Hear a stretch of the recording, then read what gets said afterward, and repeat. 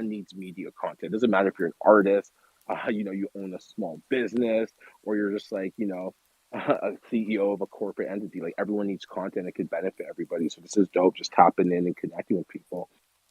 But most importantly, show your work. That's like an invaluable thing. Showing your work is the most important thing. So like just having a space like this, and thanks Kuro for doing this. I would have never met any of you guys here if it wasn't for this space. So this is dope, bro. Give me a second. I'm gonna process this video on the laptop. Yo, absolutely, bro. And then in a little bit we'll go into kind of like what he does. He does a lot with photography, so I'm really excited for you two to connect. It's been something that's been on my agenda for a while, just because I know the quality that you're putting out, and I'm there in the chat every day. I don't like say a lot sometimes, and when I do, it's probably shit people don't want to hear, but you know how I am, man. So, Igor, could we go into a little bit of the process, how you conceptualize and stuff? I would love to deep dive that. Yeah. Hey, what's up, guys? I'm fucking stoked. Like this. This was my first project in Unreal. I mean, I've been playing in Blender for about a year now, since I got the clone files, but I just decided to take the leap into Blender, and I was just kind of messing around a little bit. I opened it up in January and was kind of messing around, and I think that's about the time Vega hit me up, and I was like, dude, I need like a project to really like dive into and have that kind of responsibility to do. So I just like basically just YouTube University did it for a few days, and then just went from there. And actually it's kind of, I mean, there's a lot of ghetto stuff in there that you can't see because like just the frame rates are so fast. So but like I was having all these problems with the animation and like extending them and all this stuff. So I just like kind of found these dirty tricks around it. And then the hardest part was actually figuring out how to play like video, like a sequence, an image sequence on the Shima screen. And that took me like 2 weeks to figure out. And I finally figured it out. And it's actually so simple. And I was just like, fuck, man, that took 2 weeks. But Vega just hit me up and was like, dude, like, do you want to do this? And at first I was like, man, that last thing I did took like 3 months in Blender. And it was the same type of thing where it was like, I was messing around in Blender, and then I realized I just had to make something instead of just kind of making these little clips here and there, because that's really how you learn. You just dive in and like make something big, like get uncomfortable, and then just like go for it. So I was a little nervous at first, like, okay, like I want to do this Unreal, like, because I want to learn something. I want to get something out of this too, which is it's an education, And then like right off the bat, I was like, holy shit, this program is goddamn amazing. Like, especially from like a film background, it's way more film focused in my opinion. Like just the environment, the lighting, the camera settings, like everything. Even animating the camera and stuff is like so much easier than in Blender. So I just kind of, started and then just kept pumping stuff out and got super excited about like the renders I was pumping out. And I was just like, dude, this is the best thing I've ever discovered. So yeah. Coming from someone, and hello everyone, it's nice to meet you. Sorry, I've been kind of AFK. I literally just walked in the door from ETH Denver, but I had to come and hang out for the space. I just watched the video. It's super fucking dope. And that's coming from a snob when it comes to like Unreal Engine, and just making sure that your textures and your lighting go together well. Like I'm a huge snob when it comes to that stuff, and it looks really fucking fire, dude. So congrats on what you've made here. Dude, thanks, man. Appreciate that. I'm a stickler for lighting too. So yeah, I mean, like are you guys using the new Unreal Engine, or are you using last edition? No, I'm using the new one, UE5. Yeah. So to dig in a little bit on like the actual process, like have you found anything new with UE5 that made the process easier, better, faster, yada yada yada? Well, like I said, this is my first time opening Unreal, so like my only experience is UE5. But as far as like lighting coming from Blender to Unreal, I mean, in my opinion, I thought it was way easier. I mean, it's just, I don't know if it's like the UI or what, but like I mean, Blender I understand as well, but just like creating the environment itself was way easier to do in Unreal. And like the sun, you know, like in Blender, like the sky and the sun is just like, it's just not right to me. Like I always have to add lights to kind of get that like more realistic sun.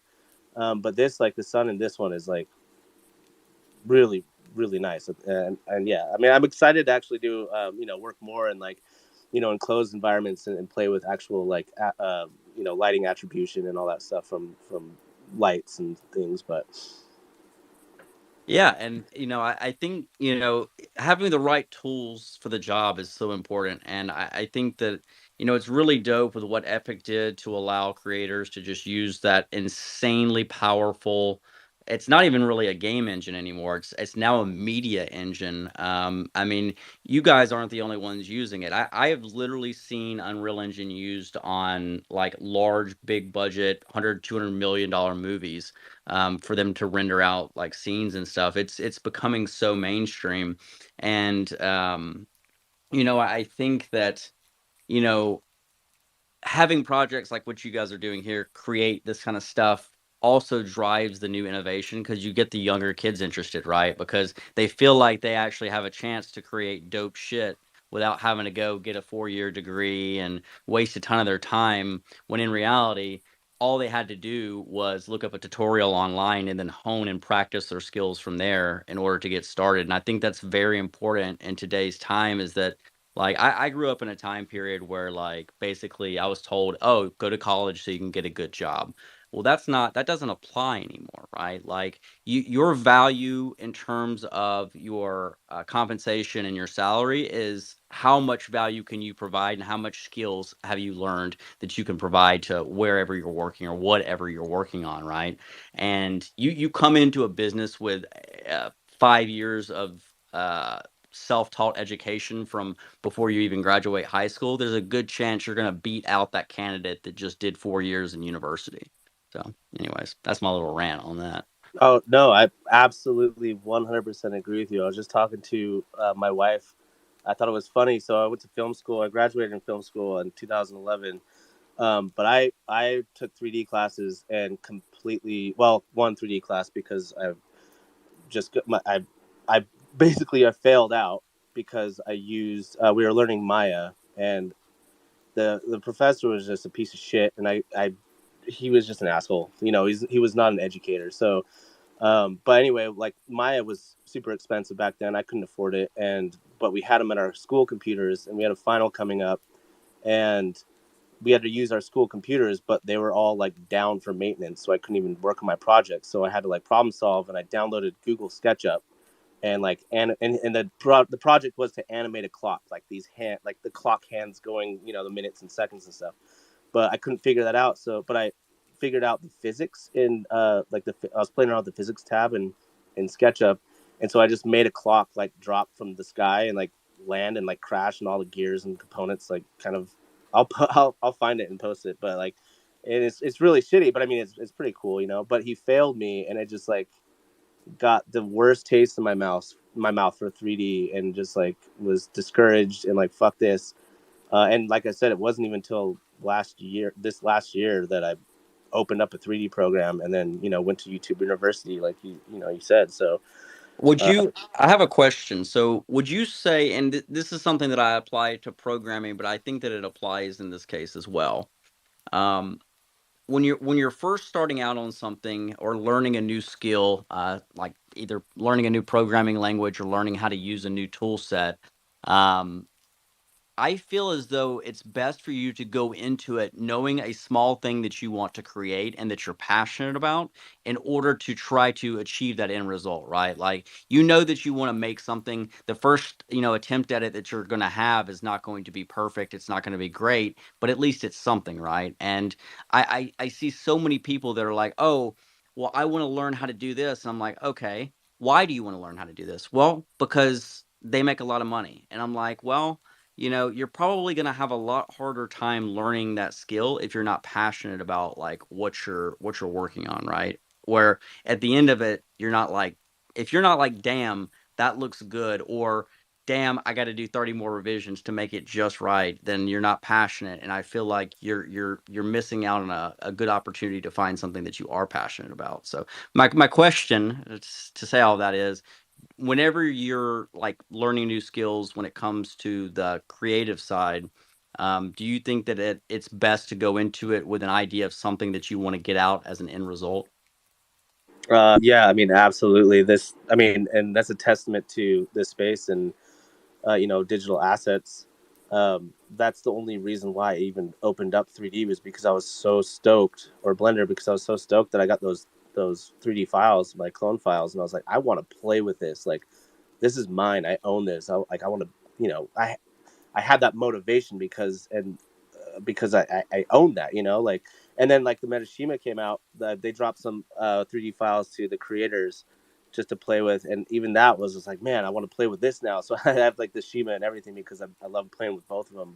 But yeah, if you're chasing money, if you're doing something for money, I mean, we all love money. We all love how, like, what, paying bills and getting things we want stuff, but nobody's passionate about money. I mean, I'm sure there's some people that are passionate about money, but they're not creators. They're flippers. So yeah, I mean, I totally agree. Be passionate about it, and you'll go far for sure. I mean, look at Vega. No, seriously, look at Vega, bro. I almost played like his personal tracks, not Junior's today. Thank God I messaged him when I realized that I didn't see Junior on any of the cover art. Because I have him in my playlist on what do you call it, Spotify, right? Like Vega, not Junior. So it was kind of wild. Oh yeah, man. That's the past life, bro. It's the lore of Junior. Honestly, is like Junior being a robot, not having its own consciousness, was uploaded like a fragmented like memory of a previous existing person who happened to be me. So that's why in some of the Junior songs there will be references that seem like they could come from my actual life, because if you're writing from the perspective of somebody like completely alien to you, like what the fuck do you even have to talk about? So I just like slipped some real life stuff in there, and that's my justification for it. Yo, my guy Hacks, bro. You can speak, bro. Come on. What up, family? Yo, that video is fucking sick, bro. I love it, Vega. I love it. Definitely like retweet it. I'm a max mint that shit. I love it, man. I love seeing shit like that. Just creators who are passionate, building dope fucking shit for the community. I fucking love that. So yeah, I'm really happy, and I'm happy to support whatever you're building. Happy to be here in the spaces with some absolute fucking legends. Shout out to everyone here. Let's fucking get it. Let's fucking go. This is sick. I'm actually really fucking happy. Like, for you, for the clone community, for everyone. And people pay huge money for this, bro. Huge money. Like, just for the 3D models, I got quoted a couple ETH for my collection. Just for a video, just like that. I got quoted fucking 80th for a final just video, just like that, right? Just like a short video, 2-minute video. It's the same guy that did CyberCon, the same guy that did Utes. They quoted me 80th, and that's with the 3D models, right? So like, this is a huge skill, bro. If you can do this, if you guys can fucking do this and kill this, there's so much market there that can be tapped and that you guys can capitalize on. And I fucking love that for you guys. Like, please do. Yes, sir, man. Some shit that Igor just said that resonated with me so heavy is like, most of the things that I've done in my life are like, completely like self-taught, like Uncle Google, YouTube University type shit. And it just makes me think of like how many things there are in the world that we see and like admire, that are like sort of just like bootleg production. Like the little details that you don't know are just some like back ass like bootleg methods from YouTube or something like that. I wonder about it. No, definitely. Like, this is on the upper echelon of quality, right? Like, someone would just automatically assume that you're signed to a major label because of the thing. And like Igor, bro, no matter what I got to do, I'm gonna put you out there, bro, because I know a lot of artists, unfortunately, and fortunately, I guess. No, man, I'd appreciate that. I mean, like, so my background's film. I own a little film company, and I do commercial brand films and whatever. But I am so burnt out I'm like, I just want to dive into 3D and just kind of switch over or evolve my career into just this, and like, you know, work from home and not have to travel anymore and be with my family. Like, that would be amazing. Oh, don't worry. We're definitely gonna make this happen because I've sent this out to a couple of friends. I'm just waiting on responses so I can connect them with Vega. I like, I woke up this morning, I did my usual routine, and then I seen this and I was like, bro, we have to do a space tonight because this is like, especially for our community, we've been faded for the last like since we minted, we've been faded. And this just proves the point of the creator economy, to everyone that's been doubting us. Like, this is, you guys have no idea what you've done for us. Like, I'm so appreciative of this, man.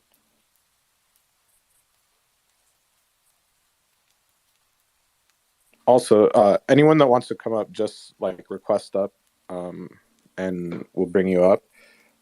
And then I wanted to kind of ask what's the future looking like for Junior right now? Man, shit is coming in from all over the place. To be honest, even like after I released this trailer today, and at the end of it, it says March 10th, and that's my goal. A company reached out wanting to like give additional like marketing and promotion push and like a huge resource.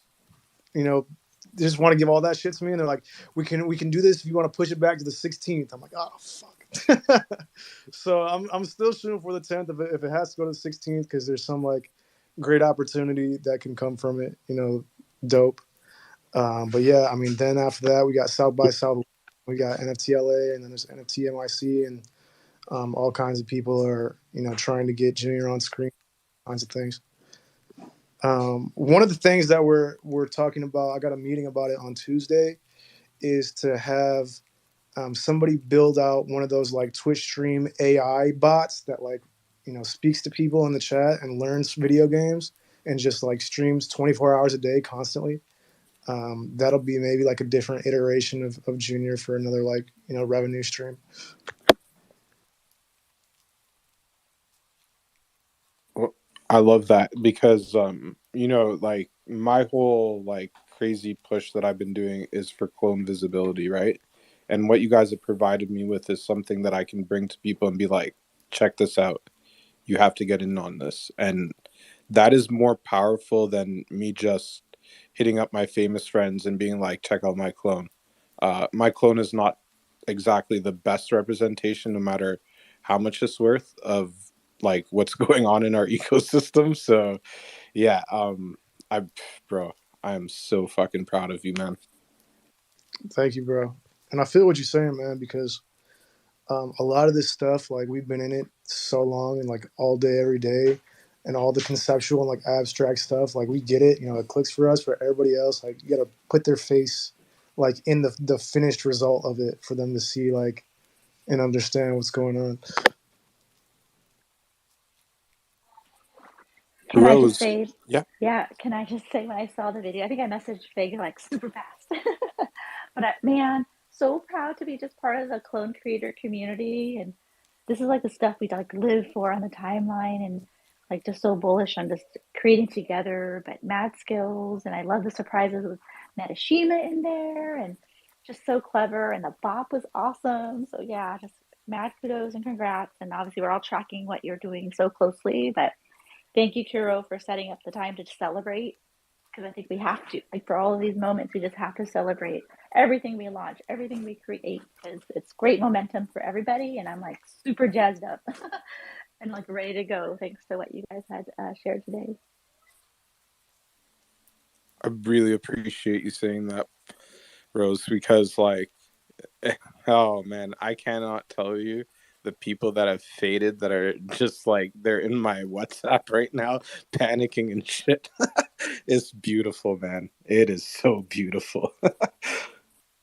But I wanted to tap in with Payne just to see how you felt about it before we talked to Polly. Yo, this video is dope. I think this is like progressive. I think someone touched on this. I believe it was Justin, how like Unreal Engine's kind of getting commercial right now, just such big utility. Like I myself, I have a production company.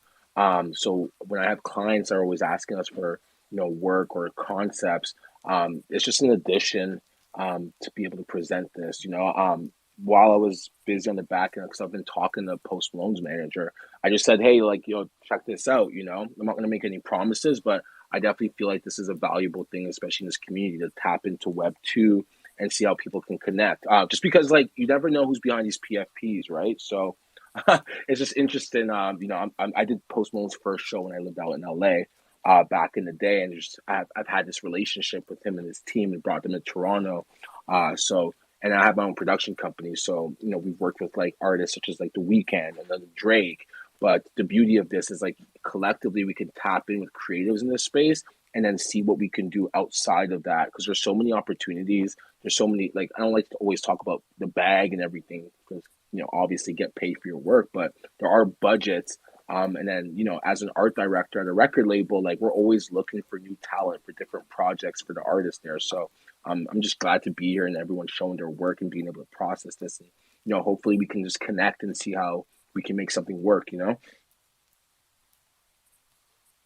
Yeah, definitely. This is kind of like the point that I was trying to make by having this space is like, I realized today that there's so many people here that are so humble like yourself, Bane, and it's like nobody kind of like knows what you do other than like me and like a few other people, right? So this was like kind of like also to introduce you to each other, just because I see the potential in all of this. Like the moment that I had seen that they were going to provide the 3D files, I have a lot of mints of these clones, and I've been just stacking them and stashing them for myself, because I do like something other than talk shit on the internet.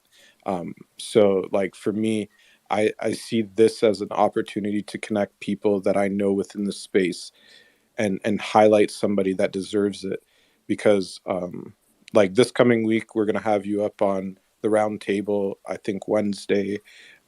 Is to give a platform to people that actually deserve it, because like I sit around here and like I'm operating my cannabis business from my computer and shit, and like I just see all the grifting and all the people pretending to do shit, and then I see like the real people that actually do shit, like, and I just don't understand what the hesitation is to highlight you guys. And I'm just so appreciative that you actually came through, man.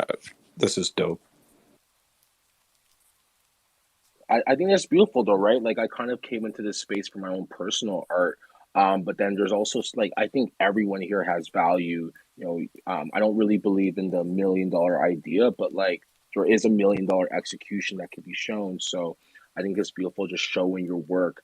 And like I said, I came in here for my own personal work, but like everyone does something just besides what they're showing. So just be able to tap in, uncover that, and there's so much potential here by just connecting. Like I said, like you can connect locally, you can go out to the bar and pay out to network, but like here we can just hop in a space and share ideas. It might not always be the most ideal format, but just like how Vegas did it here, he had a proof of concept. He put out this video. We can all look at it and appreciate it, and then you can connect from there. So it's a real beautiful thing with Web 3, and I'm super bullish on the artists in this space. Yeah, I mean, it's one of those things too where like so many people, and Kuro and I were on a call earlier and we were chatting about this, but there's so many people that talk about wanting to do things. It's the same thing as like a entrepreneur when it comes to like real life businesses, but with collections, NFTs, anything in the Web3 space, people always want to say, "Oh, I want to do this thing," but they never actually gather the materials and put the thing together in order to achieve it. They just talk and talk and talk. And man, it frustrates me so much. I wish I could get Elon to give me a report of how many unlaunched projects there are on Twitter. Like I literally looked at one today. It's got like over 1,000 followers. It's got like Franklin follows it. I mean, a couple people follow it. Like, and it's one of those things where it's like, man, like if you're passionate enough to create a Twitter page, follow through with it. You know what I mean? Like, creating a Twitter page is easy. Building something that's going to be successful is fucking hard. And let me tell you something. If you want to create and you want to innovate, you better strap in, because if it was easy, everybody would be out here doing it. You have to have dedication, and you have to have reliance on yourself, because there's going to be some days where you don't want to do shit, right? Like, you got to have like this drive that can push you through those days when you're tired, when you're not feeling great. And no one is looking out for you except for yourself. Like, I get some people in here may have significant others or whatever, but you get what I mean, right? Like, the only person who's responsible for the success and whatever you're doing is you.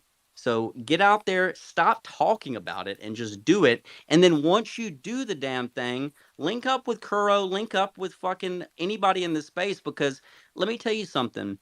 People recognize real work and dedication. Like, you're not getting shit for free here. Like, this was another thing that Kuro and I were talking about earlier. Somebody asked him to retweet something out, but he had asked them whether or not they had actually done the things that he had told them to do in order to help try to make the thing that they were doing successful. They hadn't done it, and their excuse was, "Oh, that'll take a lot of time." Well, how are you going to come to Kuro and ask for his retweet when you haven't even done the bare minimum of things that he knows that you need to do, right? So put in the work. You'll have the receipts. You'll have those sweat equity receipts that you can then cash in to get free promo. Like, this doesn't work in any other business, really. Like, in real life, if you create a cupcake store, you're not going to have people in the neighborhood like chilling your cupcake store for you. You know what I mean? You got to pay for advertising, you got to pay for radio spots. This is an entirely different medium and industry where people do support one another, and you need to be able to capitalize on that. But at the end of the day, it all starts with actually putting in the work. Rant over. Sorry. No, that's one of the rants we need in this space. Like, we see a lot of nonsense in this space, and then when we have creators like Vega and Igor and Beep Boop, I love you, and also like Hacks. There's so many people I could just Polly. I could just Justin. I could just name off like everyone in the space that's here right now, because like you guys deserve to have that reach, and it's something that like I've been struggling with how to figure out how to do this properly. And now that I've kind of like, I don't want to say forced myself to take control of stuff, but that's actually what's happened. Um, I'm more confident now that we can actually make this shit happen. What is really impressive, Kuro is hosting the most thought-evoking spaces, and the quality or the purity of the intention truly makes the difference. Like, I've never been that excited about the Web3 experience. Also, I have so many points to touch upon. Kuro, why did you change your heart color to yellow? Oh, because I'm in the Yellow Jacket gang. All right. Vega, I have a question. So you mentioned that somehow the digital identity or part of it will be translated tangibly. Like, how do you see moving forward with that? You mean like as far as using the digital identity of my clone in like, real world applications? Do you mean? Okay. Using VR to create AR, it's possible to interact with real people in real scenes, and digital identity can go beyond digital to make something tangible. So tangible is something you can experience with your senses, right? So it's a physical item. Yeah, absolutely. I mean, of course, that's the illusion of being tangible. If you have a video and it's directed or shot in a way that looks like this character is in the same scene interacting live with like your favorite artist or somebody that you're familiar with, then of course, it gives the illusion that this is a real tangible thing. And this is like, a character that has a real like persona, is like a real existing like identity. So that's the goal of that. You know, I use VR to shoot the videos with against a green screen, and then we AR those over videos. I mean, it's like it requires acting. I mean, but it's the same as like, you know, putting an Avenger in a movie scene and having them speak to like somebody at a coffee shop, and you know, it's just an illusion, really. That's fascinating. I'm definitely gonna look more into it. And in regards to VR, do you feel like it's limiting your viewer or the person who would interact with something you're building? Because that's so ahead of time. Yeah, I would say that we're a little bit early to it, as we always say. It is ahead of its time, but if you think about it, um, it has bigger potential than a real person. If you have like this character, that character is a 3D file which can be, you know, accessible by any number of people at any given moment in the world. So you could have people putting that character in a video game, in a movie, in a TV show, in a video, on a stream, acting as several different things at the same moment, and now you're exposing it to like several different audiences and groups of people and demographics, and there isn't that, you know, bullshit, you know, preconceived notions that people have when they watch somebody on screen. Like, somebody, when they see another human person, they want to relate to them, or else they're like sometimes angry, or sometimes they just don't give a fuck. Like, sometimes like people want that person to be the same race or the same age group or whatever else, and now you're looking at, you know, an anime looking robot, and there is no demographic attached to that, you know, when it comes to human relations. So it's like watching a cartoon. Everybody loves cartoons in some capacity. Everybody has a favorite cartoon. Everybody either does that, or they play video games, or whatever else. You can do all of these things, you know, with the face of this character, all at the same time, constantly. So I love it. I'm not. It sounds like Yeah. my dream. I am convinced that my personality is shaped by the cartoon characters. Um, yeah. But in regards to VR, the potential is unlimited, because when I first experienced looking in the mirror and witnessing my digital representation, which was like a high polygon avatar, like fairly simply rigged, but I also saw like the extension of my hand. So it's so what I experienced and what was explained after, this opportunity for your digital avatar to enhance your emotions. Like, that's something beyond everything I expected. So I feel very excited about this technology and this branching. I would definitely love to stay connected and follow your journey. And Payne, I'm so curious to know how you found out this space, and what meaningful conversation, or what made you stay. In my opinion, as an artist, someone who's been always passionate about merging with technology and discovering the way to translate my vision through it, having the experience of like following leadership of project founders or people I admire in space, and having the opportunity to connect with them on a personal level, it's it's beyond anything I imagined. Yeah, no, that's a great question, Polly. So, what ended up happening is, I'm a photographer and art director at my production company that we started with my friends. And we had an opportunity in 2020, April, to do the AGO, which is the Art Gallery of Ontario, for their like biggest like art donor event, which was going to be a great opportunity for like me and my team for exposure, especially as like young artists from the city, especially with the things that we do. And essentially, a week before the event, it was called AGO Massive. They canceled it. So for myself, I'm used to being in charge of like building sets and everything.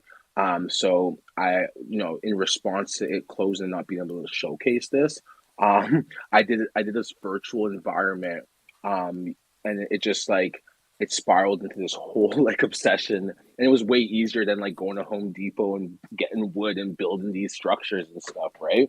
Um, so from there, what ended up happening was I built these like this unique private experience, like virtual experience. And I like to be quite frank, I built this lock and I didn't have the key yet. So NFTs became the key. Um, and I started dabbling into it. And one of my friends wanted to buy a picture of mine as a print, but he was like, you have to do it as an NFT. So I did it as an NFT. I didn't know about the community. And I was like, how does this work? I just minted this image for you. He bought one and I started minting.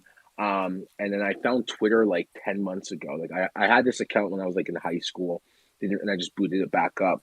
And one of my friends, he's actually a really dope graffiti artist, and also a producer. His name's Kidult. He does like the fire extinguishers over like the high end boutiques in Paris. So he was telling me about this like Twitter and NFTs. So when I came in here, I kind of was just observing, and I noticed that there was so much talent. And I'm an aesthetics guy, right? Like so from there, I saw the potential of like being able to globally showcase your work as well as tap in and connect with a team. Like my team is super tight. Like I've known these guys since I was in high school. I brought them to Montreal, like LA and stuff. So for me, it was like really cool to just like broaden my horizon and tap into like different artists' experiences globally. Now, how does this tie into here is that like we're going to this more like people were used to being at home and they're seeking like an experience, regardless if it's like going out. So with these, and that's why I like what Vegas doing, because this virtual experience, it could be on a small level where we can create this environment and curate these environments as like a simple like project, like a lyric video, right? Let's say an artist has like a 3D avatar that they represent themselves online or on Twitter. We can actually, I'm just spitballing here, but the idea was like if they want to do a lyric video, they could bring their digital assets into something like this. So it expands the whole like content creation, and it brings this whole other market set and its ability to like you could be in Tokyo and we could still tap in. Like there's like we don't need to be on this borderless thing. Whereas when I show up on set, it's like you have to be physically present for it, right? Whereas this whole idea of like collaborating without a border is always fascinated to me. I hated going into the office for these meetings. I'm just like, man, call me on Google. I could show you the stuff from my laptop. But it's just we're in a different age, right? We can collaborate from anywhere around the world, and I think that's a beautiful thing, to be quite frank. So I've just been like really like helping artists in this space, like just doing the bare. It sounds bare minimum, like and I have artists and photographers that like, how do I get on Manifold? I'll just show them how to do it. But that collaboration is very beneficial in building communities. I feel like different than projects versus one of an artist is like you can build a community around a piece or around a video, and people can appreciate it and have an experience. So sorry, I hope I answered your question, Paulie. I went on a rant. Sorry about that. I absolutely loved it. Every part of this journey that you introduced me. Um,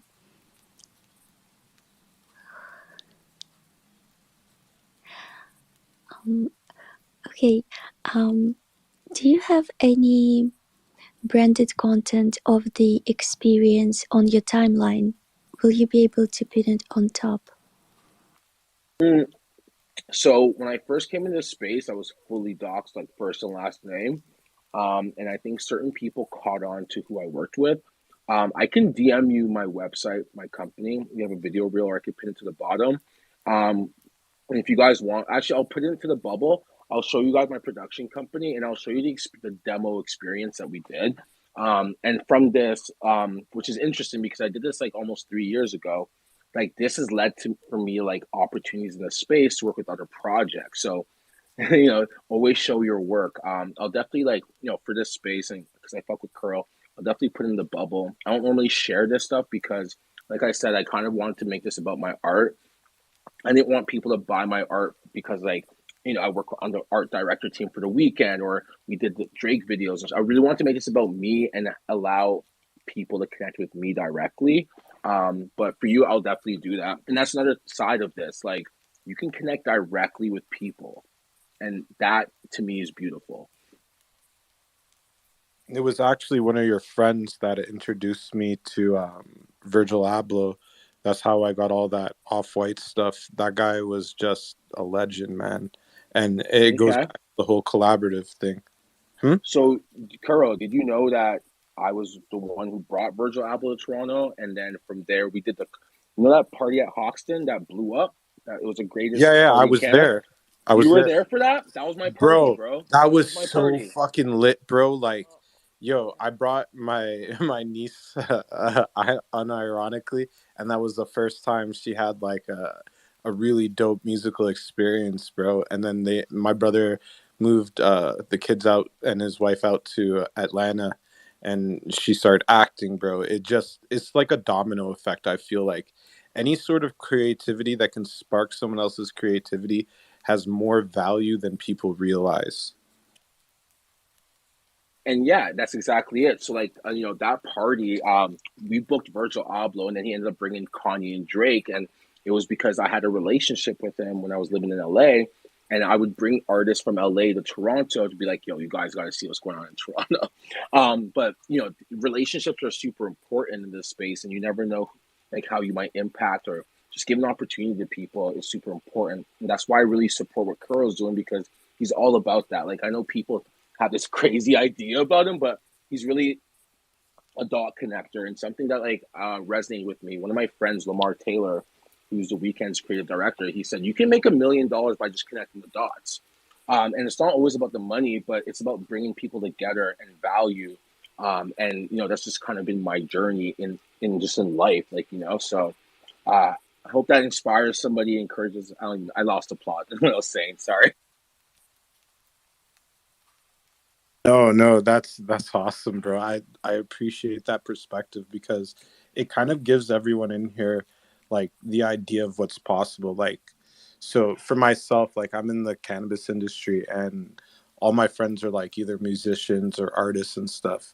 Because sparking the herb leads to a lot of creativity, right? So that's how I've been. Well, other than Aubrey and shit, like I just been fortunate to know him through living in on G-Way, right? So that was just luck in itself, that friendship. So I really appreciate you giving that perspective to people, because the more and more people realize that you don't know who the person is behind that PFP, and they might be able to help you, the further we can go, right? Because it's like a mutual respect thing, and it's just, it has to be a mutual respect, otherwise it's not going to work, right? So I'm going to throw it to Alts, because Alts is an OG in this UE5 creator economy. So Alts, take it away, bro.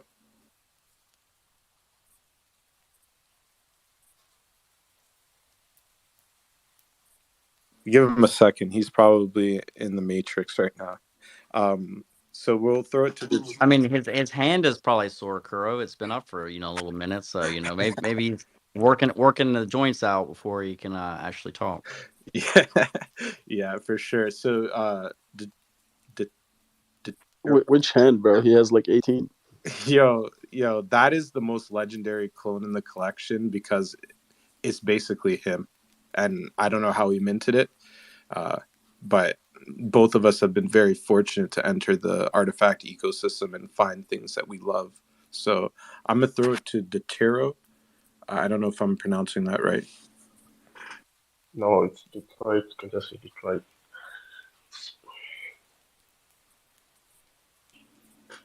What up, Detroit? You can talk, bro. All right, I'm cool. So I just wanted to talk more on what Justin has said before. About wanting to do something and fading away eventually. I mean, I didn't know you were talking about this in the space before, but I just came up and it was actually what I was thinking, and then just came right on time. I've usually have a lot that I used to think that okay, let me do this, let me put this out, Like I write quite a lot. I make threads. When I make threads, it usually get these distractions. Everybody likes it. You're like, okay, it's good, but point in time I just stop doing that. I really don't know why I'm doing that. I'm also doing a lot of trading myself, and I just recently started reaching out. I did send Alex a message today because I feel like, okay, it's time to leverage my skills, take it out there, let everybody see, okay, I can do this, I have this value, this is what I can offer. You understand? But for some reasons, I don't know why, I usually slack back sometimes, and I just look. I know a couple of people that we do these things together, and then they keep on posting their timeline and all of that, but I just stop Yo, just sometimes and pray. Detroit, keep So working, bro. Keep working hard and don't rely on other people. If you're a builder, you need to rely on yourself. You need to create yourself. Uh, Sometimes like pairing yourself with someone is just gonna slow you down, especially if they're not as passionate as you and putting in as many hours and as much effort as you. So I'm sorry to interrupt you, bro, but just to like summarize, the best advice I can give you is keep doing you, keep creating. Don't look for handouts from anyone, and keep doing your own thing. Keep creating your own content. Keep sharing it on your own, building on your own. Be self sufficient. Be self sustainable. If you have someone who's matching your energy and your workflow, then pair up, team up with them. Otherwise, you don't need them, bro. Like they're just slowing you down. yeah, man, thanks for the advice. Yeah, that'll be all. You No, no appreciate worries. that. It's good to No, share your experiences, bro. I really love that you came up and you shared that. Um, so okay, I who's wanted to the bring up something real quick. yes, please. Like when you're working on a project, like as you're going through revisions and even in the early stages, don't be afraid to like show it to your homies or your friends or your family. Like, you may think that you're hard and that you can power through anything, but sometimes just having someone that you care about or somebody that's in your life, like tell you what you're doing is dope, will give you that extra little push to keep you going. And it also, I feel like that also helps try to cure some of the burnout that can occur because you can be busting your ass to try to get something out, and you don't want you have to make sure that your brain is receiving the endorphins and everything that are producing the chemicals that it needs to receive joy from it so that you continue to do what you do. And it because I've seen so many people that are extremely talented, right? And those extremely talented people work their ass off, but they just do their thing and then they just ignore all of the praise that they get. And then they wonder why they're burnt out. It's because they're not actually taking, as I guess people say here, their roses that people want to try to give them. So make sure that you're an enjoyer of your content, just like you're trying to get others to be as well. So for sure, That is for sure. excellent, Cool. excellent advice. Let's go to Rose before me, bro. Okay, that was very Oh, polite. thank you. I just want it's a quick mention that one thing that I've heard Vega say quite a bit is that the grind never stops. And I feel like it's a great thing to acknowledge that burn and that fire. But what Justin mentioned too, like not to take in the roses or the affirmation and validation that the effort is enough and that you're working towards something perhaps bigger. And sometimes the incremental steps don't seem like significant enough. Like that can, get you down. And sometimes, we're in on timelines and whatnot, and sometimes we're hoping for engagement to help validate that for us, but it's actually probably an unhealthy thing to seek it from external sources. But yeah, I think just as creators, please share because I think the likes that we have amongst friends, I think it is validating in a way to kind of catch us when we are getting a little burnt out. And forums like this, when we can talk about our process and our creations, is a moment to pause and not to continue the grind on your own, but to kind of share and like glean some nuggets from other people. So just wanted to say that the grind never stops, but I think grinding together in parallel and where there might be intersections is like the best part of this whole game. And I to alley-oop off that a little bit. I worked on a project for 2 years, and I live streamed the entire thing, because basically I enjoyed having the community watch me do something and being able to interact in real time and get feedback in real time because, like, real-time feedback is something that a lot of people don't have the ability to benefit from. And it was so dope because, I'm not a big popular Twitch streamer. I never tried to grow my channel, but I streamed it just because on average I'd have about 30 people that would trickle in throughout the night, and it'd be different people every night. And somebody every night would always give me some kind of dope idea that I wanted to somehow implement or use. It's Everybody sees life through a little bit of a different lens, and you're not going to see the best way to do something 100%. You can get it pretty much there, but having others be able to just recommend it, you don't have to use their ideas, but you know, uh, you would be surprised at how many people that you may already have in your circles who, if they were exposed to your stuff a little bit earlier, would be able to maybe give you an idea that could just put that little cherry on top. Absolutely. So I want to throw this over to Vega and Igor for a moment. Like, how do you guys deal with stress while you're working on projects? I think that I don't know, man. Like, I just always feel like I'm not doing enough, so I just have to keep doing more. And I keep saying that recently. Like, I just had a conversation with Fawn recently about like burnout and how I view burnout as how other people may view burnout is a little bit different. Um, but yeah, man, I think the stress is in me not doing this stuff that I want to be doing, rather than being stressed out by what I'm doing. Because if I'm not like working towards my goal, I feel like um, all the things that I've worked on up until now will have been for like nothing. Um, Rose said the grind never stops. I say that all the time, and it's just like no matter how long you've been doing something, it, you would be a fucking fool to stop at any given moment just because you were handed like an L or something like that. Like everybody takes L's. I've taken my fair share of L's, but like it's the same as people in their NFTs, right? Like if you don't sell, you'll never have taken a loss. You know what I mean? Like you just gotta power through shit, man, and view it from a different light. If you ever feel stressed out by like the number of things you're doing, um, do things that you would like to do anyway, and then like monetize them or align them with your brand. Like how now I'm streaming on the video games. Like that's something I would have done anyway to like blow off steam or whatever else. But now it's like contributing to brands. So we're at the point in our lives where we can monetize or brand anything to align with anything that we're doing. Um, just do it.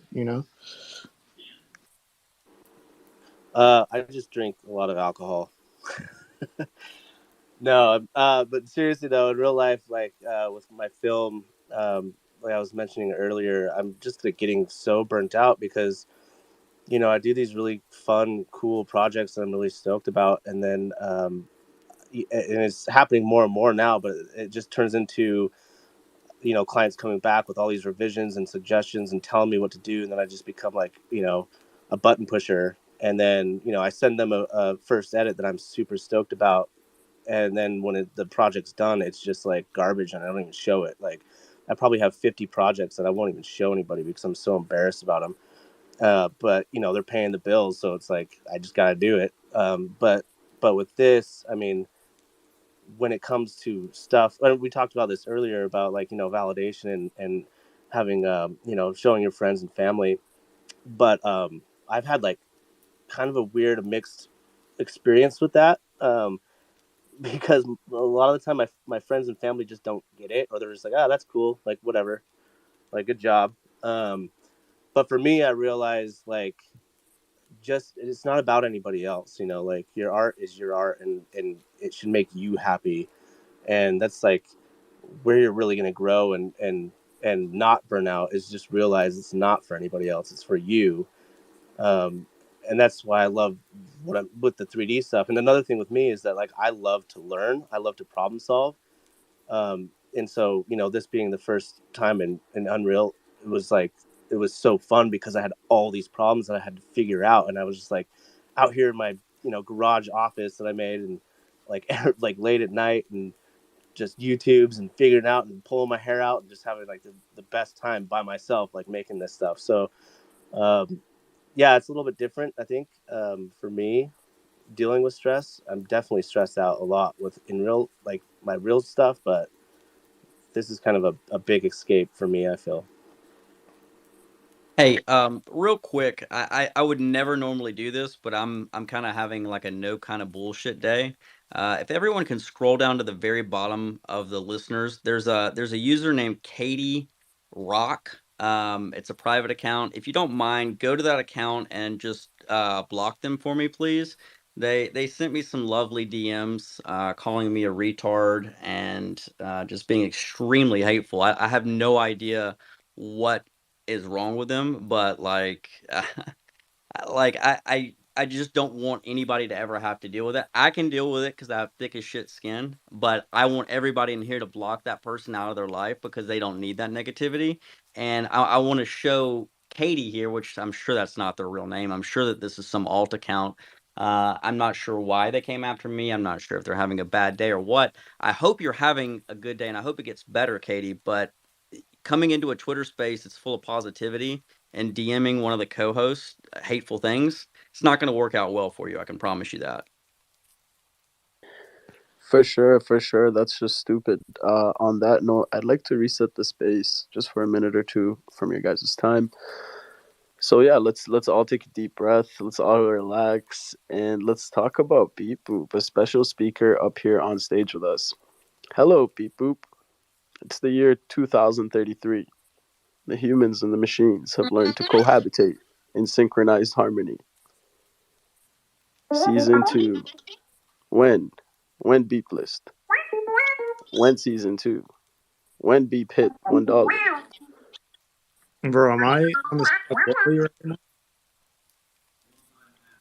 If you Yeah, guys we don't in the know, metaverse right now. I if love you it. guys don't Wait, know, did Beep that's get a my new AI friend. voice? Did Beep get a new voice? Okay, I don't speak minion, Beep. I'm gonna need you to bring it back to Earth, please. I'm not Gru. I cannot speak to the minions, though that would be a pretty fucking dope collab with Beep Boop Bot and Minion. There we go. Good to see you. That's that beautiful voice I love to hear. I'm glad you're here, Beep Boop. We love you, Beep. Beep is my AI friend. If you guys don't know Clone Fam, check out Beep Boop. Apply for a Beep list. I'll actually pin a tweet to make your lives easier. Um, and yeah, come on and join in on the Beep Boop fun.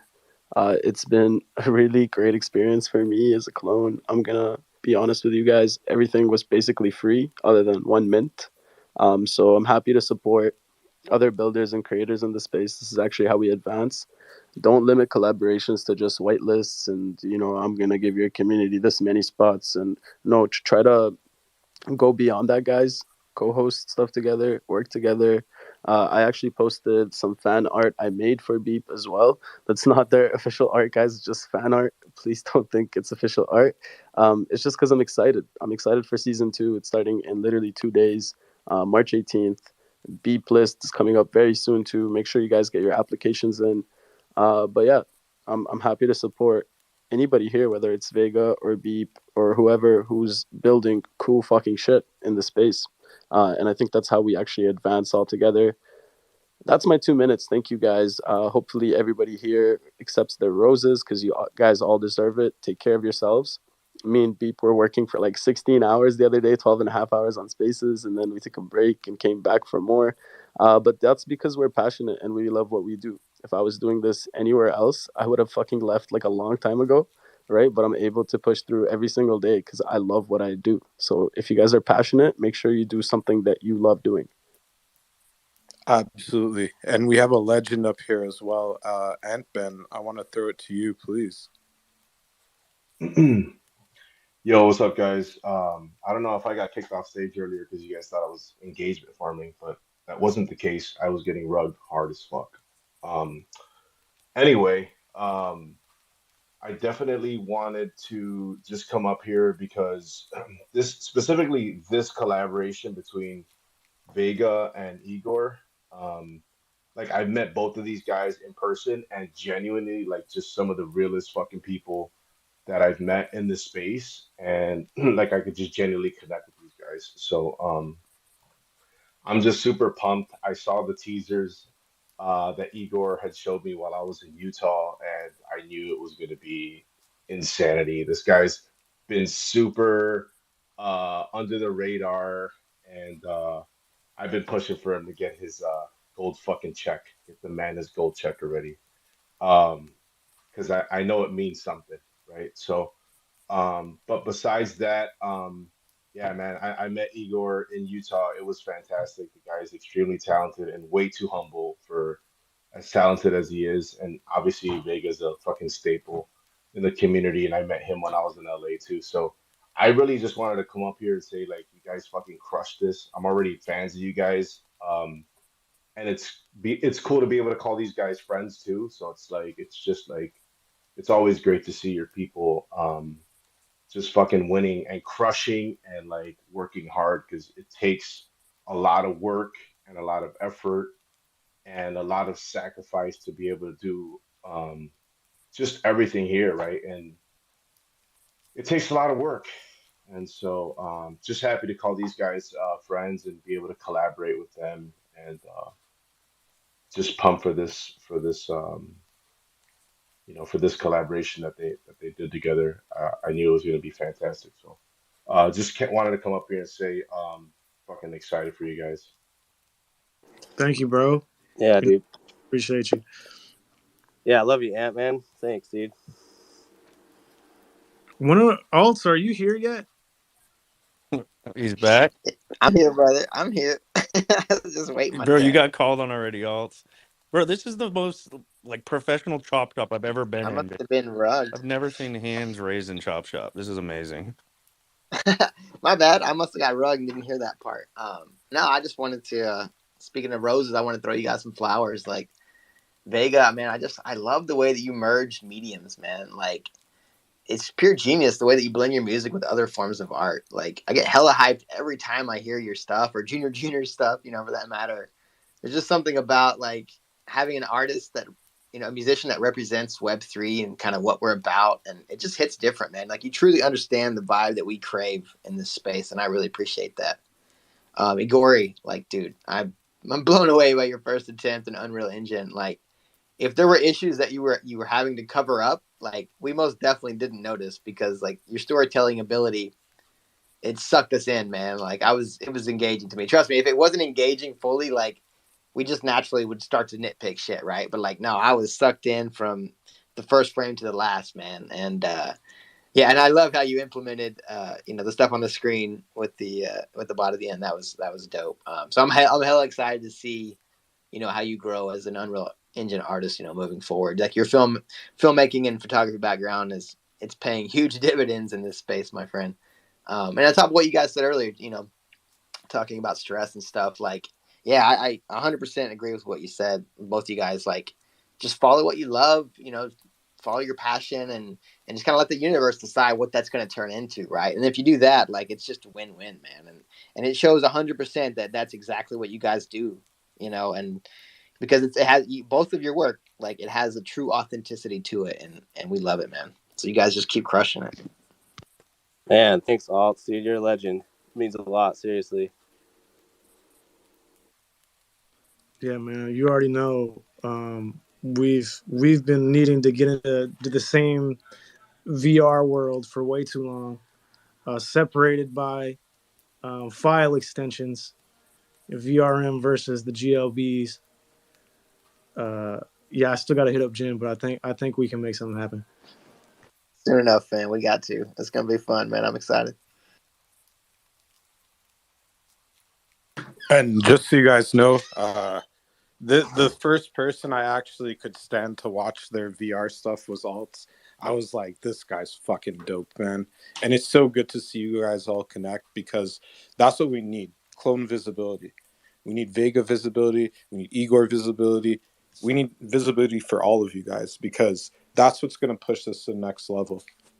I saw something really dope today, or either yesterday or the day before at ETH Denver. I saw a presentation that one of the hackathon groups came up with, and it essentially was like an AI way to build the to take an animation of like a face reacting or like whenever you're talking, and apply uh, essentially the same movement but to different uh, skeletal structures, right? Because the way that you apply animations, they have to match up with skeletal structures. If they're different sizes is okay, but like if a bone is in a different place, it doesn't always transition one for one. But what was cool about what I saw was that they had like 12 different models that were all done by different projects, but the computational side of it solved for that and basically recognized what was a face on each one of these models, what was eyes, and then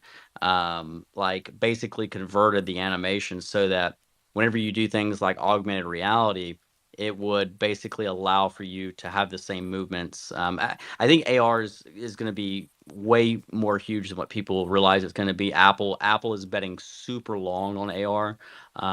When I was at their campus last year, that was one of the biggest things that they were showcasing and talking about, and building the tools for developers to start tapping into. And you're going to see a huge AR takeover before you see anything VR, and you can mark my words on that. Yeah, I totally agree. Like, even with the clone filters, I've done a couple of clone filters for people that I gifted clones to in my family, and like my nieces love that shit. They don't like the NFT. They won't change their profile picture to the NFT, but they use it on Snapchat. They like it's it, and I think the younger generation, especially like in the Japanese market, is going to really appreciate like videos like this. Like this goes crazy in Japan. Like they have these screens in Tokyo Central, and like they have like a lot of kind of VR idols, I guess you would call them. I think, and like this would just go hard. So we're gonna have to try and figure something out with that too. I'm gonna throw it to Burden because he's a Solana maxi, but he has some pretty decent takes. Is Solana back up yet, Burden? I was just The wondering. disrespect in that question is ridiculous, honestly. Dude, hold on. Listen. This is the most clones I've ever seen in my life in one. So I was like, holy fucking shit, there's so many. And when I go down to the listeners, there's even more. I'm like, holy shit, dude. And I was looking at the clones, bro. There's some nice ones, dude. Like there's one. I'm like just looking at them. There's one going for 5.8. It's got like bunny ears and a red mask, dude. That one looks fire, dude. I want to pick it up. I'm thinking about it, but what the fuck are we talking about, dude? What are we talking? I need someone to give me like a premise because I have good takes on everything. Just tell me what we're talking. Okay. Burden. You need to watch the music video that's pinned, this first pinned tweet at the top, and then we'll come back to you, bro. Okay. And also, put your phone on vibrate, you degenerate. That was me. I have 6 phones on my I, desk. I'm I, so Yeah, I sorry. was, you degenerate. I was talking to you, Kuro. I wasn't talking. I knew it was fucking you. I knew it wasn't Burden. Yeah, you're the only dude in here probably with 12 phones sitting Bro, at it's a his desk right burner, now. bro. It's his burner. You already know. Yeah. Let's go to Polly because I think she has a question for Igor and Vega. Okay, guys, I can't wait to tune in into this conversation and touch points for Burden, first of all, and do my remarks on vulnerability of the space and how do I cope with stress. It will happen in half a minute. Oh boy. I wish I could ship internationally. This is Bro, wild. I went to the first video and it brought me to a live of this space. Burden. Yo, Okay. Burden. We're talking Like, about if, the video with the clones, bro. The 3D bro, clones. if you look at the pinned tweet at the top. Oh, the first one. Oh, I thought you guys meant the first one, like the first. Okay, I see. I got it. So it's the wrong first, bro. You went right when you should have went left. Look, we can't hold it against him. He's used to using Magic Eden's UI, and so I'm sure that Twitter probably confuses him. I'm ready. Yeah. So like I had a question too about just like so the production time, Igor. I'm guessing this was like between a month and 2 months to kind of work on. Yeah, I think it was about a month. I'll have to look back and see when Vega hit me up, but yeah, it's been about a month. Yeah. Bro, that's faster than anything I've ever heard in the real music industry. I think this is the real music industry now. The collaborative efforts are going to be so epic here. I Well, I can mean, just feel it. dude, the tools too, like they're just getting better and better. Like Unreal. I mean, I did notice too in Unreal, like there is definitely a lot of bugs. So I was definitely having a lot of crashes and a lot of like reworking shit. But like even doing that, like I said, it was way faster than Blender. Well, look at what like Lyrical Lemonade is doing, right? Like, I mean, he started his channel out real small, and now he's working with like folks like Eminem and things like that, just because of his interesting and weird takes and video editing and effects. Like, it's insane. Like, if you would have probably asked, what's the guy behind Lyrical Lemonade? What's his name? Cole Bennett. Cole Bennett. If you were to ask like Cole, like 6 years ago or 5 years ago, if he thought he was going to be working with like Eminem on not one but two music videos, he would have probably said, "You're smoking crack, brother." Like, and so it's, I don't know, like, don't ever think that just because what you're working on right now isn't mainstream, because nothing was mainstream but until it was, right? You know what I mean? Like, and it's one of the, I don't know, I'm rambling. I'm really fucking tired. I'm gonna shut up now. Yo, that video is fucking fire, dude. Who Igor did that? Let's fucking go. Let's fucking go. He made that all by himself? Yeah, bro. Yeah, bro. This is the power of creators. I'm going to let Vega take this away. Oh yeah, man. He's just an animal, bro. He's just a beast. He was made in a lab, something like that.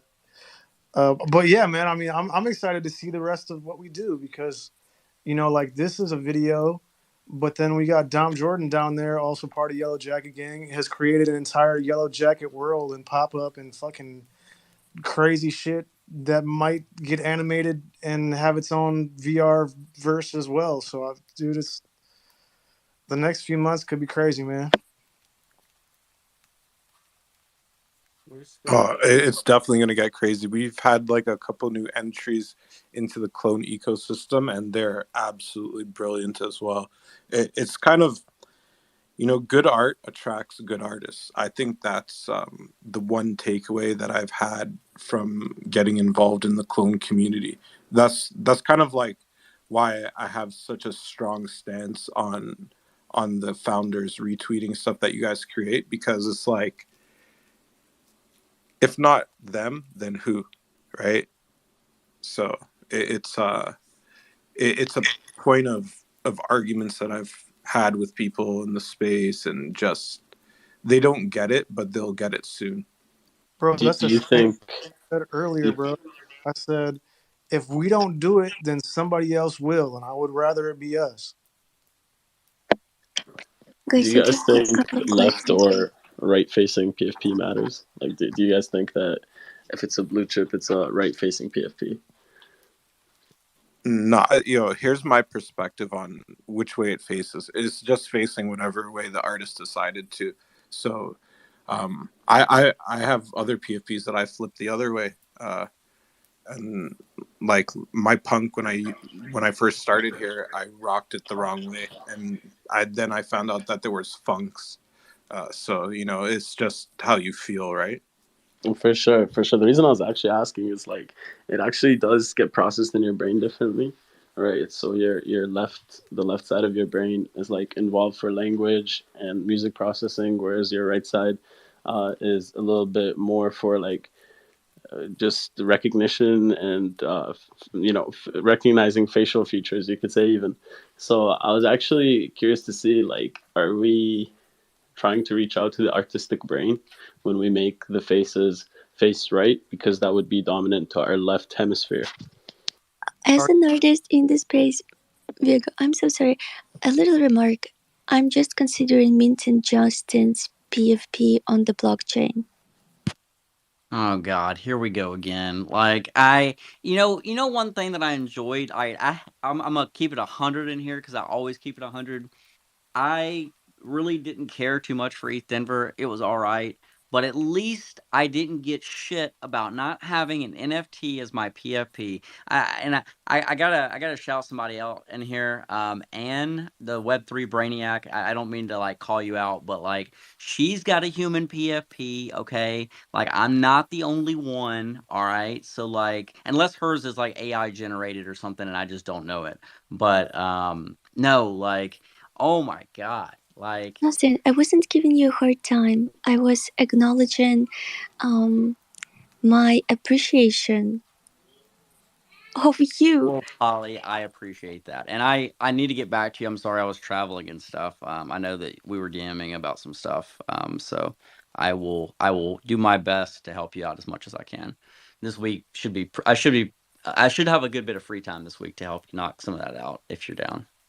Polly, I miss your seal. And Justin, if you don't have an NFT pick, I can't trust you, bro. I'm sorry. All right. Well, like uh, I'm gonna Don't worry, start begging people. I'm gonna get the boss man to get him an NFT soon, anyways.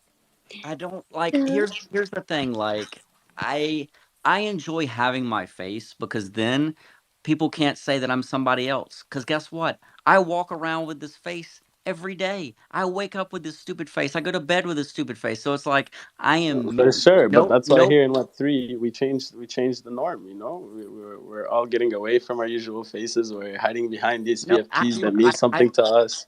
I love it. Look, I am the number one supporter of like VTubers. I love the technology. I love the fact that people may not be who may not have enough self-confidence but want to create content, giving them a medium in order to be able to convey emotions in their live streams. I also think that like Code Miko, like I've been following her forever, and seeing all the work that she does in Unreal Engine and all of the real time processing it's so freaking cool. So no, I completely understand being able to like convey personality and be a part of a community. I totally get it. And I mean, I hang out in a lot of community spaces. I mean, I feel like this might as well be Chop Shop, brought to you Justin, by CloneX. Like, as long as you're not gonna mint something on us, bro, you're good. Don't worry. It's just if you're gonna mint something, you gotta have the NFT PFP. You gotta join a few communities. look, Make sure you know the people. after I saw Utopia Avatars have 30 human PFPs on their website, and that shit they had to cut the supply, and all that their Mint site had JavaScript errors on it, and like I have learned where I fit in, and I am on the infrastructure and the technology side. That was another thing that I did enjoy about ETH Denver was looking at like some of the core infrastructure stuff and components of it. What But can you give us like a recap of like the most actually interesting things that you saw at ETH Denver, other than ETH dumping like $200? um. So it was kind of hard because, to be honest with you, like the sport castle or like the castle, which is like where the main show floor is, you have hundreds of booths, and then around all those booths on the outer exterior were the stages, where the talks were going on, and I could only stand to go to a few talks because when I'm watching someone present something, I don't want to hear 5,000 people behind me enjoying an expo, right? And so that really harmed my experience there. I'm probably going to go back and watch a bunch of sessions on YouTube. I encourage people to do that as well. So But was there good speakers, or like what was the actual event like? all right, so I would say out of hundreds of sessions of people speaking, there was probably a good 50 like solid sessions. I like I said, I didn't go to all of them. I caught some of them online. I caught some of them in person. The Some of the cool stuff that I saw, honestly, was the hackathon. That's where the majority of people were, because they came there a week in advance to start working on projects to showcase. And I saw some really creative and interesting things being worked on. And I saw where one guy was talking about, and I'm gonna butcher the hell out of this, but basically he created a wallet that allows you to skip the seekers and go directly to Uniswap, or something. Mev wallet, I think MEV wallet, if my memory serves me correct.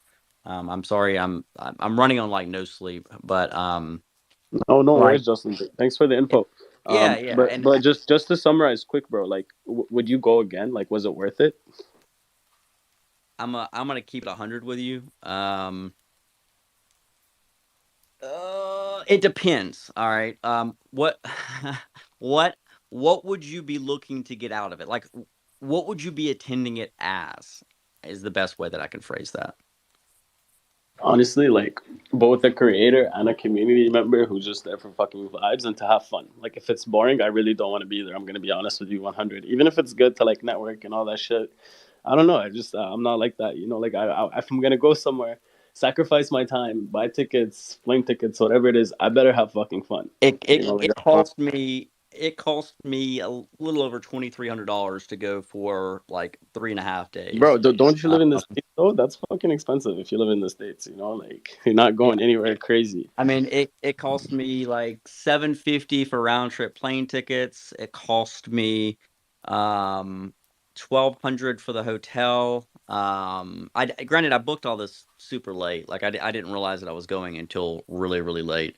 Um like I said, the thing that harmed the experience for me though was just the fact that like if I want to be able to focus on the presenters, right? And I feel like it's not respectful to the presenters to have tons of people flowing all around. It's just not a good experience. And I don't know, like the main stage was downstairs. It didn't suffer from that problem. It was a huge production. But the majority of stages are in the expo area with like no soundproofing or anything. And so they have their PAs. Uh to be honest with you, I don't think it would be worth it. If you're not going as a builder or as someone who's attending the hackathon, I probably wouldn't go, to be honest with you. If the event, Thanks if for the take, bro. Really It's a appreciate bunch that. of people. It's a bunch of people trying to tell you why their products and their services are better. Like if that, the at the end of the event, day, that's what it is. if it doesn't have a group of absolute chads doing the worm, dude, I don't want to go. Straight up, bro. Straight Bro, up. I meant to remind me to send you this fucking photo. We went to an after party, right? It was like this was pretty fun. We went to this really dope private after party and there were girls there. I was gonna take a picture and tweet it and be like, thank God Frank is not here. And then lo and behold, Frank shows up the next day and I was like, oh my God, we're so lucky that he wasn't here last night or it would have been an all dudes party. But anyways. Yeah. I I'm gonna. did run into Frank. I actually got to meet Frank for the first time in person. I ran Did you into give him. him your business card?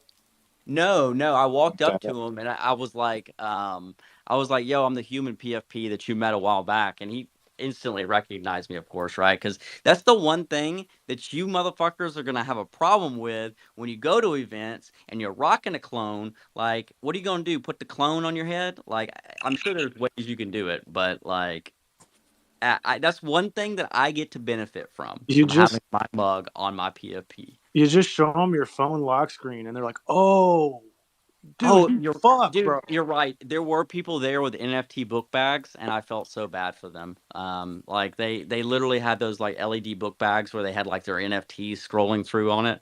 No, And I'm like, I I don't don't. think that they understood that like ETH Denver is not like huge NFT scene. It's like the infrastructure, the smart contract nerds, and oh, NB's here. What up, brother?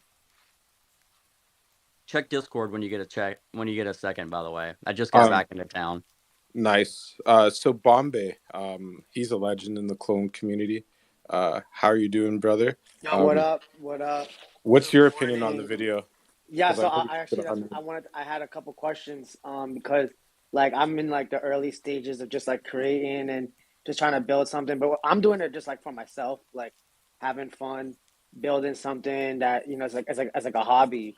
Like I work IRL, like I love to travel, but this is what really like brought the creative side out of me, like getting into this community, and like someone like Vega was someone why I joined Clones, just because like just to see what he was doing and building. And I got a question for the homie about like just like some of your early like inspiration, like what do you like draw from like an inspiration standpoint, like what kind of music are you listening to, what kind of movies you're listening to, and like like take me back to like those early days of you just trying to like figure out what direction you wanted to take this in. um, and yeah, because I feel like that's where I'm at right now. Just I'm just doing whatever, building, having fun, and like just putting shit out into the universe. And so like I'm at that early stage, you know what I mean, Vega? And so like I feel like you kind of like like polished, your vision up, and now we're seeing the product of it, like the collab with Sonomine, and then now your video coming out with like you're delivering, right? And it was a journey. So like take me back to like those early days of you just like sitting with your old chair. Like I want to hear old chair Vega. You know what I mean? I mean, Compound will tell you best. Like I had the whole idea like immediately. Like I had the whole idea in 2021, and I was just like, this is my plan. This is how I'm going to go about things.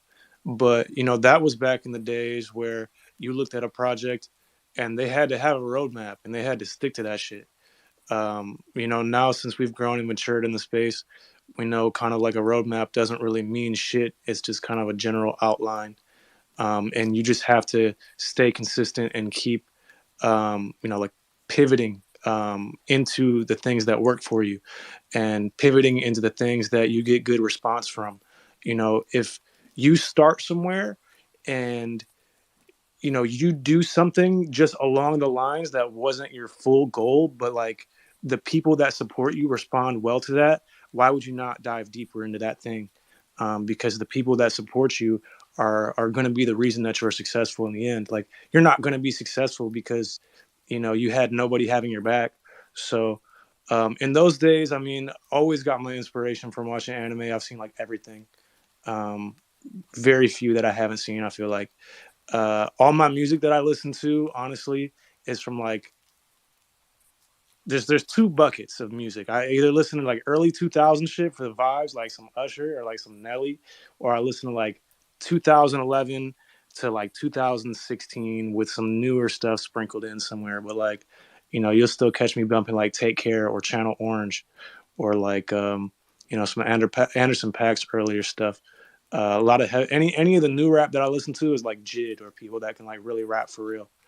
Um, but yeah, man, all the inspiration is just having an initial plan and then continuing to release things, track the analytics of that, and like dive deeper into the things that people respond the best to, because that's when you're going to have your best outcomes. Perfect. So like it was a growing, like you had the vision, you kind of had like a roadmap you wanted to see, and then just grew from there and kind of pivot when you need it. That's super inspiring, man. I appreciate you for coming on, and I'm looking forward to what we got working on coming up with the Yeah, Yo, Yellow Jacket Gang. This the video is crazy, man. I've been running it back like all morning. Like it's straight up a movie, man. Like I'm curious if Igor, if you got like what kind of plans you got, and if this is the first of many videos to come. Oh yeah, I mean, yeah, this is definitely the first. I mean, I'm not going anywhere. I'm just gonna keep doing this stuff because I love it. Yeah, I'm super stoked. We got a lot of different things coming up. So, I mean, if I can get to the point where I can pump something like this out, like, a week or two, then I'll definitely want to make like a series. Like building stories like every week gives somebody to look forward to, almost like a show. Like that's kind of my dream right now, is to like create a cool little short 2-minute show every week. Bruh, I love short stories ever that's since I was a kid, bro. my biggest thing is like, yeah, like I knew he had this strength, and so I wanted to approach him about it. And then anytime anybody ever does anything for me, uh, I have the most gratitude. I let it publicly be known that I have the most gratitude, and that everybody needs to be paying attention to this person, and they need to you know contact them for like work or opportunities or things like that. um, that's my favorite thing about this space, is that there are so many people that are like looking to collaborate, and I just have like such a vision for things and how they can all like come together. And then like when I see that there's people that have these talents, like, yeah, I want to put them in that position and then like see where they can go from there. So, man, Bro, you nah, did this. that's No, go ahead. no, because that's real shit. Because like I ain't gonna hold you. Like I don't really do too much like rendering stuff because like I don't have I'm like overseas and I don't have like my personal laptop with me. But like I just like there's so many creators, people with clones, people without clones that are like ready to go. And like I paid some of these people and got some dope commissions and like just like provided the blueprint and kind of the vision and gave some inspiration. And then like they came back to me with some dope shit. And like I think more people should do that in our communities. Like you don't have to do everything, and there's you have to take advantage of the people that we have in our space and the creators to help you execute on your vision, and then you do what you want to do with it. That's what I do, straight up. I just lean on people to help me, just kind of create my story that I'm just trying to do. So that's real, Vega. That you doing your thing, and then you tapped into the community to like to make that story bigger, to like that vision that you had early on. Appreciate that, man. Compound, it looked like you're about to say something. Bro, So, I've been itching to jump in here, man. I'm so stoked for you.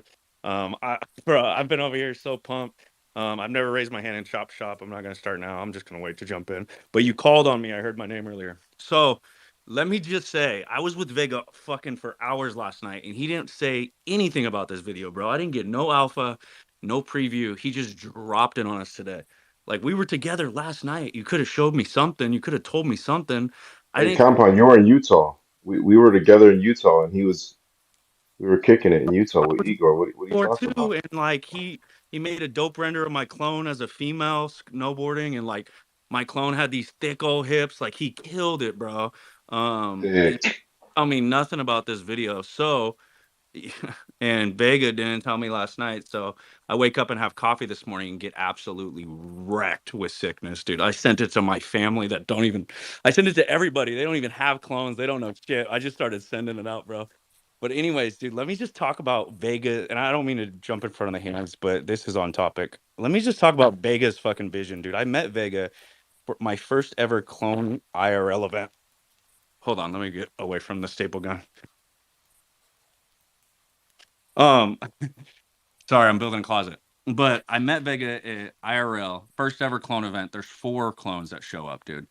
And we're in LA at like some taco bar getting drinks. And Vega, like we start chatting. He tells me his vision, bro. He's gonna do VR. He's making music. He's gonna put it all together. Like he's telling me the outline of his vision, right? And this dude lays it out for me, what he's gonna do, and he has been following it to a T since. Like if I can like speak on anybody who can lay out like a broad vision and follow his plan to a T, it's this dude. And he's connecting with other dope artists like Igor and all like Aunt Ben and all these collabs he's doing and bringing all these dope creators together to do dope shit together. And I just gotta say, I'm proud of the community, guys. Like, much love. You can probably hear to my voice. I'm fucking pumped right now. I'm pumped to be here. Shout out Kuro. You're a fucking leader in this space. You bring people together. You bring creators together. Much love to you. But yeah, guys, I'm gonna go build this fucking closet so I can put my sneakers somewhere because y'all got me on a sneaker addiction now. So, That's on Where'd Dre you get it Millie, bro. from? Did you get it from IKEA? bro, I did get it from IKEA actually. All right, make sure we get a post once you're done with it. Yeah, I was about to put in the last 2 boxes, but dude, shout out this fucking community and thank you, Justin, Vega, Kiro, for putting this together and like getting us all together tonight on a Sunday to just like praise this fucking community, guys. Much love. Sundays are like the best days, honestly. Like Fridays, people are always wanting to try to go out. Saturdays they're hungover, then they're going out again. Sundays are like the days for true relaxation, chilling, and just enjoying being around the people that are in your company. Beautifully said. Vega, I have a couple more questions. So I'm What? assuming. What? Come on, no, stop tricking the bird and quiet. So, Vega, I'm assuming that the character is can be replaced with any other avatars. Is it correct? Yeah. Oh, so as a part of your roadmap, would you consider partnering maybe okay, well, maybe with brands like Coca-Cola and releasing a commercial with like a polar bear sliding down all of your environment and like performing a trick and I don't know, just like all the magical moments you can come up with, and then allow Web3 characters to live this experience, you know, like as a result. Like, oh my god, I just tried to reverse engineer it. It's, yes, the possibilities of both, I guess, the, like, not both, it's just like as technology evolves, um, there's so many ways of actually application of new technology on like old pipelines. And also we were talking about AR and VR. The most exciting thing about AR at the moment, I personally believe, is the fact that the camera is turning from front camera, like basically AR filters started as face masks, and they now they're turning outwards, basically providing creators an opportunity to communicate their vision in real life. Let's say you will be able to replace color of the leaves in the tree, like on the tree in front of you, or the sky. So basically create this collage of your world. So that's what I'm excited in AR. VR is like totally like an Yeah. inhabited territory. Would love to know more about it. I mean, AR is definitely like Justin may have mentioned. I think it was him earlier. AR is definitely be way bigger, way quicker than VR. As soon as you have any household name like Apple that release like a mixed reality headset where you can wear glasses that still allow you to see the world in front of you, and then just augment that with any sort of graphics or game mechanics, you're going to see a lot of people doing a lot of different things. Even stuff that isn't necessarily games, like um, apps like Uber Eats, or like the ones that go in the store and they select the items for you. If there's a person that selects items in a store, then whatever that app has can just like direct you with lines on the floor, to shelves on the aisle, highlight boxes, things like that. Like every application that you can think of for like an integration with the real life app and the AR, it will happen. I mean, and that's we like digital wearables is a given. The like augmented reality, like changing the colors of the leaves, is a given. Virtual performances, like on top of city buildings in New York, uh, everything is going to change when they have like the household uh, technology, like Apple glasses or something. Vega, how old are you? 29. Okay, so we're the same age. I don't know if you had this when you were a kid, but my parents sent like some photos of me to this company, and they mailed back a VHS tape that was me as a superhero, and I has always stuck to me. Like because when I was a kid, right, and like my parents gave me this like birthday present, and it's like me in like an episode of like a cartoon saving the world, and it was so cool to see me in something on the TV, right? That I like hadn't necessarily done, but like I think it's those types of experiences like being brought into the 21st century that are going to be the things that people really enjoy. Yeah, I mean, And real quick, did Twitter remove the extra 2 speaker spots when you have 3 co-hosts? Is it limited only to 10 now? Yeah, they did. Oh my! Elon is just trying to save every freaking penny, nickel, and dime that he can find in the cracks of the sofas at Twitter HQ to pay the bills. Good Lord! Sorry. Go ahead. Viego, and one last question. So, as an early adopter of these technological innovations, do you consider open sourcing your assets? Like how, like that's something I'm also thinking about. I have thought about it. I just think that it would be a difficult task, given like the IP for CloneX, and several other ones. I mean, like CloneX won't be the only version of Junior that exists, but that stuff is still like licensed. Like you still have to like abide by a certain set of rules, so you aren't doing anything like ridiculous or that could get a bigger company in trouble. Um, the goal would be to like put this in the hands of as many people that like want to develop it, so that it becomes like very visible and like very like globally known. But that's easier to say than to do when it comes to like the law and the stuff behind it. Because then like, okay, somebody's developing under this, then it's like, who's making money? Who does that money belong to? What are the percentages? There's so much that would go into like open sourcing it. It would just be a headache, I think. I My hear turn, my you. turn, my turn, my turn, my turn. Okay. Sorry, I was getting really excited, dude. I saw this guy. I was like looking. I was like, dude, I gotta find my forever clone. I gotta find it. And then I put it to the top, and fucking NB's drone ass, old ass, boomer ass just starts fucking putting Hey, the Burden. weirdest shit up. A 2,000-year-old penis statue discovered using a metal detector. Fucking, what is the next one? The next one's even worse. Where is it, dude? Where is it? Where is it? Oh, he got rid of it. Someone got rid of it. Dude, it was something about another penis. I don't know what the hell is going on with NB and penises. Hang on. Can we recognize the fact that they said using a metal detector? That shit has me gassing right now. Like, was it that No, but hard that it was thought to be a metal? Like, yeah, anyways. dude, it was that hard. Wink, wink. But listen, look at the goddamn look at that clone, dude. Tell me that is the hardest clone you've ever seen in your life, dude. It's got a yellow It's a yellow jacket, jacket, bro. dude.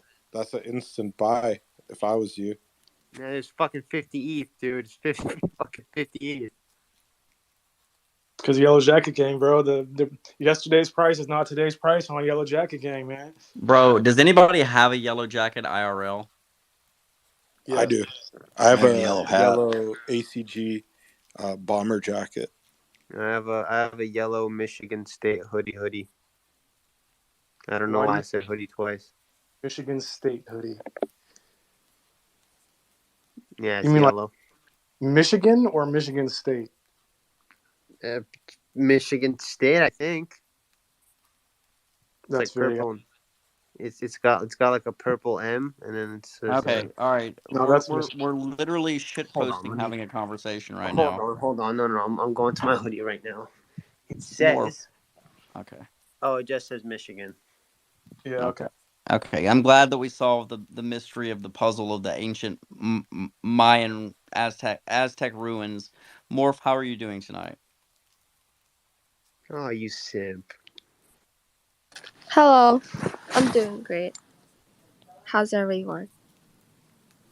It's going pretty good. I'm good. Thank you for asking. Did you have a second morph to check out the music video pinned at the top? It's I before don't. the coolest I clone don't. of all time. I don't see music video. I'll DM it to you real quick. It's behind the really, really insanely cool clone that I'm gonna buy one day. I have a question though. Go. Okay, so since we cannot measure infinity, do you think that the universe is infinite, or like What? Are you saying finite? Is it yeah, finite? finite? Sorry. Well, I I mean, if think it's the universe is ever expanding. Like I think that I mean the general consensus right now is that the universe is growing more and more every day, right? Like um I think the James Webb Space Telescope deal will give us a little bit of insight or at least some clues that we should be able to use to piece together things a little bit more. But yeah, I think the universe is made up of frames, and like every time you like try to get to the end, like the chunks just load in before you get there, so it's just impossible to get there. It's so like Minecraft. you're saying it's a render distance thing, like Yeah, a it's like lot, like Minecraft. a level, like LODs, like level of details, like yeah. Just I Minecraft. Cause okay, so do you remember what happened to you, like let's just say 10-15 years ago when you were like a little kid? I feels like when I was a little kid, that's just not me, that's somebody else. And when you grow up, you there's like new parts of you that adding up every day, like new I mean, it's atoms. it is literally a new you. Like you've shed all your cell, like all your skin cells and shit that you had back then, and like you've regenerated yourself, and then like it's kind of a funny way of looking at it, but like it is kind of true. But your consciousness, like your essence, like what is you, like what defines you, like outside of your physical appearance, stays the same, right? Like it's what allows But us it to doesn't like. make sense. Like it doesn't make sense on how. Hey, you guys derailed enough for a moment. Vega, take it away, please, sir. Yeah, man, I just want to hear from Fawn. Let's go. I was just about to put my hand up actually and say, so can we get back to Vega and Igori, please? Yeah, I feel like there's a lot of people in here just kind of wanting to give their flowers to these two, so it'd be cool if we can like stay on topic. I just watched the video and it's fucking dope. It looks so good, like extremely high quality. Looking forward to. I don't even have a clone, but or anything like that. But like the shit was fire. I think you should get one, bro. I think this is the wake up call. The Kuro would probably say that same thing. If I was Kuro, I would. Oh, bro, I did tell him that. This I guy went literally by do a not have the parade. funds myself to get one. Otherwise, I probably would. I hang around the clones a lot. I like Compound's Bad Take room. Like that shit's pretty good room most of the time. Like I like it. Y'all are pretty cool. I fuck with Kuro hard. I like that guy a lot too. Yeah, I think clone community is pretty tight. Looks one of Yeah, our bro. Kuro fucks, bro. Quick has yellow. I just like saying people fuck, bro. It's funny, bro.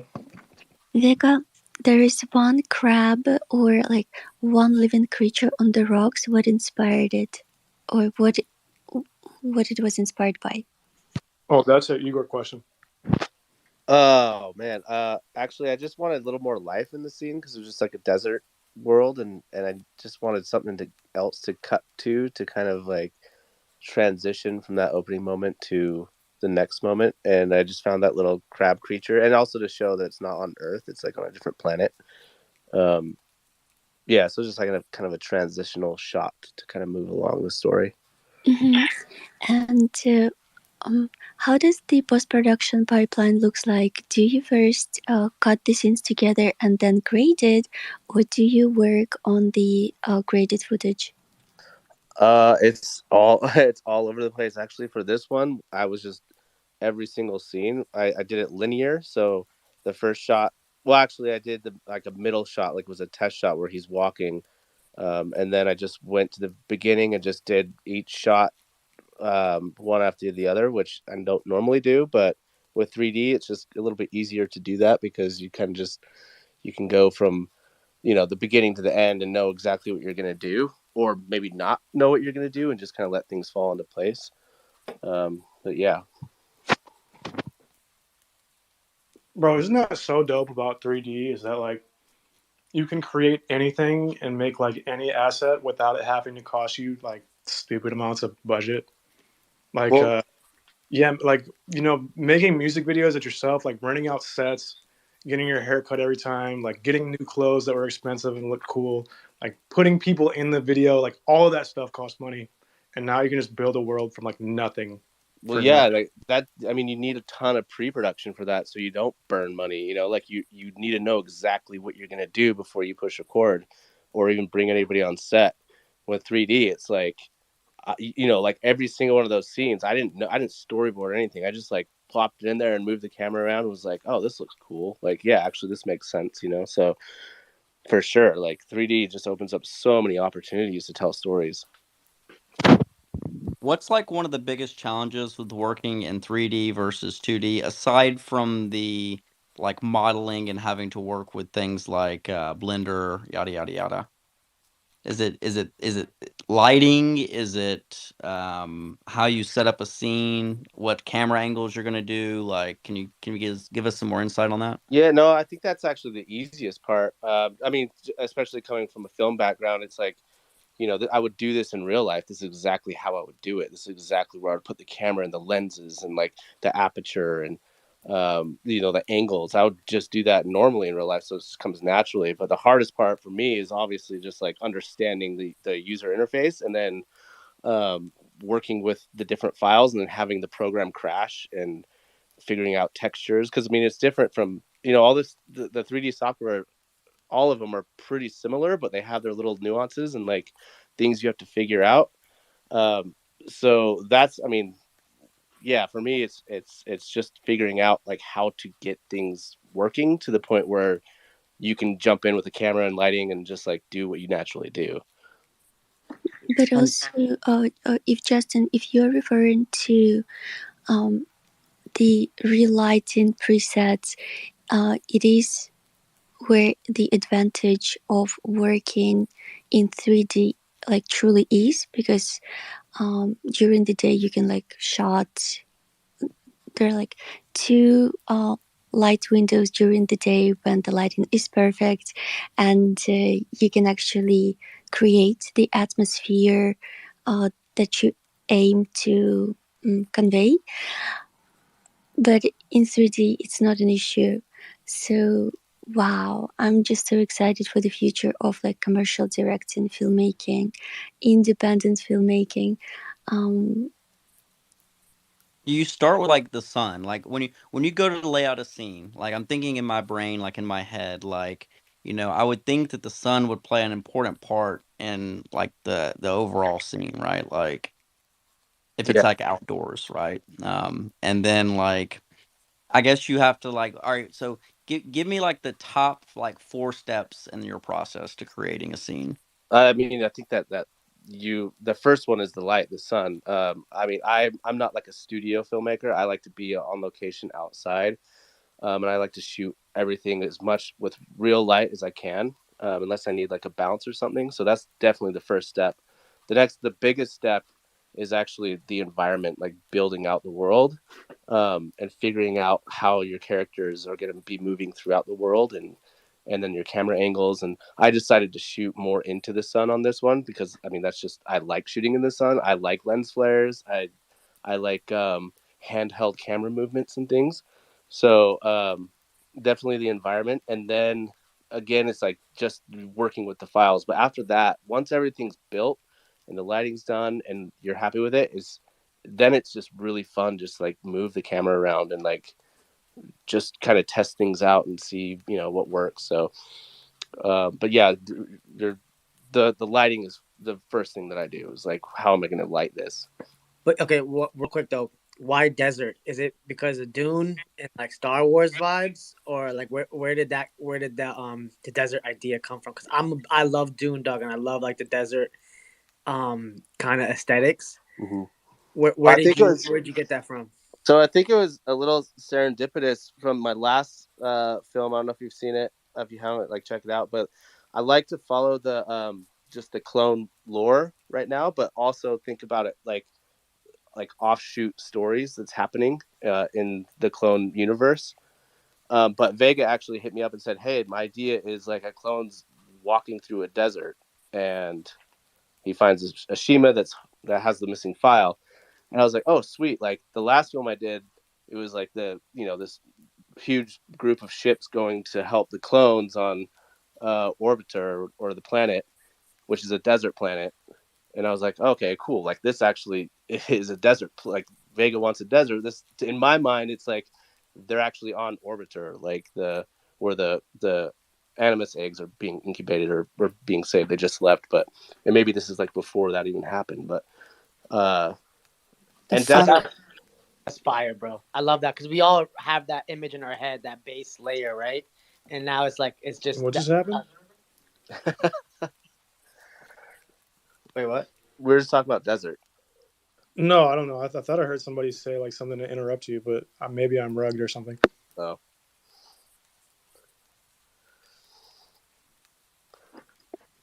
Right on, yo. We got Boo. Boo. Yo, what is good?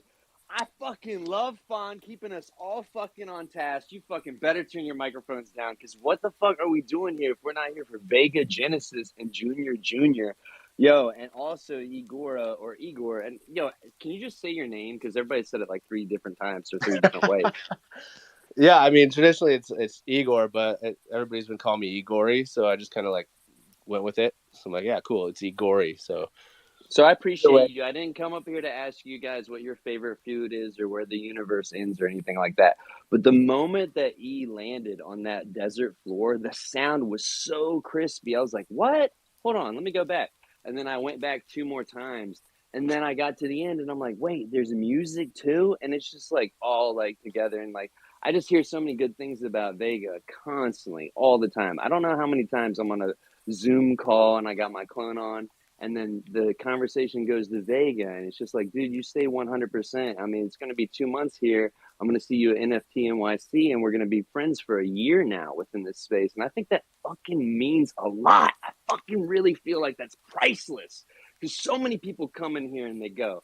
I mean, people come in here at brunch, and then they gone by lunch. It's wild. And Vega just stays the course, and he's always really doing what he says. I back up what Compound says. He's really doing what he says. Like, second episode we did a Rug Radio with him. He showed his entire VR setup for his music video. It's incredible. Go back and check that out. I mean, this guy is really fucking doing it. There's a reason why he's got a yellow jacket gang following him. So I got some feels. And I want to talk about something that maybe hasn't been talked about. I got Starship Trooper vibes. Where'd the arachnid come from? Oh yeah, no, that was it was asked earlier, but no, I'll totally tell you. So basically, it was I just wanted to have a different. I didn't want the clone in every single shot. So that's also why I did like kind of a POV, because it's just a dead, desolate desert world. So I was just like cruising around looking for assets to use, and I saw that little guy, and I was like, oh, that's kind of cool. Oh, it's already rigged, like. And it was like $5, so I was like, "Cool, I'll get that guy." So it was just like a cutaway shot, just to transition from the first part to, the next part. So, yeah, it wasn't like no plan on that one. It was just I just want to throw him in there. I didn't really have a question for you guys. I just really wanted to give flowers, and also just I appreciate your transparency for everybody listening down there and listening back, that like things are just like trial and error, and like you just should just get out there and just start doing it versus just talking in circles all the time. So I appreciate you guys. I always am here to support you, and I will continue to support you. You got anything I need in my circle that y'all need, I have it. I love you guys, and I'm going to be out. And we're going to stay on the subject of Vega, Genesis, and Junior. Hey. And Igor, But hey, no, thank you, bro. I appreciate you. I got scared because I thought I would say his name wrong. I'm sorry, Igor. I get really hung. Dude, say however you want. This one guy called me Bob forever, and I was like, it's not Bob,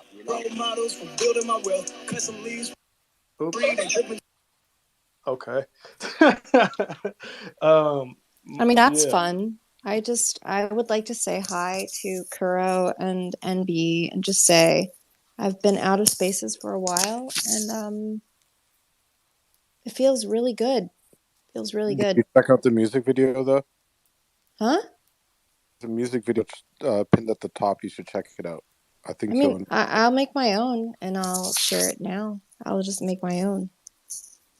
Okay. Anyway, thank you, Boo, very much. I appreciate that. You know, you're right. A lot of people are brunch to lunchers, and they're gone. Gone and done for. But yeah, dude, a year of knowing somebody that you like didn't know, and you met online, and you're still like cool with them, and everything's dope. Like, yeah, man, that's so strange. You know, different world.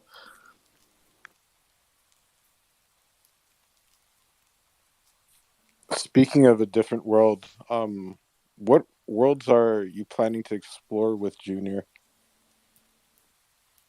Man, just all kinds, man. I really like my biggest like goal in life is to like make my own anime, bro. And I want it to be an anime character, and I want it to be 2D. I don't want it to be a 3D anime because, like Unreal Engine stuff, like Igor did that phenomenally. But if you look at like long form 3D CGI animation animes, like what Netflix does, bro, they look so buns and it hurts to see.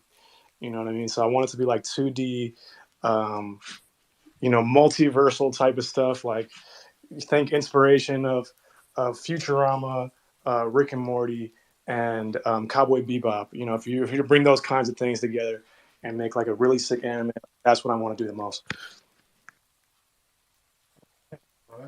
That's so dope. Yeah, I know exactly how you feel about the 3D anime stuff. I'm not like I've seen some good stuff done with I think it's like Chainsaw Man but when you really take in the scenes, it's really like they've basically painted over the 3D elements just to give it that depth. It's not like 3D in the production. It's like completely 2D. And I feel like when you have a 2D image and there's motion and expression, it hits differently. I totally agree with that. Yeah, bro. Like the last few episodes, like the last season of Demon Slayer, that just looked like they had movie theater budget on their standard season. Like that is like the goal, man. Like ideal. If I could have that consistently, like episode after episode, like nuts. I got a question for you, Gory. What's up? Yo, what shoes is your clone wearing in there? I don't know. Sorry if I missed it already being talked about, but what's he got on, man? Well, those are the compound. You see, it's Kreia original. The what are they? Phantoms. Yeah, bro, they look dope in there, right from the beginning all the way to the end, dude. That's dope. I was like, dude, I know you're gonna go right for the shoes on that one. I had to make sure that because I mean, with the white, it looked a little weird, like because it was like a lot out of focus. So I turned them black and just put that emission texture on the logo. So I thought it turned out pretty cool. I gotta say, man, I am super impressed with how well you merged multiple like different communities, right? You got clones in there, Metashima, you got Krea's project in there, Junior, of course. Like you really like touched on a lot of different creators and you kind of brought it all into one video and made it look fucking amazing, man. So props to you. Dude, thanks. I mean, in my vision, like when I'm creating, I envision all of these projects, like about all my favorite projects, they're all in the same universe. So like everything that I create, I want to like kind of keep that universe going and actually establish that lore of what is happening, because I feel like that's what's missing in this space. And even with like Artifact, they don't really know the universe, like they're kind of just building it out. But like in my head, it's already established. It's already there. Like I'm ready to like keep just go with it and tell these stories and merge all these things together. Well, I'm trying to be in your fucking universe, bro. Like I'm there. I like it. You're in it, man. Let's go. Vega, can you hear us now? Oh yeah, dude, I was rugged so hard, bro. I was like, damn, 30 seconds of silence is nuts. Yeah, I got to kill some of these pinned posts. So, once again, our buddy Elon is trying to save money at the cost of our $11 a month. So that's not great. Wait till they start charging gold check marks $1,000 a month. Like, it's gonna be wild. I'm getting my gold check mark before then for Kiro Comics, so it's all good because they ain't getting no $1,000 from me. Boo, thank you for the DM, by the way. You allowed me to think of a better way to phrase what I was saying earlier. So what I was saying earlier about like make sure that like you take the roses, the phrase is make sure you stop and smell the roses. Well, smell the roses that people are holding out for you. You know what I'm saying? Like, all right. Anyways, thank you, Boo. I appreciate that. That put it in better context for my sleepy self.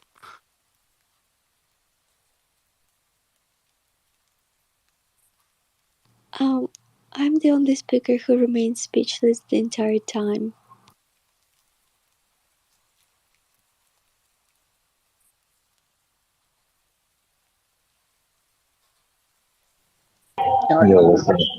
So what's coming up next, Vega? Give us the alpha. Man, so like I said, we're dropping the mixtape. I'm shooting for the 10th. If the partnership wants to push it to the 16th and they pay well enough for it, then I probably will push it to the 16th.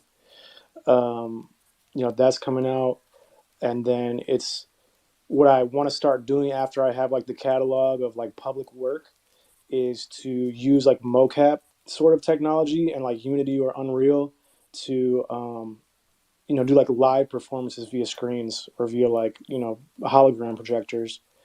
I don't know if you guys seen it like Universal Studios, where they have like the or is it Disney World where they have the Finding Nemo turtle on a screen in front of you and it interacts with the audience. Like it will like speak to the people in the audience and answer questions and make jokes like based on what has been said like physically there.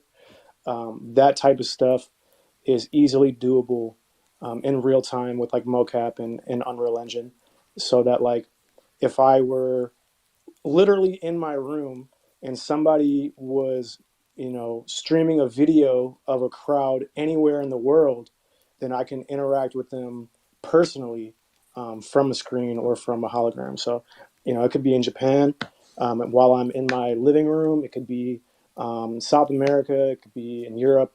That's the type of stuff that I want to start doing, because people really do still care about like real world experiences. You can do things in little like silo metaverses, but that's going to get you like 20, 30 people, 100 people max. People still want to go out with their friends, get fucked up and like a little sweaty, uh, you know off Molly or something in front of a DJ. So we want to do the real world stuff, and I think that's what I'm going to be working on after the rest of this. That's super, super awesome. I like, all right, I guess we've covered what's coming next. What gave you the inspiration to even do this in the first place? Like what came about? I mentioned earlier, like if you ever stopped like what you're doing that you love to do or whatever else, you'd be a fucking clown. And it was just to a point where I was like doing this as my own self. Like music industry is very tough. They want you to be a certain way and do things a certain way. And after speaking to a number of labels and ARs and stuff, just being presented with these roadblocks of like, well, you're not our typical demographic, and so go build your own audience first, and then come back to us.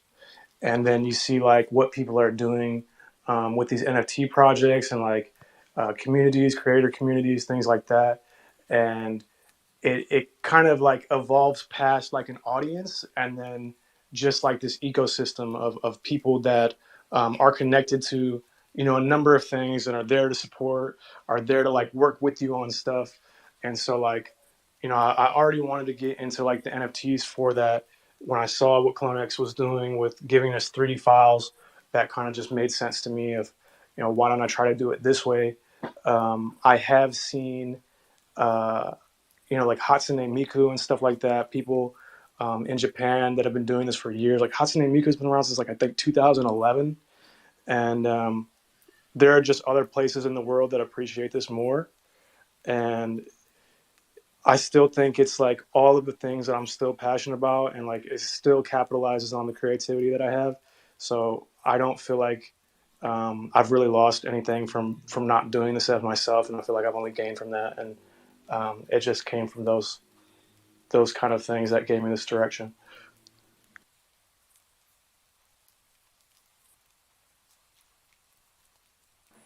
Excess, you can go, bro. Oh, we talking about Skilly? Yo, can you hear me? Yeah, sorry, I couldn't pronounce it. I All apologize. good. No stress, no stress. I just wanted to jump up and just say how stoked I am for both these guys, and that this and for you, Kuro, for running this space and giving them, you know, the props that they both deserve. And it's it's exactly what needed to be done. And you know, I have this newfound respect for 3D artists after the last week or so. I've been trying to do this donut, and when you see something as smooth as what Agori's been, you know, just produced, it's hard to fathom, you know, the pain he went through to produce that. So, I'm just looking forward to this mint Vega. I just, probably the question I had was if you could give us a rundown, I guess, of how it's going to work. You know, whether is it just a mint per song? Do we get, you know, sort of access to all of them? You know, the platform that it'll be, you know, available on, and that kind of thing. So, and the other thing I just wanted to shout out was the Yellow Jacket Gang. Just how, you know, how bullish I am on them. You know, it's just this awesome group of, you know, talented, creative sort of entrepreneurs, and it gives me motivation to keep going with what I'm doing, and you know, that it's possible. So shout out to the crew. Hey, shout out, man. Hey, Skidley has been one of the most, like, you know, biggest supporting people since I put out music. I think he was one of the only people where, like, Junior was like his top artist that he listened to on Spotify last year, which is crazy. You know, crazy to think about. Yeah, I mean, I'll give you the details of the mint. It's going to be 9 songs. It's going to be hosted on Telly for streaming. Telly is like a new, like, web 2.5-ish landing page, link tree, build your website, all of that stuff. So it'll be hosted on Telly. And then if you, like, want to put an email in for you to download it, then we'll send you an email with the download link and that kind of stuff. But it's a free mint. It's open edition. I don't know how long I'll have it open. It's not going to be like, oh, you only have 3 days. Oh, you only have 7 days. Like, this is a mixtape. You know, back when everybody was, like, really bumping mixtapes on, like, iPod Nanos, you go to DatPiff and it's there for life. You know what I mean? So I'm not sure when I'll shut it down exactly, but it'll be free or pay what you want. You know, people that just bought, like, the Sonoma Junior Blueprint hoodies and pay like $100 or so, I would never tell you, okay, a week later pay for my music. No, like, that's fucking insane. So it's free, but if you do want to support in any capacity, 5, 10, 20, whatever dollars, you have the option to do that, because I had Mintplex implement that into a shareable API, so you can make your own smart contract and then run it through a widget on a website. So now you can have free mints or pay what you want.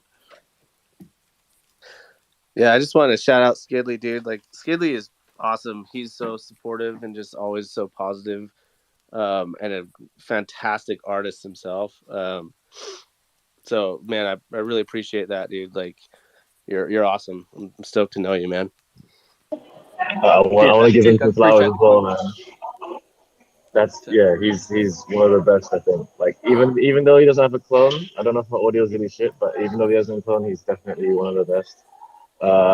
He's got the best, like, work attitude, and you know, you speak to him personally, and he's just like full of positivity. So bullish on Yellow Jacket and the whole movement. And I love the group because it's just like there's not a lot of ego. You know, we needed just a little bit just to make sure we got ourselves in check, but everyone's just like pouring attitude. And every time I feel like I want to leave Clones, like, I just remember about this gang, and it's like, this is what the Clones is about, really. It's the original idea, it's the original, like, you know, ambition, the world spread, getting the hologram of Vega in Japan is like one of the ambitions that we have. It just can't fail, really. Like, we just gotta keep putting a little bit extra in. I jumped on originally because the anime comment was obviously like a big exciting point. We need capital for that, so we need to figure out this Yellow Jacket business first. But the connections are here, man. Like, I'm currently putting a little bit more time into the Decadent project. Not to digress a little bit too much, but then Decadent is obviously a project recently that had a bit of support with Toei. So Toei Animations is the company that made One Piece, and so hopefully, like NFT projects are very tight here, and that could lead to optimistic results. So just saying, keep optimism up. Let's keep pushing the business that is the Yellow Jacket Gang and have fun.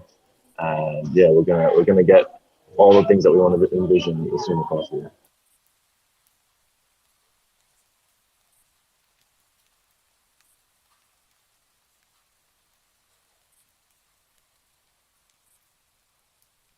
That mint mechanic is super innovative. That's like I was just googling to see if anyone else did it, but they haven't. That is fire. That is like wow.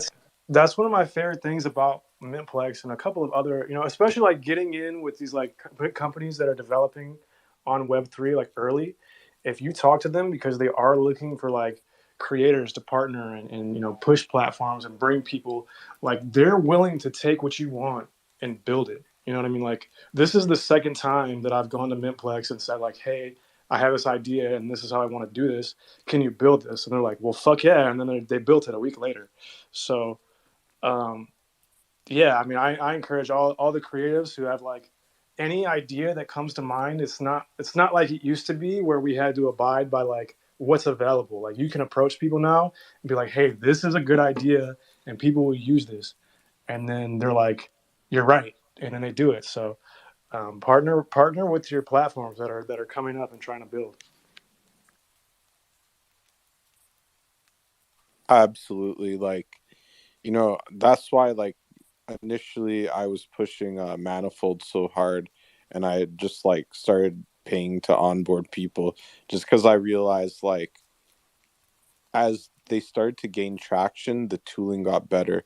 And it's just like Vega said, like you can find somebody that's doing something that's willing to innovate with you, and you can build a strong relationship like what he has because that pay what you want to mint is very innovative in the way that it uses a widget. You can place it on any website. That's so cool, man.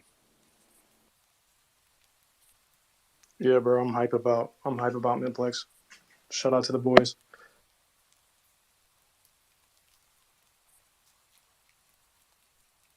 Somebody had their hand up, but they threw it down real quick. I don't ever want to take, the guest off the topic, but Justin, thank you about smelling the roses. Skidley, yeah, all the roses to you. You're continuing to do it, and I know one day we'll have a space about you up here. I think Vega, doing those memes and hitting Samuel really hard, really, thank you, brother, because like that created clone tools and that created everything that's going on here. And then we're continuing to go. I'm using Lens Studio every day, helping create AR filters, and then it's cool because as these AR filters go on, people are like, oh, wait, we can get them more refined. And people are using like 3 different ways to create them. And it's just going to keep expanding from there. And like, I love it that Kira's doing this space because he's had so many people come up and be like, wow, this is what the clones are doing. It's like, yes, we need to be louder. We need to be fucking louder and show what we can do. There's a lot of us here, voices, whatever. We can show the world what we're doing. There's not just the bored apes out there for real. Like if you sit there and look at all those charts from AOL till today, it goes up and down, baby. It takes a lot of work. Thank you, Vega. What does the X in CloneX stand for? Ayo. Did I ask a Why would question you too why deep? would you just say something so controversial like that, bro? Bro, this is the 30th space that I've been in that someone said some shit that I asked legitimately was controversial. Like the whole thing that Columbo got me on about the crypto punks V1, V2, like oh my god. But the X in Clone X, like is it like an Xbox X? You just added it because clone was already taken, or like But Justin, For there is a pattern between the companies that we all know and admire, like SpaceX, DressX, CTX. I don't know. In my world, it seemed to be a pattern, but we do trust their vision. it stands for expeditiously. Ti made the word popular back in, I want to say, like 2014. People have been saying expeditiously since. You got to get your clones, and you got to get them expeditiously. Ah! Oh Vega. my God. Being someone from the dirty South, like I can understand where that came from.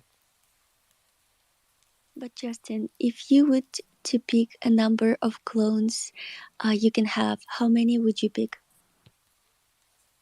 I think 100. I think 100 is a good number. I don't know why I landed on that number. I just when I think of clone, I think of 100 for some reason. If you really wanted to get like big brain with it, you should own at least like 360 of them so you can cover every degree of a clone, right? Like so you can cover every angle of a degree that's a Yes. solid. And if 360. you personally would have an opportunity to clone yourself, Would I clone myself? No. There's enough neuroses, neuroticness in just me existing. I think another version of me would. I honestly, you have to it, do like 100 of CloneX and 100 of you. Yes. no, because then I have to think about what the children would look like, and I'm just horrified by that. It's going to like haunt my nightmares tonight when I go to sleep. But no, like for real, like I do have to say this, like out of all the NFT projects that I have, and I say this as a non-NFT like purchaser, which that's not even a word, but you get what I mean. Basically, every time I see a clone, I see something totally different. Like I don't when I see clones in a space, I know it's a clone, but I can't think of another clone that I've seen in another space that looks anywhere like that. You know what I mean? Like they are truly unique. Like I got to give props to the art on that project. Because it's hard to create something that you can think about as being part of a collective that maintains uniqueness without repetition. And maybe I just haven't seen enough clones, but I mean, I've hung out with Kuro enough and been in enough spaces with Kuro that I've seen the clone take over, and I'm pretty sure I have personally at least 1,000 clones in my brain cells. So It's anyway. because we're timeless. I put that forward like a month ago because I was frustrated with people trying to compare us to like other stuff, and I was just like, this is Murakami's art. This is his legacy. This isn't about money for him. This isn't about like anything of that nature. This is literally about preserving his art, and this art is definitely timeless. I don't know if you're aware of the I think it's the Lonesome Cowboy, Justin, but that is the first. We are clones of the Lonesome Cowboy, which is Sure it's not Rhinestone sick. Boy? I'm kidding. I'm Pardon? kidding. And nothing. Never. Oh, oh, okay, okay. I see what I you don't know did there. the song, but But also, Artifact were cool even before the acquisition, and I feel like CloneX is also their legacy. So, but there's something special about the community, that's for sure. And I don't know how many of you are the minters, or I would be curious to know, when did you recognize the value of the project and of the community, if there was a point in time? I'm gonna let Vega answer the. Oh no! Oh, there we go. Let me just get him back up here really quickly. I'm gonna while let him take that is this. up, I wanted to say real quick. Okay, never mind. I lost my train of thought because people shifted and it broke my Bro, brain. I was rugged incredibly hard once again. So I don't even know what your question was. All I heard was Kuro say, "I'm gonna let Vega answer that," and You know, we're here. Oh, so Paul, you want to ask that again, please? Vega, I was wondering if you were a minter of CloneX, and if not, in what part of time did you recognize the value of the asset, or what initially drew you to this project? Yeah, I minted. I minted as soon as I saw, or I was interested in minting that as soon as I saw that Murakami was a part of it. I don't know if I'm rugging again. It says I'm losing connection, so. No, we hear you. We hear you. Okay, cool. Yeah, so, I got involved in the Discord before Mint. I was kicking it with everybody, just abusing the absolute shit out of Discord, like one of the Discord mongrels. And then I minted, and I flipped up 3 times because my first minted clone was hideous. In fact, so ugly that everybody died. But yeah, I sold that one. Kept some ETH, flipped up for a robot, flipped up for another robot. Knew I needed to have a yellow jacket because I loved it as soon as I saw it. And then I messaged the guy and was like, "Hey, will you please sell me your yellow jacket like an ETH below what you're trying to sell it for? I'll never sell it, and it'll be here forever." And he was like, "Yeah, man, whatever, fuck it, let's do it." So, we talked, and I still have it. Yeah, I minted as well, and when I saw this, I was not like super happy because I couldn't see his face. But since getting my 3D files, I've seen his face. He's gorgeous, and yeah, I'm never selling. I'm never going anywhere.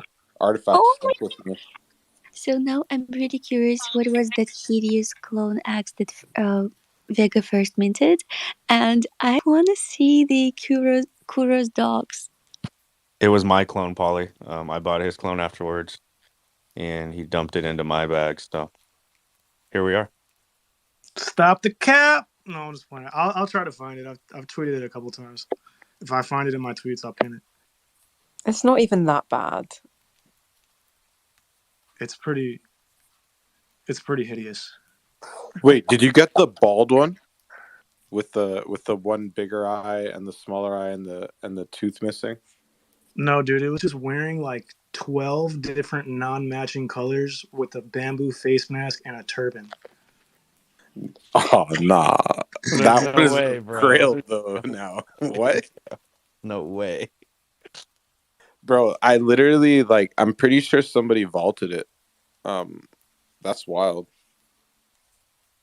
I think the one you're talking about with the missing tooth and the googly eyes, bro, the bald one, I think that's a Grail. Like, it's so bad that it should be vaulted and it should be like Grail status. You know what I'm talking about? Because it's like a really famous clone just because of how rough it is. Bro, I've been trying to buy that one. They're not selling. I love how bad it is, dude. Bro, that's like my alternate ego. My alter ego. I need that one. That. Oh man. I wish I could show people the rest of my clones, but I'm not financially doxing to anybody. All right, there's my first clone, bro. I pinned it. Bro, this is a fire clone. That is a vault clone, bro. Like, are you kidding me? It may not have been your vibe, Vega, but this homie is crazy, bro. Yo, I would have dumped it. I would have dumped it so fast, Vega. I don't blame you, bro.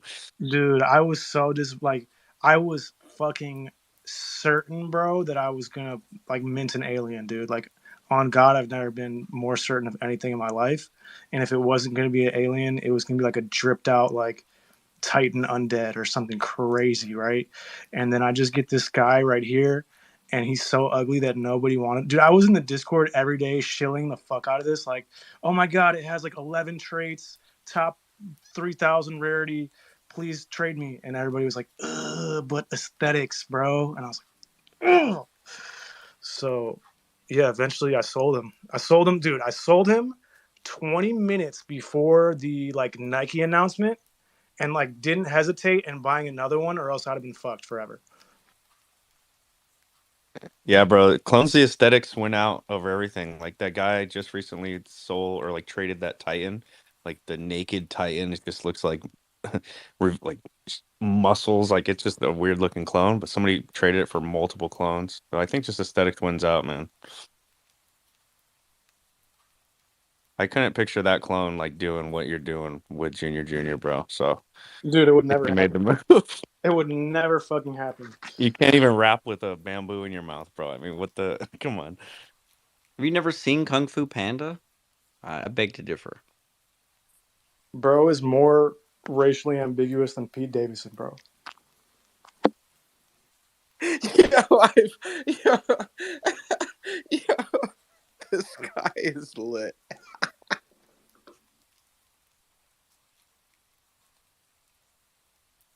Oh Well, man.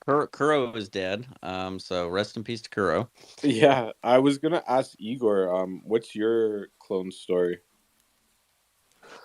I minted my clone. It was my very first like intro into NFTs and Web3. I just got alpha from Clegg. I was like, "What are you doing, dude?" And then he was like, "Just get in on this." I was like, "All right, what is this?"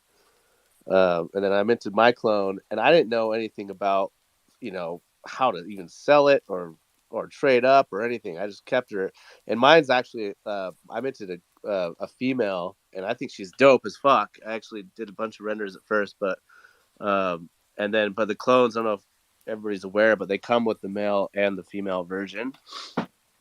So just to kind of feel a little more comfortable in my yeah, my PFP, I just kind of made him look a little bit more like me. I got a white mustache in real life and a white hair and shit, but Wait, so if it comes with both, like, is there only one on the chain, or how does that work? well, it comes with the 3D files when you download the 3D files. So when you connect your wallet, you have your clone, you download the 3D files. It comes with Yeah, but both versions. what's the thumbnail? There's Like, no gender. There's no gender on chain. It's Yeah, hence the clone X. The X is the X chromosome, bro. yeah.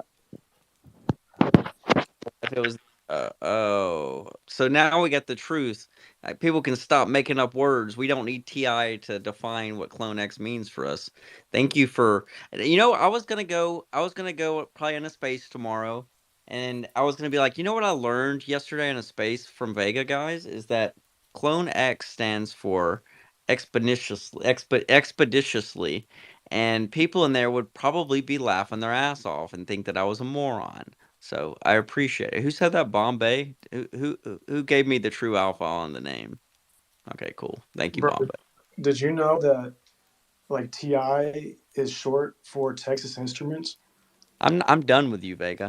I They make love good what you're doing. calculators. I'm gonna support you, but I'm not going to hear words coming out of your mouth. I'm just gonna watch your Twitter page for more dope shit to be dropped. But on Twitter Spaces, it's in one ear and out the other because Yo, I don't. Justin, you know what's so dope is going on Vega's profile and like scrolling all back to his like early shit, like his first video. Like I think his pinned post is one of his early music videos from July. Yeah, from July, dog.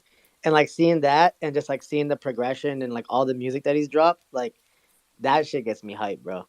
I always go back to that and I like how Vega has that early clip still pinned right there. The first full body CloneX rapper in the metaverse, and that was like that's when I saw that. Like I saw that enough. I was like, I had to cop my clone, and ever since it was been a movie, man. So it's nice. It's Vega. We got to do a dope little timeline on where you started to where we are now. I mean, I know you're just getting started, but it's dope to highlight that because like you don't know how many people you're inspiring, right? And like people may not tell you that, oh, dude, you inspired me to like do this and do that. But that's what is real. You are definitely. And so like just highlighting it more as Kuro's doing now, but seeing the early stuff because we see in this polished video, but we don't know.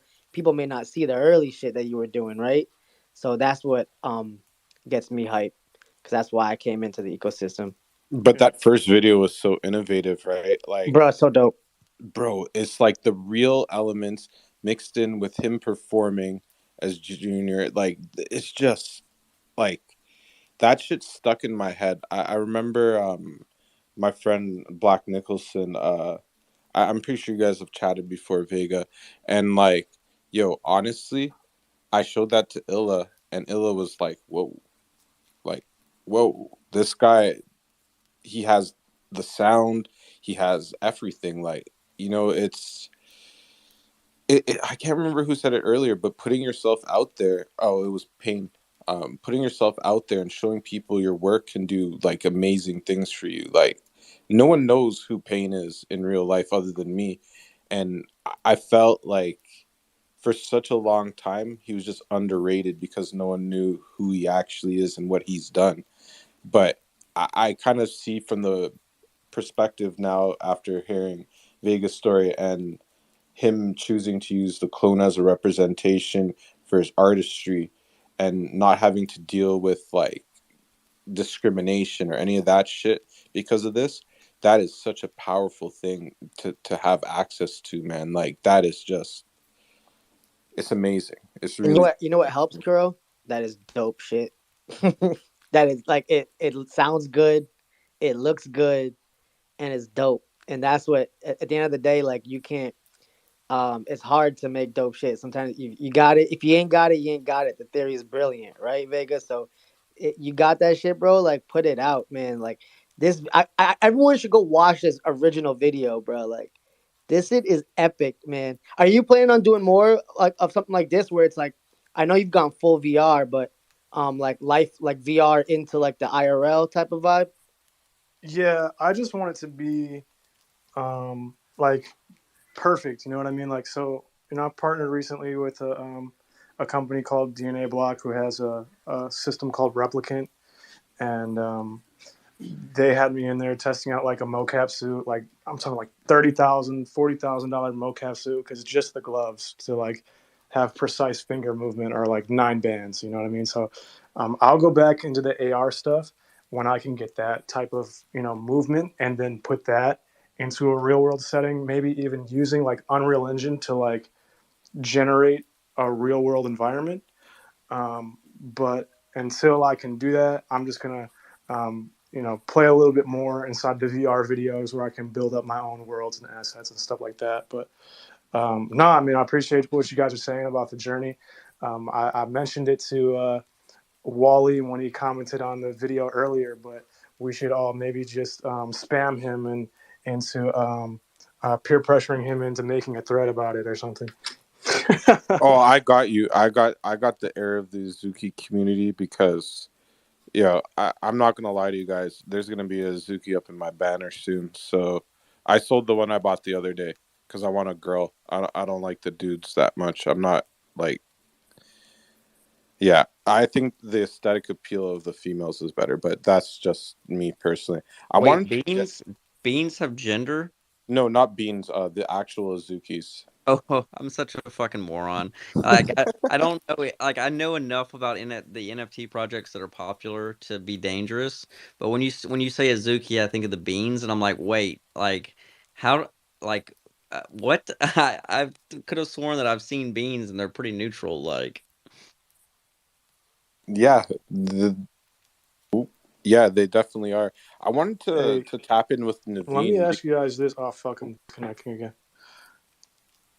No, no, no. Go ahead and ask, bro. Oh, Sorry. bro, fucking, why are they out here giving these beans so much ass, bro? Like, all I see is these beans with these ass cheeks on the timeline.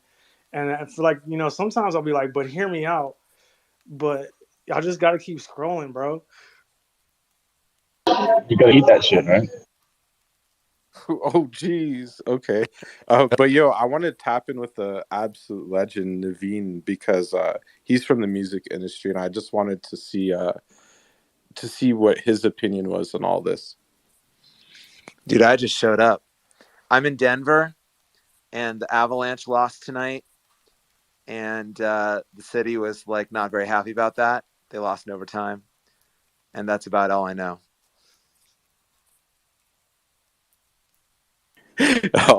All good, bro. I'm just so happy to have But you, if you bro. want to fill me in, if you want to fill me in, Yeah, I do. I'll give you the synopsis and the run through right now.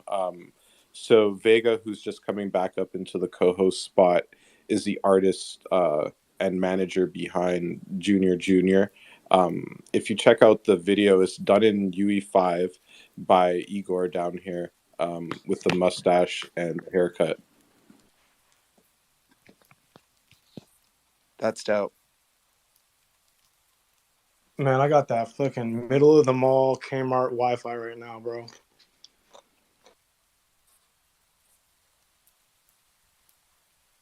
Oh, we have the guy that's gonna help me change this IP licensing stuff. How you doing, Fidgetal?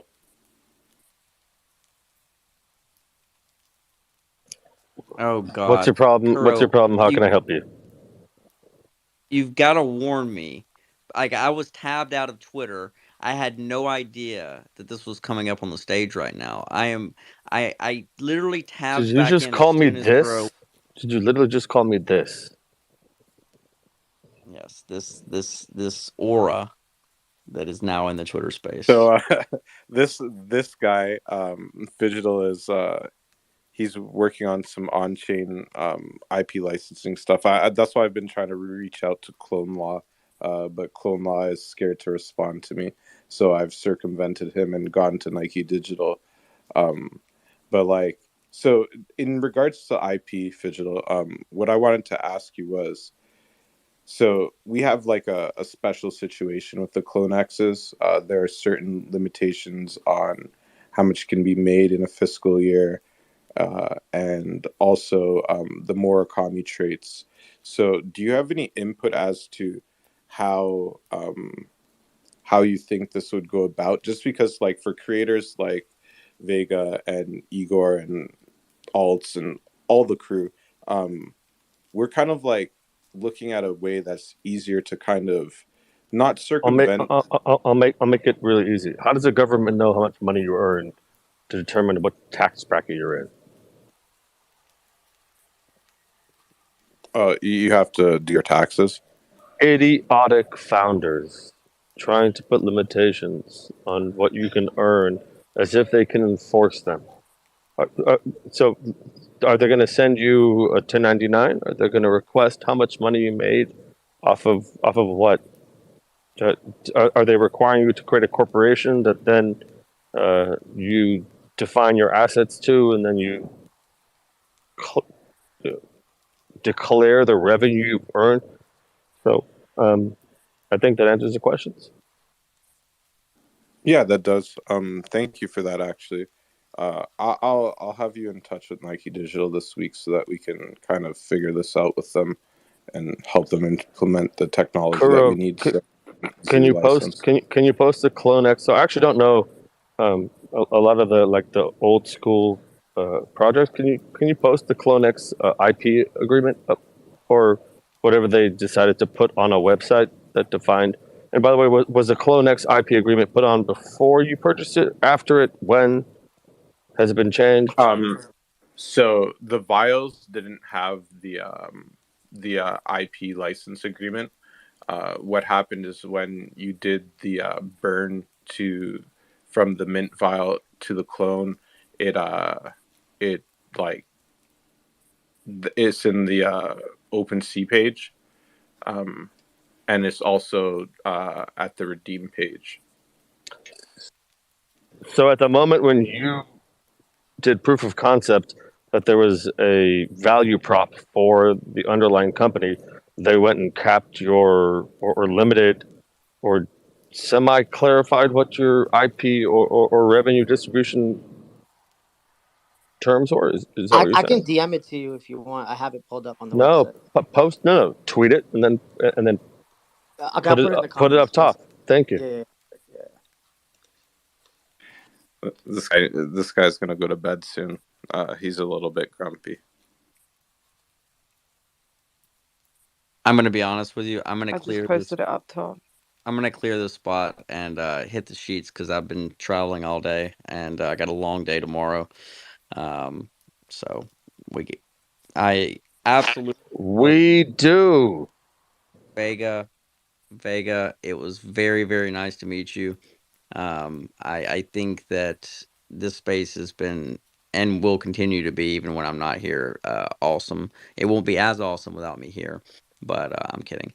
But spaces like this where there's not like I feel like in this space it's people are giving roses, but I feel like if someone had a legitimate criticism, they would say it, right? Because the only thing I want to end on is fuck echo chambers. Like, be real with one another, because the second that we all start walking around like everything is perfect, that's when things start to go to shit, because nobody calls them out for, like, the stupid things that go on with it. My point is that this is a space where anybody could say anything they really want to, as long as it's constructive. And Vega, you've done nothing but received roses tonight, so like that, you should be proud of that. um Igor, of course, like everyone involved, like it's really cool to see. As a tech nerd myself, and as someone who's screwed around with some development in Unreal Engine, I think it's so crazy to think about people that are in the NFT space right now, like dabbling around in Unreal Engine development, like and creating these post-produced videos through real-time media processing engines. It's just, it's so crazy that all this is happening, and it's happening so quickly, right? So, anyways, I'm gonna quit rambling. Love you, Fidgetal. Love you, Kuro. Love you, Vega, and everyone up here on the stage compound. Bombay, Fawn, for keeping us on track. Fawn came in here like smacked the hand down on the table and said, "We're getting back to work, bitches." But anyways, see you guys. Have a great night. Have a great night, bro. I'll see you in I'll the see you in the morning, Justin. Kuro, Yeah, co-host me. I got some yelling to do. thanks. And to his point, y'all, like, I welcome that shit, because I hold other people to that same standard, man. If I'm fucking up, like, tell me I'm fucking up, and let's talk about it. You know what I mean? I try to do my best to not be fucking up, but I mean, we all got that sometimes. There are some people here that do, bring me back down to earth and keep me in check when I'm ranting and raving about things. So, shout out to y'all. But yeah, for what he said, everybody just coming up here to give us flowers, like, I appreciate that. What are they giving you flowers for? For his music video, bro. Ooh, is that up top We're two? heading into D10 hours. Yeah, it's pinned right before the last one that just got pinned. It's fire, bro. Something in the future of the Yellow Jacket game. Captains were sent off into the universe to retrieve Junior's lost mixtape file. Hey, I got to get out of Very here exciting. too, guys. But just wanted to say thanks, Kuro, for hosting Vega. Man, everybody here, like, really appreciate it. Stoked you like the film, and thanks for the love, man. You're a Always, legend, Igor. If you need Legend. anything, just DM me. And I'll put you guys into contact with my friend and his production company in the weekend, so you guys can kind of mash it up. I'm not getting involved anywhere past that, though, because Why does everybody leave when I come into the space? That's the real question. There's something to be No, afraid I of. want to hear from you I'm for not sure. I'm mean. gonna listen I'm back. nice. I'm nice.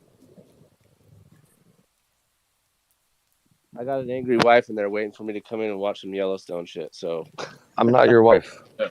Yeah. All right, peace, guys. Love you. Take care, Igor. Have a great Later, night. Igor. Tell your wife we said thank you for letting you have us for a moment. I appreciate You're it. welcome. Okay, now this I'm gonna let Bombay go first before Fidgetal starts yelling about IP rights and what's wrong with this contract.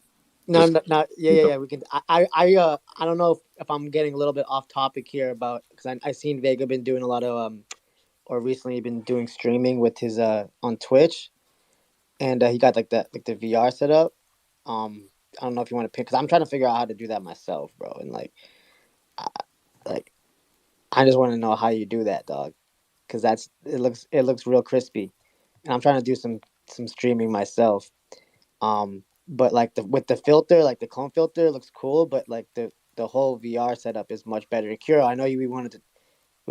You're getting into the gaming, right? Did you see how Vega was streaming? yeah, The I clone? did. I did. Doesn't that look nice, dude? Yeah, it's kind of interesting because I was mentioning this to Thread Guy. So at some point we'll connect together, and they can do like a streaming session together. That would be pretty cool. Because we gotta, as what's his name? Benito says, merge worlds, and I think that's a great perspective to have, because as far apart as people think Artifact and Yuga are, they're actually very, very tight. So it would be interesting to kind of merge worlds with them and kind of get into that energy. And like, things are moving quickly right now.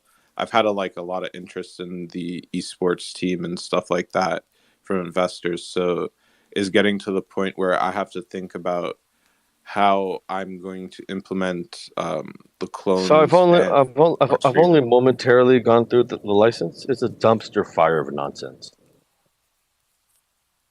Dumpster fire of nonsense. No, I'll continue. we're aware. I'll continue though. Yeah, please do. I was just about to say that we are aware as clones. We are very aware. I complain about it all the time. I'm in Clone Law's DMs, DMing him, and he's not responding because I'm coming with some weird shit to him. So even to that point about merging worlds, like as like an artist, right, and merging that like the music side of Vega to like the streaming gaming side, like you can even just like build up a greater audience, and create that like even like a stronger niche market that we're getting into, in merging those two worlds. I don't know if there's like if that was planned, if that's part of the roadmap, or it just happened because that's what you want to do. But I can really see a big potential with like your music and merging it with streaming, even if it's in the background playing, right, and just getting more audience to into Web3, and just getting more audience to stream your shit, bro. At the end of the day, I think it's dope. Who cares? What? what? And okay, so this guy's gonna end up going to bed soon because he sounds tired. But what I was gonna ask Fidgetal is, so you see like the terms and conditions and stuff. How enforceable are those? So when you're dealing with IP rights, or actually, so let me step back. When you're dealing with any contractual relationship, the most homogenous reality is that you're uncomfortable and they're uncomfortable by definition, and hopefully equally uncomfortable. What these IP rights and these trademark or otherwise agreements are, they assume that you're not looking at it. So I guarantee you that Fenwick and these other people that are bleeding the ecosystem dry, they're getting like 100 grand, 150 grand from each project. All are fucking suckers. Is that they're expecting the fact that you don't know what you're actually signing. You have no idea, literally no idea about what it is that you're building. But if I can go through the CloneX, it literally says if I give you something, I can take it back. And maybe if you make something out of it, I can take it back. And then I can make some money off of you taking it back. And then if you make some more money, I can take it back. Alrighty, so is it teaching hours or the legal advice hours? It's how much free advice do you want? Because you can go back to other people giving you like $12 and what? No, it was Ryan Carson. So you can get, how much was that worth per hour? Just remind me. Kura, remind me, how much was that worth per hour? It's like 1,500. I'm literally trying to give you guys free consulting, free advice, and you guys just literally trade and ignore the things that we're really at right now. And Paulie, you know me. I know you. Okay, so just today, one of the teachers I admired so much, like from his expertise in, I guess, everything, makes me feel intimidated. So he found out that I'm a mother. I don't know. I think he was shocked. I don't even know why I'm thinking about it. But whatever. So this happened. Are we on Digital Hours? Can we stop recording the space? No, because I gotta No, edit this. and Frank needs structure and inferences and advice. So we need to record this so that we can continue to ideate on IP. Yeah, so kind of like also the reason why Fidgel's here is because I have big concerns about the IP rights and the limitations it's going to put on future value of people's creations using the clones. So that's like, a couple of weeks ago, I freaked out on Twitter and I declared war. This is what it's over because I see this becoming a problem in the next 5 years for us. A lot of us, Digital, also, we're not selling, we're not going anywhere. These are like assets that we actually I want to agree. keep. Kuro, I'm about to drop a bunch of free NFTs on you guys, which obviously is really raping you guys for the ecosystem. But just short and steady. Yeah, you definitely have to talk to their legal counsel because Who's obviously legal counsel? artifacts. Who is Artifact's legal counsel? It's clone law. Everybody's legal counsel is fucking Fenwick. Y'all are throwing money into a pit of nonsense and lack of education. Like, here's what Yuga did right. They went, fuck, Fenwick is probably the most prolific IP and legal ecosystem. Let's steal their lawyer. Not keep on giving them money. But, Kura, I'm sorry. What is Carlos doing? Oh, that guy's not doing anything. But that's neither here nor there.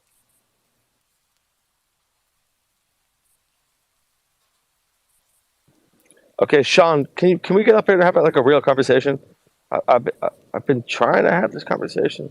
Like the shit that I've just built, that we're building right now, is literally what I tried to build with you a year ago. Can we have a conversation? No. So he left. He literally left. You have that effect on people, apparently, my No, friend. that's usually the Frank effect.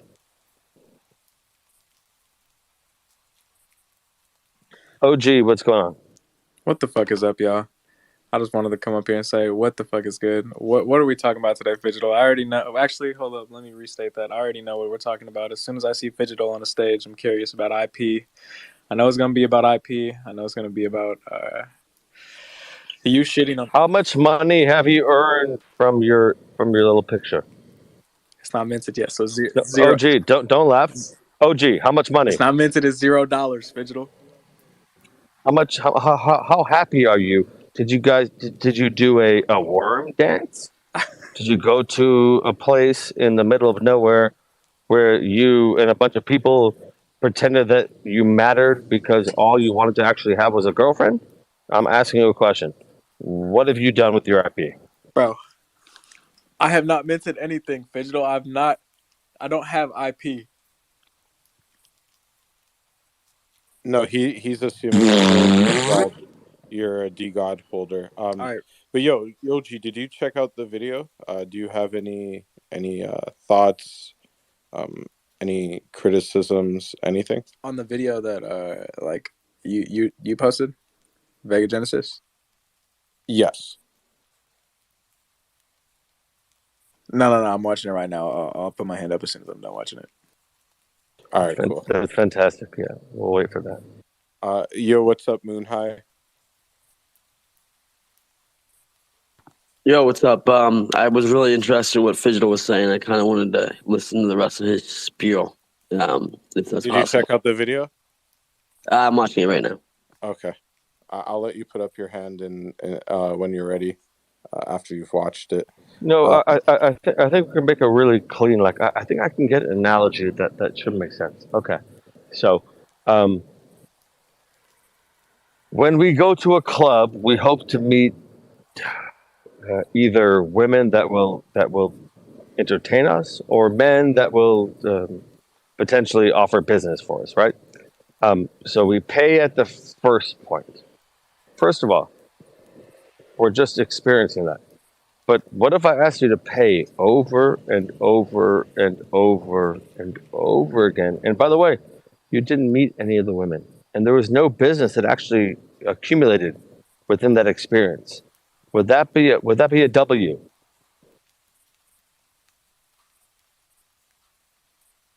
Could you still have fun without meeting the women or having business? I mean, Yeah, I could slide down a 6-inch dick and just have a good time. That would be equally enjoyable. different stroke for different folks, you know? No, just 6 inches. That's all we're talking about. He was talking about those inches between your ears that make the experience exciting. So, okay, I would like to attempt to bring out the different side of Digital. Are you ready for this, Digital? How's your girlfriend? She's wonderful and she's asleep. And now I get to yell at people. Oh, very cute. Wait, Polly, are you saying that I actually have a girlfriend? Well, the last time I saw you, you in fact had a girlfriend, and that was a pool party where I reconnected with my longtime friend, Rachel Wolchin. She's still my girlfriend, but she's also still imaginary. What are you talking about?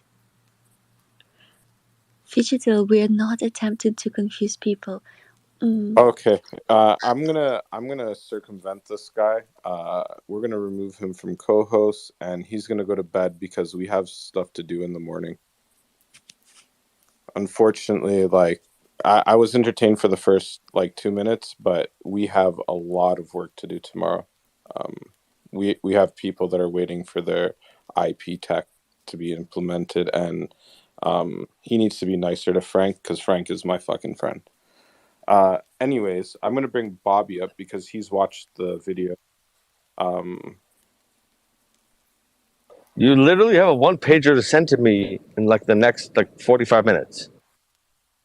Yeah, I know. I'm working on it while we're doing the space, bro. But you need to get some sleep because we have stuff to do tomorrow. Okay. Bloody Bobby, hell, mate! What a stressful morning I've had. Jeez. How did you like the video, by the way? I thought the video was absolutely bloody good. I think that it's great that there's actually talented community members in this space that can do a better job than the actual people producing the stuff you're buying from. He said it. I didn't. I was gonna say it earlier, but I'm hosting, so I can't be. Why is it left to a unpaid community member who has probably taken a big hit financially to get into such a thing? Up to them to market a project that should be marketed by the people with the budget to market it.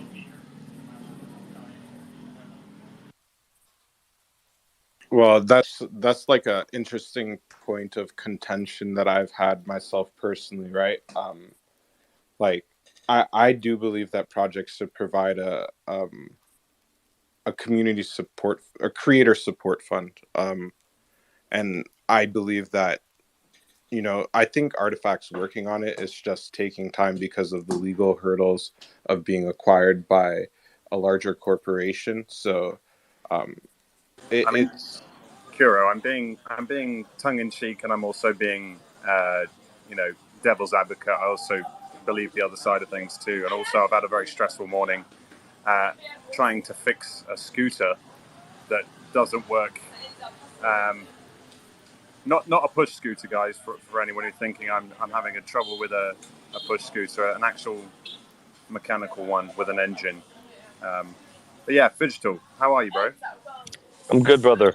I had a funny conversation with Yuga the other day that identified that our first conversations were with Omakase. Well, with who, sorry? Excuse me?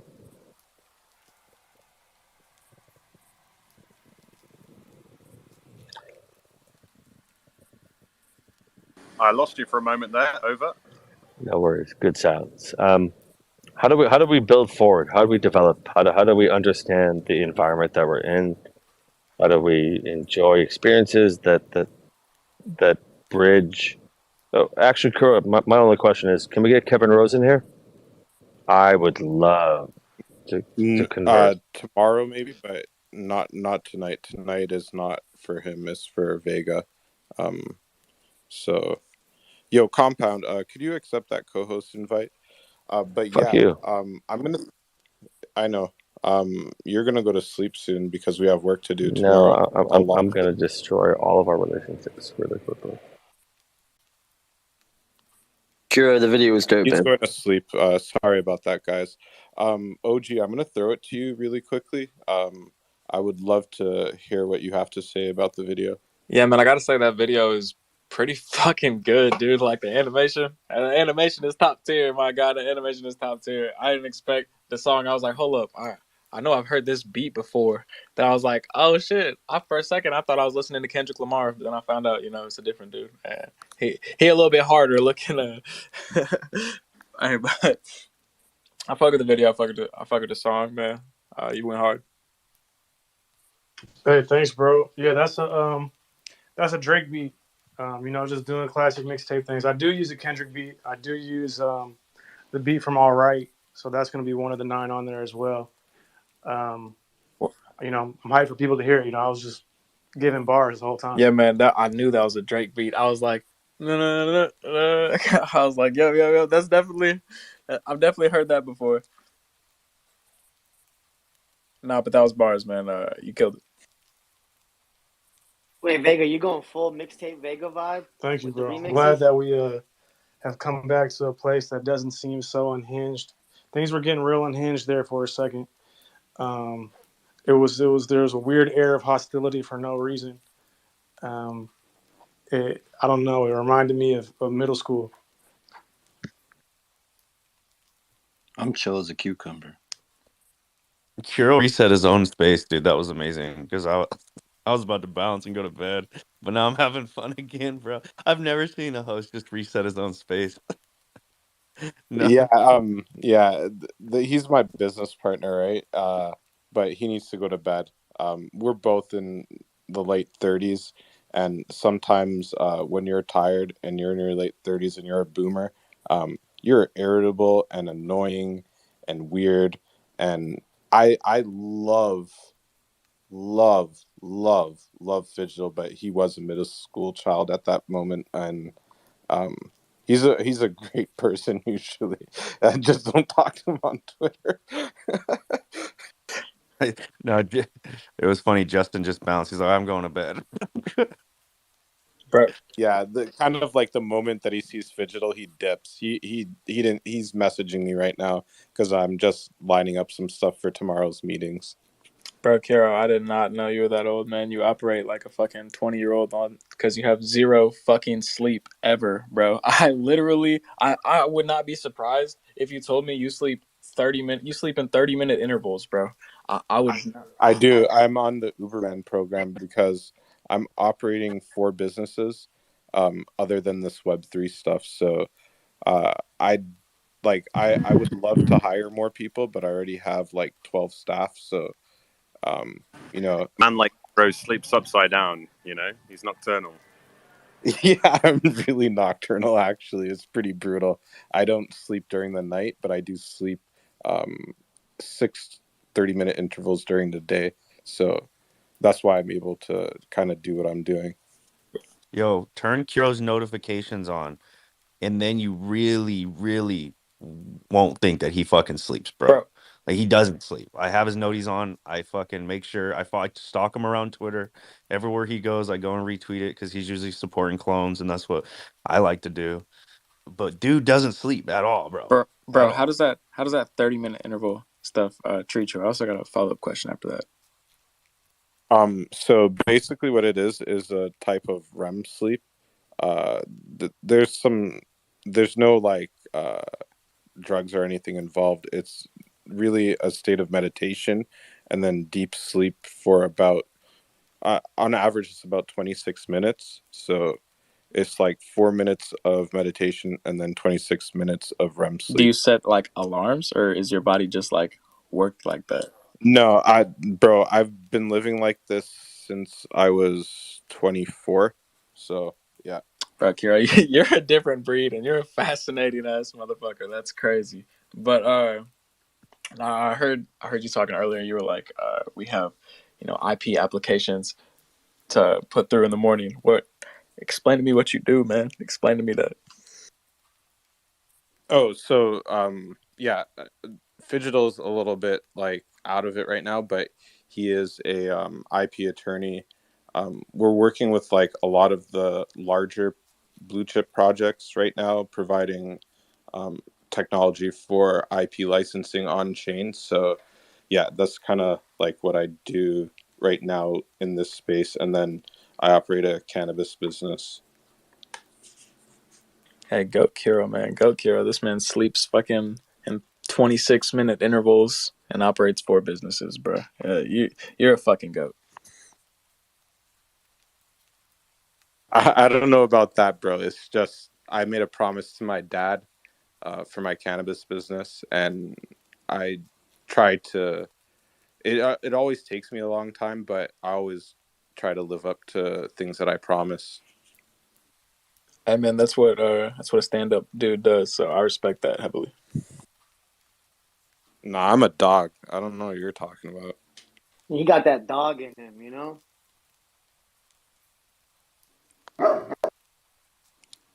Yeah. Curl, bro. Yo, my brother.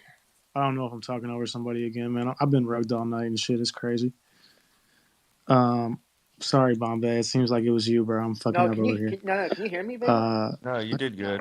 Okay, I can't hear him still, You even if can't he hear is me. speaking. Okay, But anyway, there we go. Curl, yeah, man. Just wanted to say thank you, man. It's about 10:54, which is pretty close to be on the phone with Shorty hours. So I appreciate you, bringing everybody together to discuss the videos, to get everybody's opinions, to hear everybody out. Thank you, man, so much. Brother, anything you need, anytime, just let me know. Like that goes for like any clones or anyone in this space. Like if you need help, I'm gonna tell you straight up how I fucking feel. Closed mouths don't get fed around me, ever, ever. Like my nephew wants stuff right now, but he won't ask me because he's scared. He tried to get his mom to ask me. I love my sister, but he's gonna have to ask me himself. I talk to the person in command, not the second in command. That's fact. Love it. That's what a real brotherhood is. But all right, gang, y'all have a good night out here. Appreciate everybody. Music coming soon. Night, Can't wait, Vega. Vega. You already know we're gonna go crazy. Before you go, brother, I just want to extend an invitation to NFT Bali as well in May. If you're free and want to come over and chill, come for a surf, come and explore the island. Anyone is welcome in that case. It's going to be running from the 1st of May till the end of May. Plenty things to do here. Good energy, good vibes, coconuts on the beach, and it's going to be dry season. So let's go. All right, man. I'll tell the label that they need to make it happen. Yeah, we need more performers. Like after seeing the atrocity that was at ETH Denver of the crap music that they had there, when there's so many talented musicians in this space that could have actually performed and raised good awareness for this space, they chose to go with 2 fucking GCSE drama students that probably aren't out of diapers yet. So let's bring some actual talent into the space and let them have their voice and their say and exposure that they need. And so we can actually grow as a space rather than keep getting shut down by bullshit. So would love to have you here. I can put you in touch with the founder of NFT Bali as well for performance if you want to come. Just give me a shout, but it'll be great to have you here. And anyone, if you want to come, just give me a pop me a message. Man, this guy fucks. But yeah, man, I just followed you. You know, shoot me a DM and we'll get on it. Bro, you Yo, didn't like Bobby. that? 100. You didn't like that music at ETH Denver, bro? That's on my Spotify playlist now. I'd This guy's rather wildin'. I guess this is I'd DJ rather hours. gouge my head off. I'd go full Van Gogh mode if I was actually there in person. I'd have cut my ear off, maybe two of them. Bro, you're not the Bobby. only one. You know what? Is Mario still here? No. Oh, he's a listener. But what he did with Vega at CloneX Tokyo event was get him live on a VR set, music video style, like plugged in. So he was performing at one of the events. So if you want to like highlight some VR AR technology, like tap in because we can do it. And get Vega up there, fully set up VR style, make it a little interactive with some of the community members. We did it before, so it's a possibility.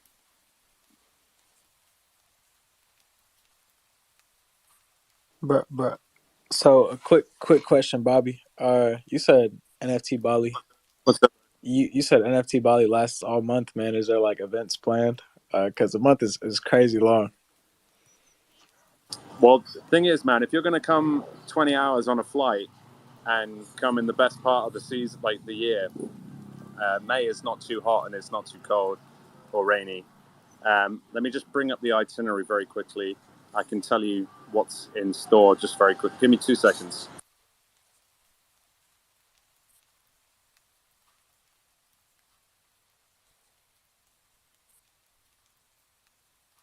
Okay, so like from Monday the 1st till the 31st, there is something on nearly every day. And it's not just about Web3, it's not just about NFTs. There is like the sort of social aspect and the fact that you're coming to Bali, you may as well experience the actual place. Can you pin it to the top? Oh, yeah. Well, I'm just in a Telegram chat right now with the NFT Bali thing. But if you want to follow the collective solution, collective underscore, give me 2 seconds. I'll pin it to the top.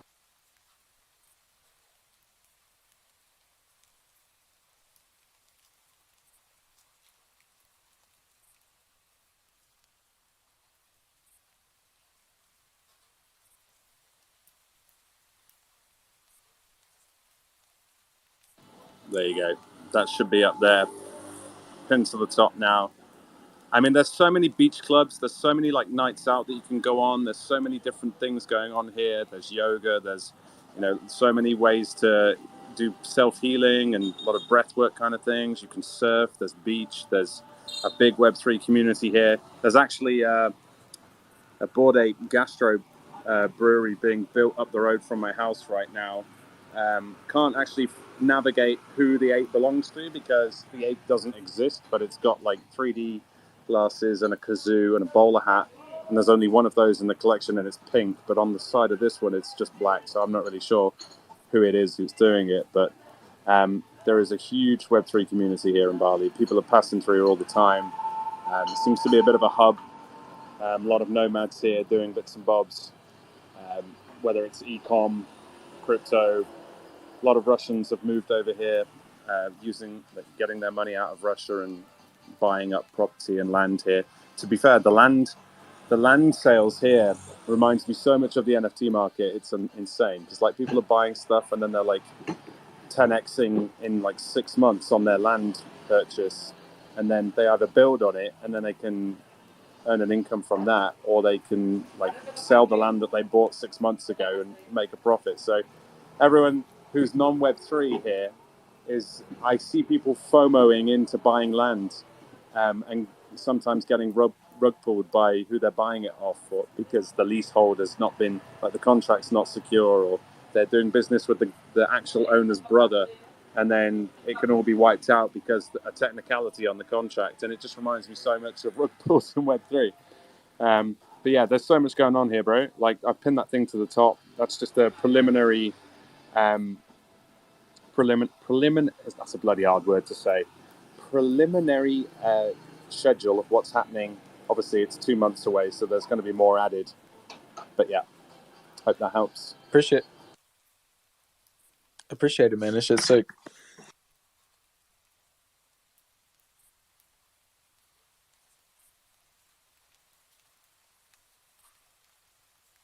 All right, Kiro, I think you should play that one song I sent you that one time.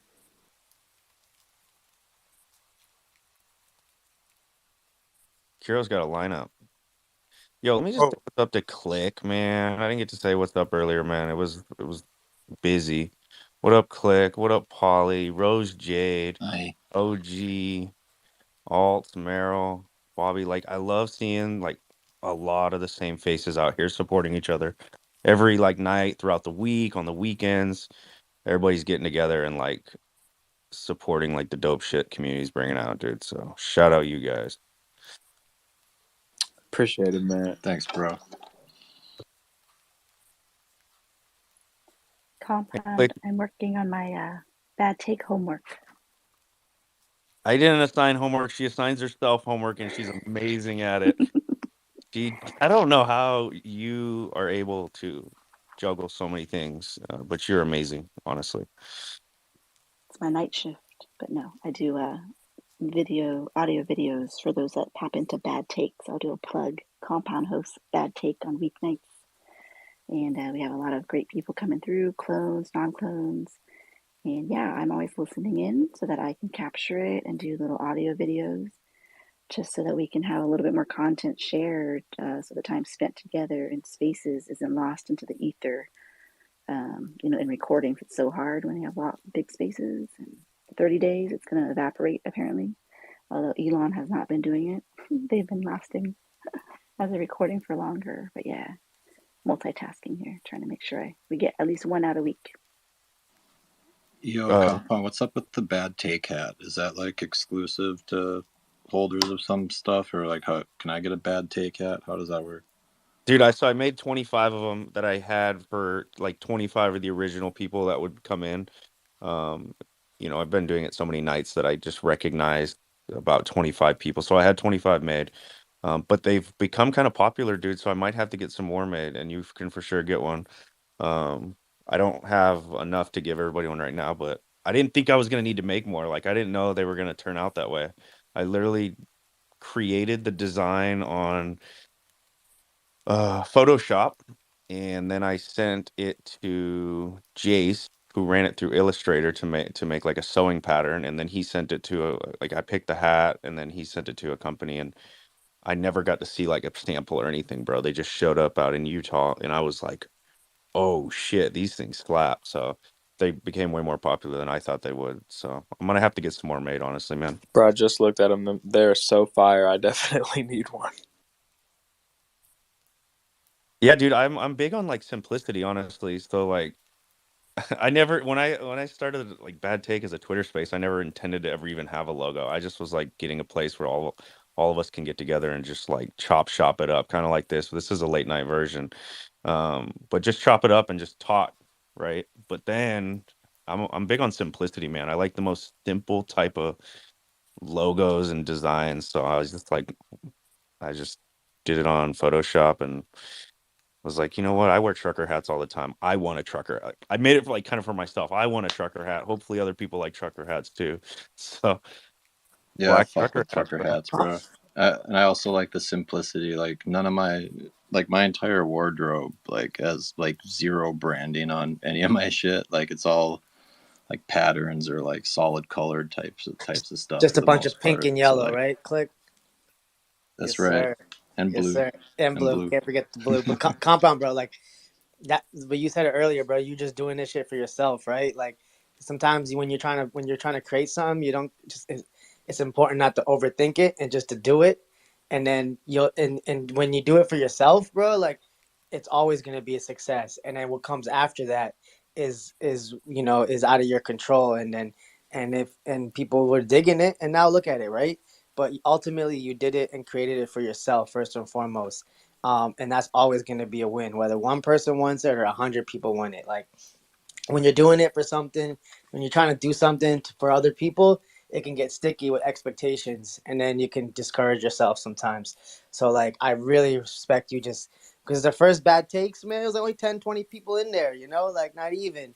And now look, man, we got hats, we got meetups. So man, shout out to the creators just doing it for yourself, bro, because that's what I'm here for, is just trying to build and just have fun for myself. And everyone has a different purpose, right? Like, and different intentions, like Kuro is doing it with a different intention because that's what he's doing in his purpose. My purpose is a little smaller, bro. Like, I'm just doing it for myself and to have fun, but at least I'm aware of that. So shout out Compound, bro. And shout out to the creators just building for themselves first and foremost. Appreciate you, Bombay. You always bring the vibes, bro. You always know what to say, bro. Yeah, dude, I just wanted to literally I wanted to make something that I would like to wear, a black hat with a simple logo, dude, and I made 25 of them hoping other people like I wanted to just gift like people who supported, right? It's like the first I remember like the first space where we broke 30 people, right? Like we don't go big every night. Some nights we'll have a big name, but I remember when we first broke 30 people, I was like, this is the big night. But I scan the crowd and I see who's been in there every night, and like I reach out to the people that did, and I was like, hey, I got 25 hats made. I got one for you. So yeah, I'll make some more, man. I'll make sure everybody gets one. Yo, this is completely off topic. Actually, one Compound, you should also make like a dad hat. I think those are so fire. I would definitely rock one. Kuro, I also just got one question for you, man. Because I'm curious, I want to try it out. When you first started sleeping, like in 30-minute intervals, bro, what did you do? How did you start that process?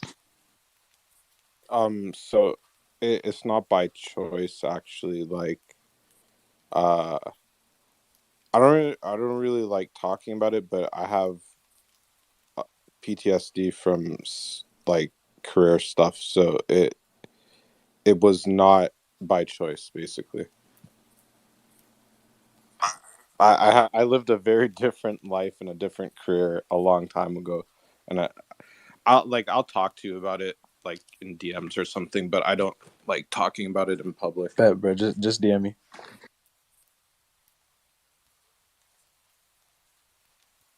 Not to get all woo-woo, but I will. Is anyone feeling it pretty like put under the stress thing at the moment with this full moon?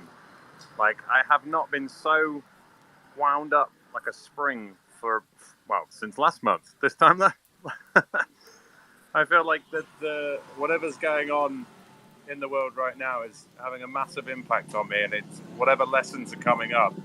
It's like, fuck me. Anything that could go wrong is going wrong. Well, not all wrong. I'm actually quite fortunate, and we should all count ourselves very fortunate for being in a situation where we can just sit on Twitter and speak to each other about JPEGs and art.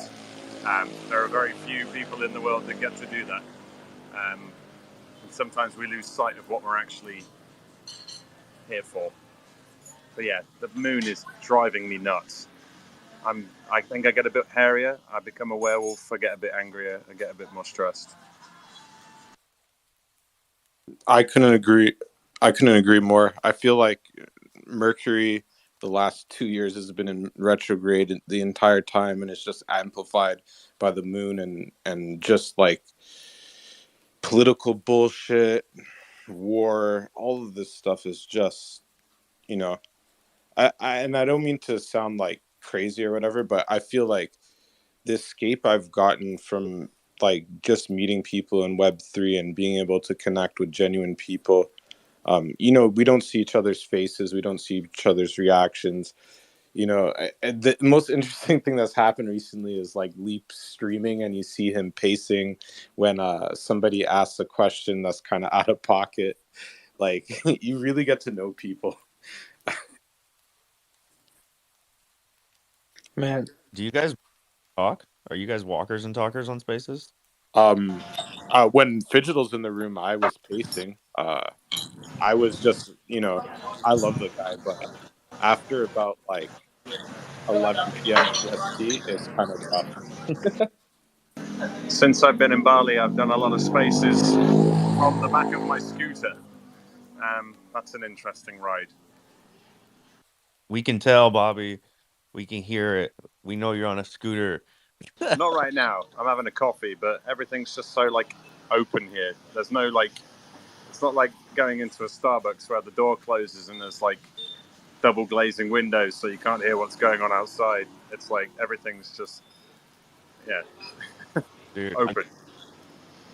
you said you were in Bali, and then I hear the background noises of like scooters zooming by and beep beeps, and like, yep, this motherfucker is in Bali. That is exactly what I imagine Bali sounding like while you're having coffee, bro. I mean, this is meant to be a chill part as well. I moved down here because it was a lot more chill than where I was before, and that was up in Canggu, where you just sit in traffic all the time, and there's a shortcut that takes about an hour to get through. I'm down in the south, in the Bukit, which is like some of the best surf destinations in the world. On the coast of this part of the island, it's absolutely phenomenal. And in a couple of months, they'll have like a World Series here in a place called Uluwatu, and that'll be fun to watch. That's when all like the big boys come down, like Kelly Slater and co, and start surfing like triple overhead waves, like 15 feet things that are just barreling, and then it goes whoosh, and then you're like whoa, and then you get on the lip and you're like whoa, dude. And I got pitted, bro. Yeah, you Pitted. get absolutely pitted, bruh. Via con Dios, bruh. Surfing, man, it'll change your life. It's the source. I swear to God. Bro, I live in Southern California, dude. I can't tell you how many fucking people I meet that talk like that. they're they're It's every nauseating. It's absolutely nauseating. Yeah, dude, I live right by I live in the ocean side, like right by the beach, like we're pretty close, and man, you meet it's funny, bro. It's its own language. Yeah. No, but yo, bro, like I Bobby's mean, in Bali, right? Like, you should take advantage of this of the community and network that we've built up over time, like beyond Twitter Spaces, because like, I mean, when I moved out to Asia myself, and some of my first friends and good friends that I meet were because of Web3, bro. And like, it was an instant boom, you know. And then I went to Singapore a couple weekends ago, and like, I met up with Web3 homie. He brought me around to some dope spots, like.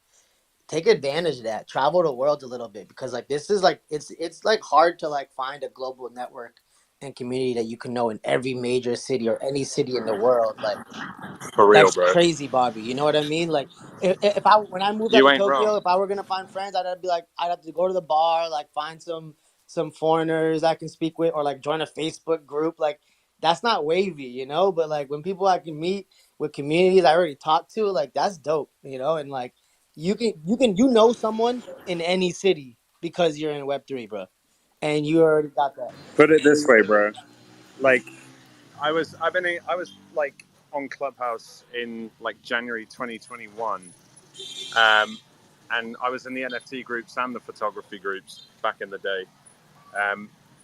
And I think just it doesn't necessarily just mean Web3. It means like these drop-in audio chats changed my life, because I ended up going and meeting a photographer like who's a friend now, through Clubhouse, who like he's like a Leica ambassador and like shoots with Jason Momoa all the time. And when I was at NFT NYC, I left the festival for a bit and went and hung out in Lower East Side with this dude, and he's got like two electric BMXs that we just whizzed around Dumbo on, like photographing, went for a few beers, and then like just chilled, man. And he was like, "Oh, I gotta go now. I gotta go meet Aaron Paul," and I'm like, "Oh, fuck me, that's what a life." But then here in Bali as well, like there's so many Web3 people that are actually cool.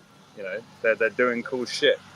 And again, another testament to Web3.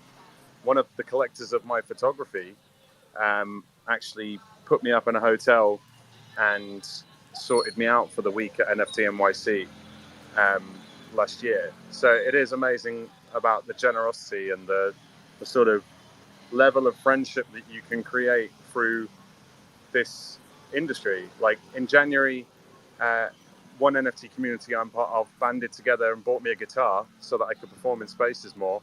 And go and play out like whilst I'm here, and I thought that was incredible too. So, like, this place is genuinely one of the most accepted and tolerant places I've ever been a part of, and I hope other people are having the same experience. And if not, well, let's make it fucking happen.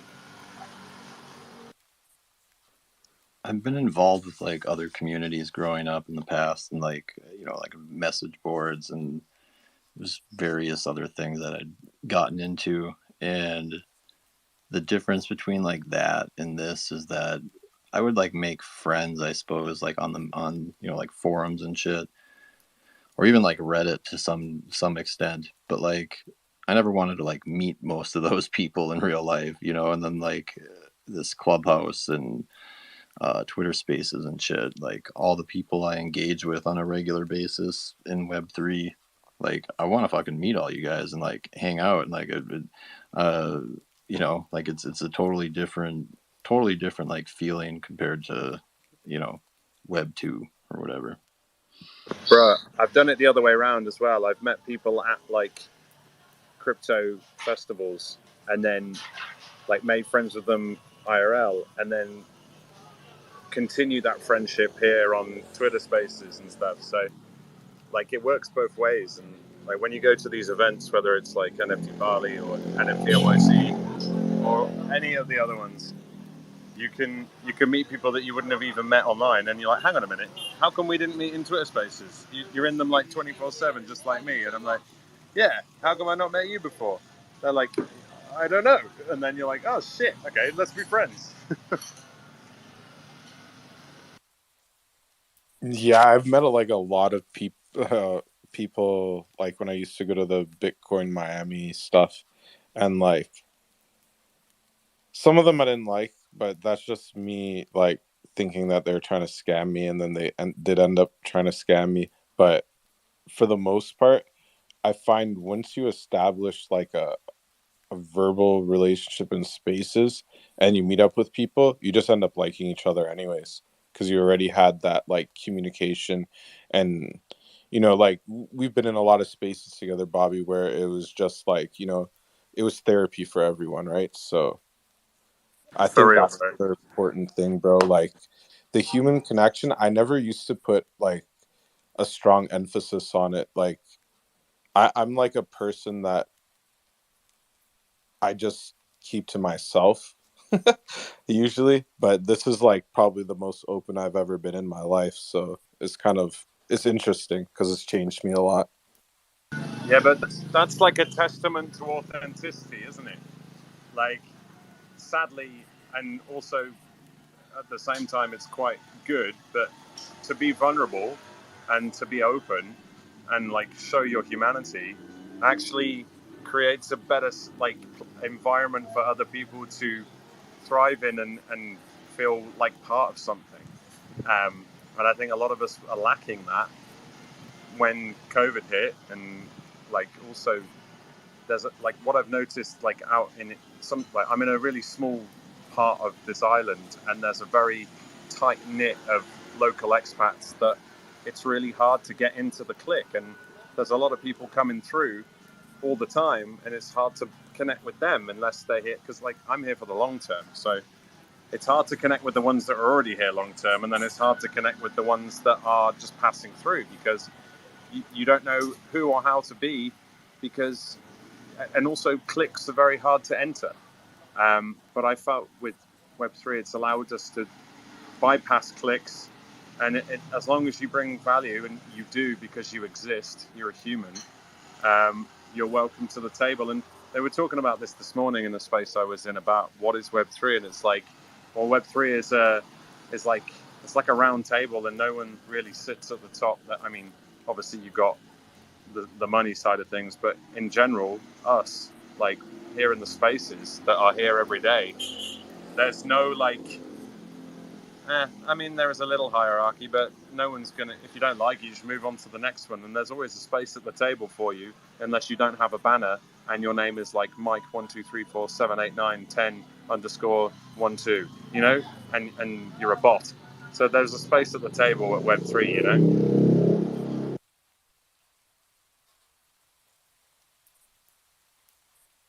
I think that's what a lot of people have never been allowed to hear, is that we all got traumatized by fucking high school, where there were people who said you can't sit with us, and kids are vile. Like between the ages of like 4 to 18, kids, teenagers are fucking vile. So we all got traumatized by that shit growing up, and now we're trying to undo all of that and connect with each other as adults. where we think that we don't belong, or we think that we don't have a table to sit at. And I feel like Web3 allows you to come in and sit at that table and actually have something to say, whether it's small or big or whatever. It still counts. I mean, we even allow people up here to go off and do stupid shit, and we accept that because, you know, it's all part of the course, isn't it? I don't know. High school is not perfect for pretty much anyone, I don't think, but I didn't have a terrible time. I mean, this is growing up. I wasn't, I don't know. I got along pretty well with most people.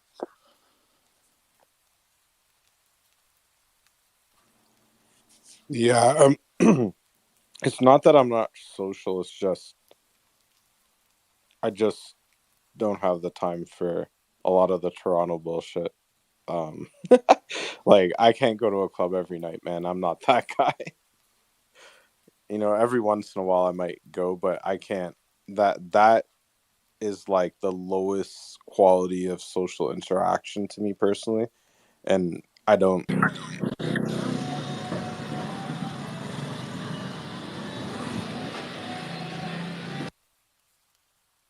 The background on Bobby's from Bobby is like such a vibe. I could just like imagine just like the cafe. He has his coffee, with the condensed milk in it and stuff, and just it's a vibe, man. I'm definitely gonna go out in May for that because I haven't been to Bali in a while, so it'll be interesting to see just how it is out there. No, but you're right though, bro. Like when I was back home, like going out was like it got lame, bro, real quick. But then like as soon as I traveled and like go to a different city like Bali or like Singapore, then you got that whole new life in you and you want to go out and see the nightlife, you know? So it's important to sometimes remove yourself from the city because then, I know that Toronto can get man, it can get thick over there. So like come out this side, bro. We'll show you around. Obviously, you're gonna show me around over here, of course, but you know. I know a little bit of Tokyo. My dad was like he was a G, so I've seen a lot of the world uh, in comparison to like a lot of people, and I just you always appreciate those experiences because they stay with you throughout your life, and like yo, bro, we're gonna go to Nara. We're going bike riding, bro. That's the vibes, bro. We're gonna hit those foothills. We're gonna go to some temples. Just I like to do vibey stuff, man. Like I don't like I Nah, like facts. Akihabara, but it's like, bro, what am I gonna buy that I don't already have? Like, how am I gonna take that on the airplane? The shit I want, I can't bring no samurai sword on an airplane back to Canada. They'll just put me in jail as soon as I land. They don't play, bro. Yo, Nah, I that's heard facts. I heard Bombay was the guy in Tokyo to link up with, bro. Was it Pumpisha that you went and linked with? That linked, yeah, dude. Every time it comes up, Pump does not stop talking about how much fun he had out there, and he says it's so rated R that he can't talk about it on Spaces, but he always ends it with Bombay's that guy you need to go out with. Let's go. Well, I'm gonna be real. Like, Merrill is the real OG, but I don't know if he's not in here. But if you can catch me when I'm free, bro, yeah, we're gonna go out a little bit and get some trouble. But like I'll go. When I first moved out here, I went on a bender a little bit. I'm not gonna hold you. So I've been chilling, doing the vibe stuff, and like traveling a little bit. Like when I go to Vietnam, right? Like I'm not gonna go to like the big club, bro. I'm gonna go to the plastic bucket seats in the cut, like with the homies, straight vibe style. Like I'm gonna do something that I can't do when I'm at home, you know. And so that's why when I came to Tokyo, I was like, damn, this shit's all new. So I was getting a little lit. So I can take you to some spots, but yeah, bro, sometimes it gets a little tiring. But we here for the vibes, bro. We're gonna show you around some places where you may normally not be able to go, but that's another dope thing, you know. Like I may not be able to link with you when you come to Tokyo, but like I can throw you some pointers, bro. Like hit you with some spots, and then you go from there. So I think I'm gonna have to get to Bali because it's not that far of a trip. Like when I was in Singapore, everyone was like, yeah, like they come to Singapore for a weekend and then they go to Bali. I'm like, all right, Yeah, so that's gonna be my next route. Because I was only in Singapore bro. for like a long weekend, and it was dope though. They do the visa runs to Singapore, or you do the visa run to Kuala Lumpur or Thailand. Um, I haven't done a visa run yet because I got a business visa, so that's like 6 months. And these are little things that if you do come and you want to stay for a bit longer, they're like really little wisdom nuggets that you need to know, things that I didn't know about before. Like, um, you don't have to leave if you get yourself a business visa, and you can just stay and pay every 2 months to stay. A lot of people keep coming in and out and then overspend because they do visa runs, and then they're like, but then again, it allows you to go and see other parts of Southeast Asia. So I haven't had the opportunity to go anywhere else yet. But do you know what? Like, everyone who goes away from Bali they like, oh, I can't wait to get back. But I would really love to go to Vietnam. It's been on my list for a very long time. The Man, only I did the go on, motorcycle route in Vietnam. Bobby, you got it. was it good? Oh yeah. Yeah, my only issue with traveling Southeast Asia, which I didn't realize until I got here, I knew Thailand used peanuts in most of their food, but Indonesia uses peanuts, and I have like a severe allergy. So if I eat peanuts, I'll die if I'm not treated very quickly. So it's been really difficult to find foods. I mean, I eat just in the Western restaurants here, so I'm overspending on food because it's catered towards tourism. I can't eat local, which is such a shame. I've only been to one warung, which is like a Indonesian restaurant that does like is peanut free completely, and that's an hour and a half away from where I'm currently staying. So I've actually just been indulging in Italian food for the past 2-3 months. I guess pasta and stuff is noodles, so it counts. But there's a lot of rice dishes that I really want to try.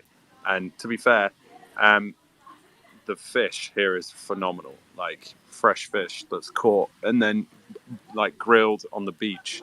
That was like the dream, and now I've lived the dream. Just having a red snapper, like cooked for me, and then served with chili, rice, and like these Indonesian vegetables. It's really good, and it only costs like $8 for a whole fucking fish, cooked for you to perfection on a grill, and then with a bintang, which is a beer, watching the sunset. Like it, I don't know. Sometimes you don't really realize how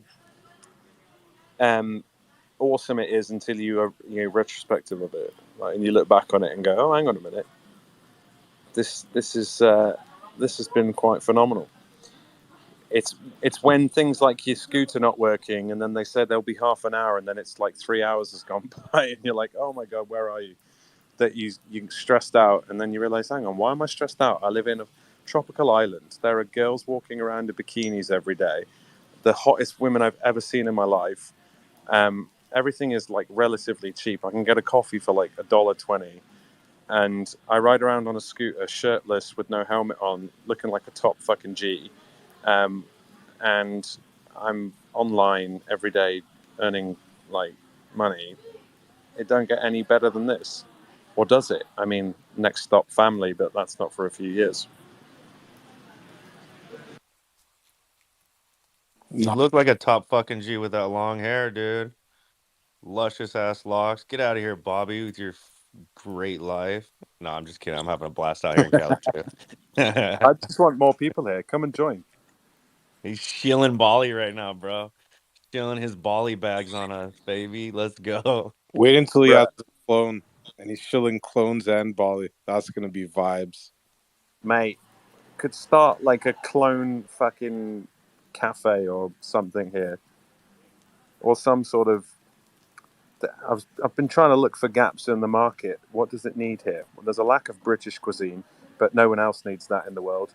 There is a lack of British cuisine in Britain as well. So unless you like fish and chips. But I've already had fish and chips, and I don't need it battered. So, cup of tea, yeah, I'd love a cup of tea. But I'm in Asia, so the tea's actually better than the tea back home. It's not much from England. Sausage rolls? Nah, no one wants one of them. Anyone been to UK and had something nice to eat? Cool. Tumbleweed. Indian Thought so. food, bro. Good Indian food in UK. Oh yeah. To be fair, I do miss a good old curry.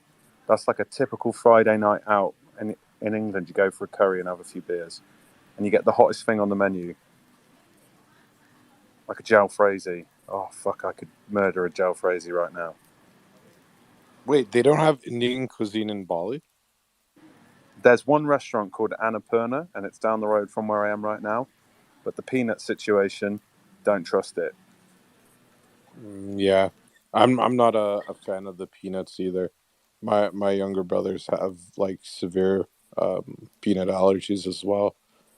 I'm not like as bad, but it's like I'm not even gonna risk it. I don't even eat candy or confectionaries at all because of it. Dude, So I wouldn't risk it for a chocolate biscuit. that is absolutely facts, bro. It's absolutely facts. And that's a biscuit in terms of English biscuit, not a biscuit that you get in the South, which I did have when I was in Tennessee. And that was not a biscuit. That was like a dirty ass scone that was like, it tasted like it was made of cement or something. We have the biscuit and scone debate all the time in CloneX. We've heard it. We've heard your guys' side of the story. We can agree to disagree. Well, dude, there's a scone debate in England, and there's actually two versions of scone debate in England. You've got whether it's called a scone or a scone, and then you've got the absolute divide between Devonshire and Cornwall of whether the cream comes first or the jam comes first. And you can really tell a person's personality based on how they have their scone, jam down, or cream down first, you know? It really do be like that. Civil wars have been made over less stuff. Every word you said minus jam. Yeah, I've never heard any of it. Okay, so jam is jelly Yeah, for you. no. A scone or What's scone is cream? like a biscuit, but What's cream? Like cream cheese? oh no, it's called clotted cream. Really hard to explain. Cottage But cheese? no clotted cream. It's like a curdled cream, and it's got like a crispy layer on top, and then it sort of spreads like butter, and it's absolutely delicious. And you can get ice cream made out of it too, but it's amazing. And you spread it on the scone first, like you would butter. You don't need butter when you've got clotted cream. And it's got this sort of beautiful, sweet, yet sort of slightly sour taste to it that works perfectly well. It's like having velvet in your mouth. Sometimes they eat it with a spoon. I'm that disgusting. And then you can spread it on and then put your jam on top. And it's always strawberry jam, strawberry jelly for you guys in America. Strawberry jam with little pieces of strawberry in. And then you have a pot of tea that's been stewed for 5 minutes so that it's really, really strong. And then you pour it into a cup that has a slight dash of milk. And you pour it up to the top until the color of the tea is that of a brown paper bag, no sugar. And then you sit down at 3 p.m. between lunch and dinner to a wonderful view of either the sea in Cornwall or Devonshire, and or just a lovely countryside, picturesque location in the Cotswolds, and enjoy your afternoon tea. And that, my friends, is England in a nutshell. But I'm allergic to nuts, so we won't call it a nutshell. All of that sounded good, but I don't drink tea, so I'll just have like a coffee maybe. That'd be great. You can have it with a coffee, but you will be banished with forth hence from the kingdom of England.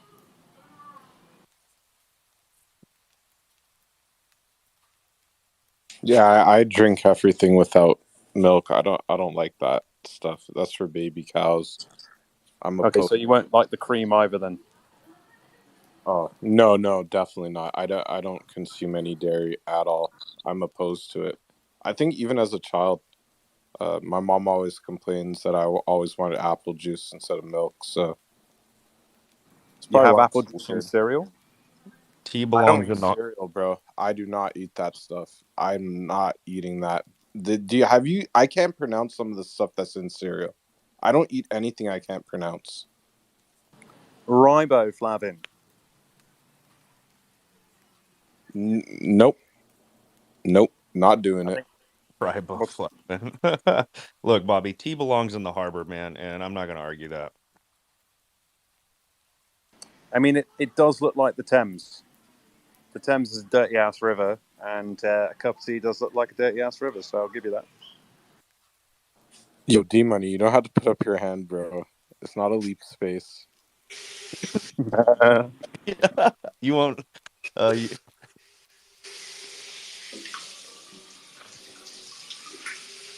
Hey guys, how are you? you in the shower?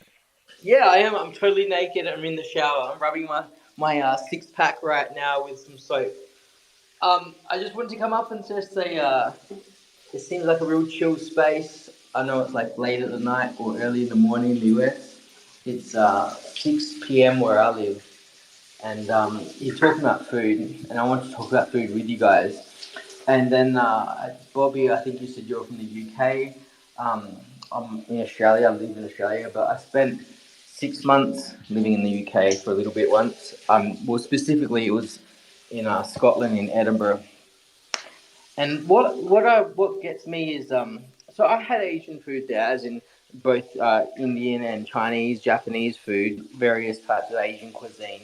But when I'm watching social media nowadays, and I see people from the UK ordering Chinese food, they often get it with chips, and they put a curry sauce on it. Now I don't know where on earth besides the United Kingdom has chips included in their Chinese food.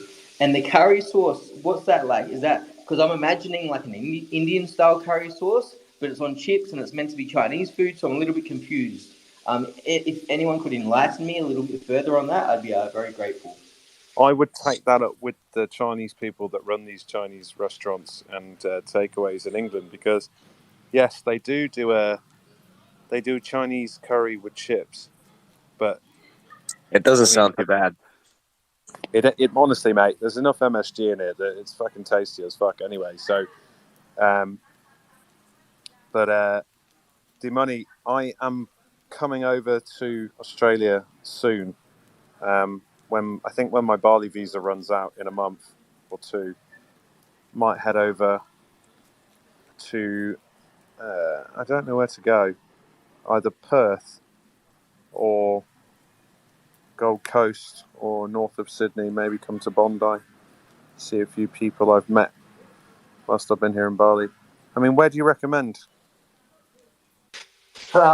It depends what I guess what you're looking for, but I mean, everywhere is good. I guess Perth's nice. It's massive, and a lot of it's very unexplored within Western Australia itself. Um, Sydney's nice if that's what you want to see. There's plenty of sightseeing there, but in fairness, New South Wales has some nice beaches as well. As far as cities go, I, I personally like, even though it's shit weather, I like Melbourne. As far as cities go, Melbourne, in my opinion, is the best city, and yeah, you can get Gold Coast. I don't know, Brisbane. It all depends on what you want to see. I haven't, do you know, I feel like I've seen more of the world, United States and Europe. I've literally travelled more of that than I have in the country that I live in. So I'm in Adelaide, that's the capital city of South Australia. People can classify our city as a bit boring. It's a smaller city, but things are cheaper. We have everything here as far as all the big cities have, just in a smaller quantity, obviously for a smaller population. So I don't see what's the point of having you know a large amount of places when we don't have the population for it. But anyway, we're known for wine here. I don't know if you drink, in the Barossa Valley is well known for its wine, so that's nice. But yeah, all Everywhere in depends. Australia is known for its goonie, bro. Uh, Australia is known for its what? Everywhere in Australia is known for its goonie. By the way, I'm from Brisbane. Is Booney? Goonie. You know, come on, the old goon bag. Wine in a bag. But that's not high quality wine. That's just shit wine, you know. It's like 5 liters for like $10 or something like that. It's not quality wine.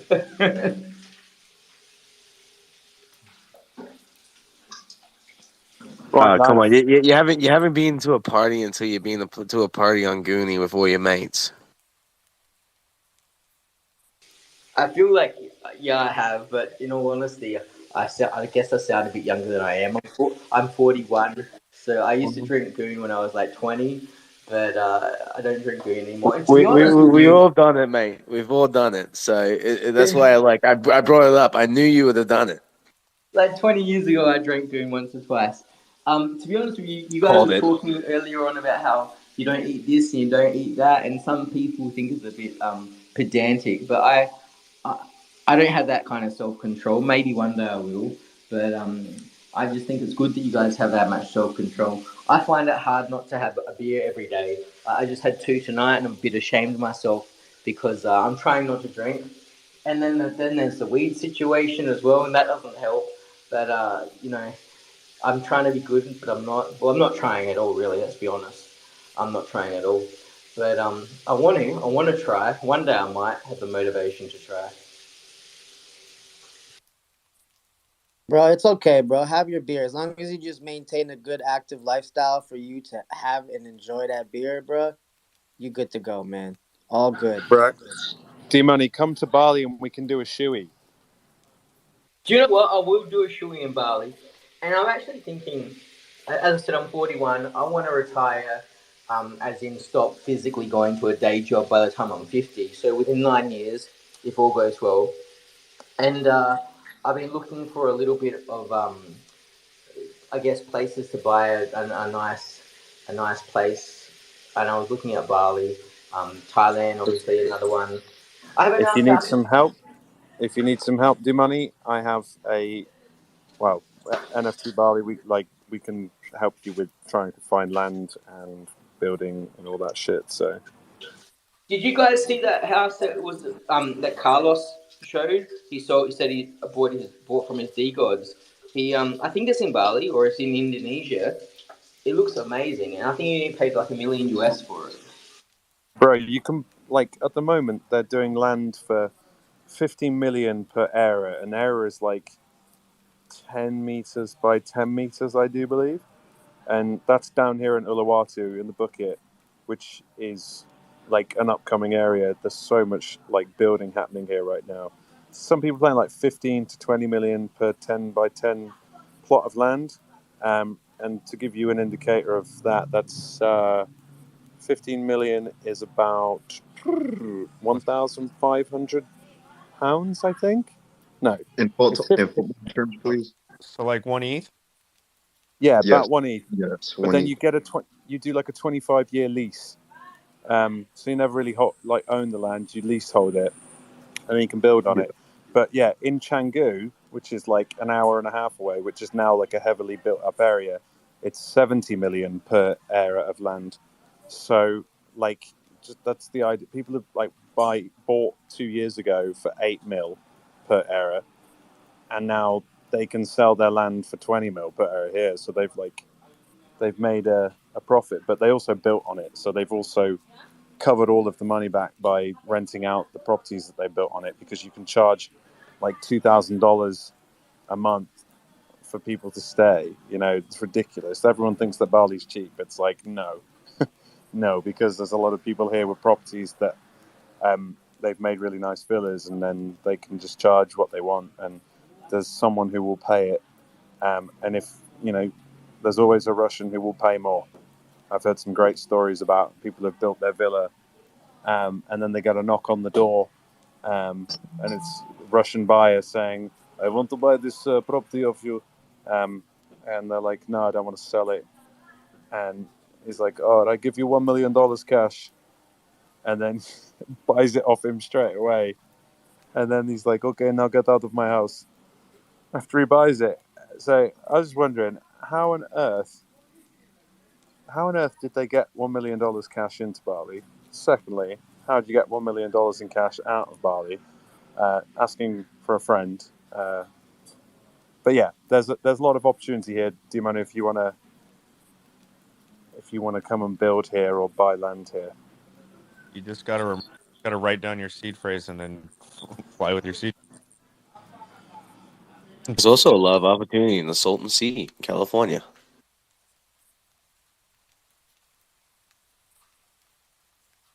I don't even know if I got that joke, dude. Maybe that one went over my Yeah, head. yeah, well, Salton Sea is over here. It was going to be the new Vegas in the 1960s. And basically, they have all this plot of land that's right next to a stinking river.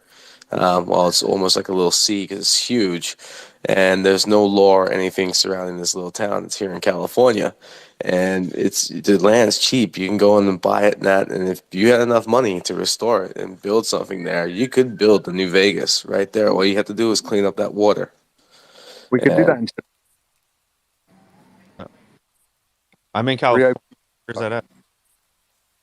Yeah, it's near Palm Springs. It's on your way. It's like 3 hours away out of LA. I got land near it. I bought Joshua Tree because I didn't want to buy in Salton Sea. It just stunk too much. But then we kind of did like better choice anyway. But if there was someone that had the funding or something like that that could go in there and renovate and actually build there, there's a lot of potential. Me and my girl have actually looked at buying it in Joshua Tree. We go out there at least once or twice a year. There's some dope hot springs out there, and then obviously Joshua Tree in itself is great. I got 5 acres, bro. We've been trying to figure out what to do with the land. It's got like 200 billion gallons of water just underneath it.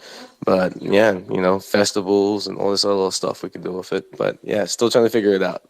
It's been sitting there for 5 years, haven't done anything with it but pay tax on it. It's hard out there, bro. They have a lot of regulations on what you can and can't do. They don't let you just park trailers on it and start renting it. They don't let you do a lot of stuff. They really. Oh, we're located on the end of Joshua Tree in that. We're kind of almost governed by Palm Springs. There is no governance, so we could do whatever we wanted. Yeah, good. That's good. Yo, don't mean to interrupt you guys, but I'm gonna dip out for a little bit. It's been fun listening to you guys. Girl, good space tonight. Check. All right, miss you, Cliff. Bye. I'm going to do the same. I need to head to the gym and get my day started because 5 hours since my scooter broke and now I can actually get around. So, yeah, I'll be back soon. Ciao. Take care. Talk to you soon, Bobby. I did want to say to Kuro, homie, if you want to check your DMs and maybe also Bombay and Com, I'll drop you guys something. I appreciate that, bro. I just checked it. Yo, my DMs are a mess. If you don't send like 5, I can imagine, bro, I'm not gonna see it, man. Like I have like 60 DMs I've been trying to respond to during this space.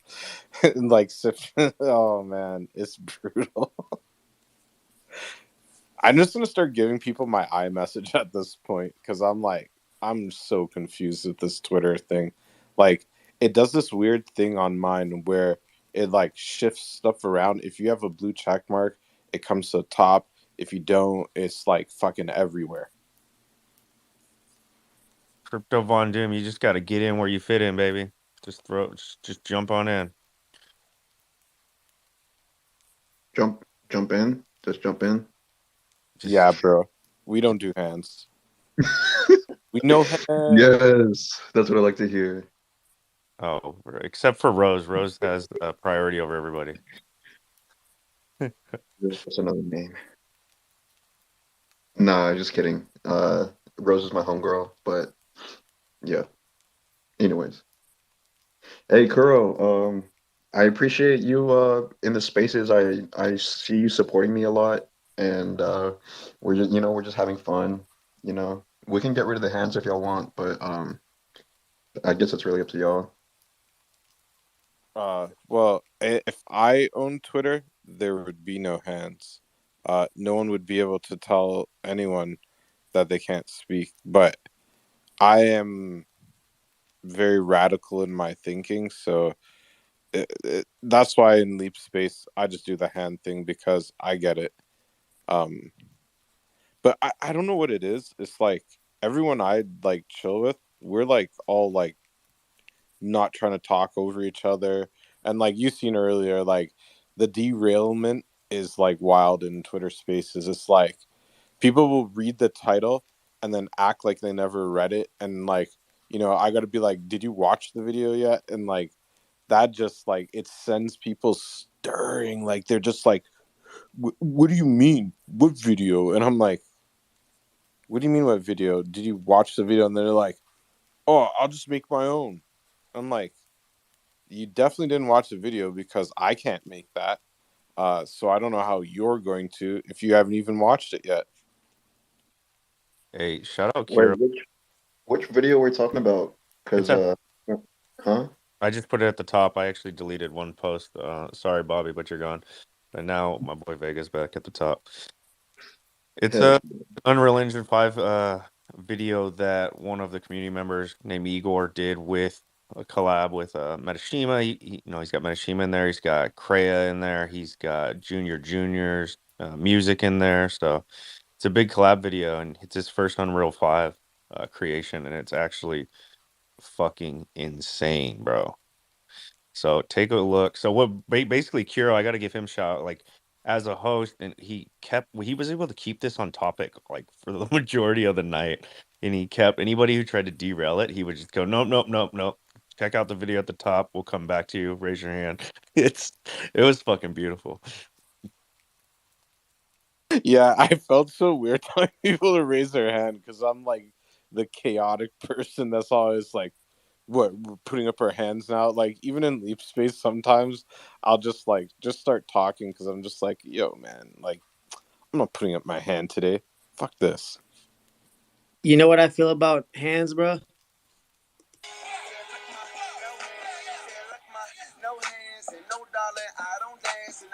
Look, ma, no hands. Hey, you know the deal, bro. Yo, one time I was like DMing Leap. I'm like, let's try no hands. Within 6 minutes, it just got so chaotic. And I'm like, oh, we can't even use this space for your portfolio, bro. This is done. Yeah, but his face is a little just too big and political to get no hands. But we just chilling in here so we can vibe. You know, when you can match the vibes, but like, first of all, in general in life, it's hard to find someone to match the vibe, bro. So when you got a space that just vibing and it's flowing, bro, and like the frequencies are high, you can't touch it, bro. You know, like when the party is rocking, sometimes you just gotta let it rock. So we chilling. So what I see the hand thing is um just talk if it's like on topic, right? You like use your hand if you want to completely like derail and switch topics.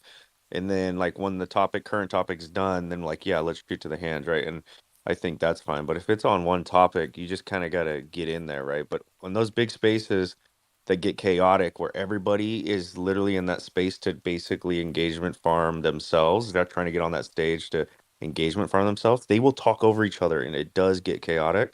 I have a hard time. I've been on the stage twice in that space and raised my hand both times and was removed from the stage twice. And Kira wasn't the co-host, dude. So I don't even request anymore. I'm like, how you gonna kick someone off stage before they fucking even get a chance to talk? I bet it was Burden, dude. Where's Burden at, bro? Guaranteed it was Burden. Definitely was yeah. Bird. Bird does that all the time to people. He'll be like, and then he'll be Was like, that mine? he'll just like say something like off tilt, like you just be like, what the fuck did this kid just say? Earlier today he did it. Okay, so let me give you guys an example. This guy's 18. He comes into a room and they're talking about NFTLA and like meeting up and stuff. And this guy's like, oh, you're gonna take me out drinking? And we're all like, what the fuck did this fucking kid? And then he tried to cap and say that he can drink in Canada, and like the only place you can drink when you're 18 is in Quebec, because they're French and whatever, they have their own set of issues over there. In BC and Alberta, every other province, you can't do that. You got to be 19. When he's 19, I'll have a drink with him, but I'm not doing that until he's 19. Yeah, but you don't want to be messing with the law with that, you know. Bro, it's 6 months in jail where you do jail on weekends if you give a minor alcohol here in Canada. And guess what? You deserved it.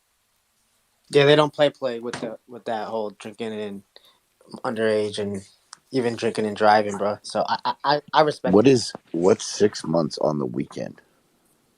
You go to jail weekend for 6 months? Yeah. Every weekend for 6 months you got to go to jail. Fuck. That's petty, bro. That's It's so so Isn't fucking that wild. worse than having to go to jail just for like whatever that equals in days in a row? Bro, imagine you have to explain to your friends and family that every weekend somebody got to drop you off at the fucking jail, bro. And jails in Canada are crazy. Yeah, they're like, this motherfucker's back again. We'll see you. Bro, We'll see it's you like Saturday, that. Baron. You fuck you up again.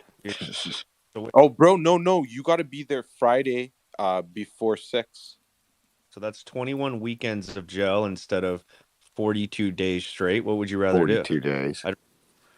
Straight. Yeah, And they're not. The only way that you're getting 42 days straight is if you're unemployed. And you don't want to be there for 42 So you days. gotta work a full 9 to 5 and then log out of work and go into jail. Gotta turn your phone in and just check into jail every Friday night, bro. This is bullshit. Yo, Mondays just got real good. I'm gonna be stoked when I get out of work tomorrow. I'll be like, Tiff, not going to jail. Fucking. I think a mom Hey, heard that hop in rule. the Impala. I'll drop you off. No, I'm just chilling. I'm just kidding.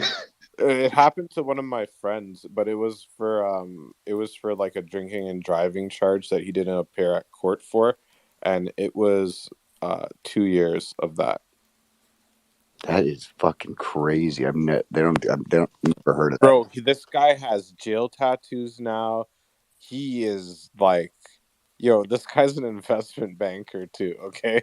So, yo, let me tell you, yo, this is the wildest shit. So one like Saturday after he like got out of it, we all, like a couple of us, we all bought a boat together to go boating on Lake Ontario, just to like kind of stunt and shit. And yo, this guy took off his shirt and he had like a fuck the police fucking jail tattoo, bro. And it looked like it was done with a fucking Sharpie, bro.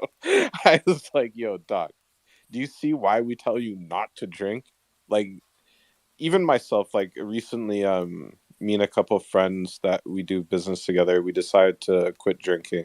Because I don't know if you guys noticed, but sometimes I'll be pretty wrecked when I come in, and I'll just be like on some bullshit. So yeah, it's a healthy life decision because I do have to drive more now. So yeah, and the Ubers here kind of suck. So they're always Teslas or some dumb shit. Like, bro, I don't want to sit out in the fucking negative 30 degrees because your fucking battery fucking like Just fuck Teslas in general. Well, no, I like Tesla. I even don't even mind. I don't subscribe to like any of Elon Musk's political views or anything like that. But I do like the fact that he's always pushing to innovate for humanity in general. So it is interesting. But anyways, no, the electric Jeeps are better. The electric anything else but Tesla. Really, bro, I test drove a Rivian. Yo, I just don't like it. Like, I don't want to fly into a brick wall if I forget to put my vehicle in reverse, because that's What's a happened. Rivian? Oh, it's electric truck. The battery on the Rivian runs out while it's parked. That company's fucked. Yeah, it's literally the Sega of cars then. Yeah, it's terrible. They're totally iced. Well, I'm not surprised, man. I'm not I'm not surprised. Speaking of ice, Vigil just text me again. I gotta make sure this guy goes to fucking bed, man. Jesus. We have meetings all day tomorrow. Dude, whenever Fidgetal gets on the Twitter Spaces, do y'all fucking like? Is that when y'all like start paying attention or? No, that's generally when people leave. Especially like after 10 p.m. PST. Uh, Mm. yeah, I just leave when he comes on the spaces, or I just mute my phone. I Okay, love okay, the cool, guy. Like cool. I talk to him like all day, and he's like super nice and shit all day. Uh, we FaceTime a lot. He's like a good friend of mine. But after 10 p.m., I don't want to fucking hear it, man. Yo, Kuro, okay, next time y'all have a space, leave whoever's hosting the space and Fidgetal is there. I have to talk to him. Like, I have to talk to Fidgetal. Like, but Are you sure you want to do this to yourself, man? I don't think you know what that yeah. entails. No, no, no, no. He knows what's up. He knows what's up. So, I don't know, man.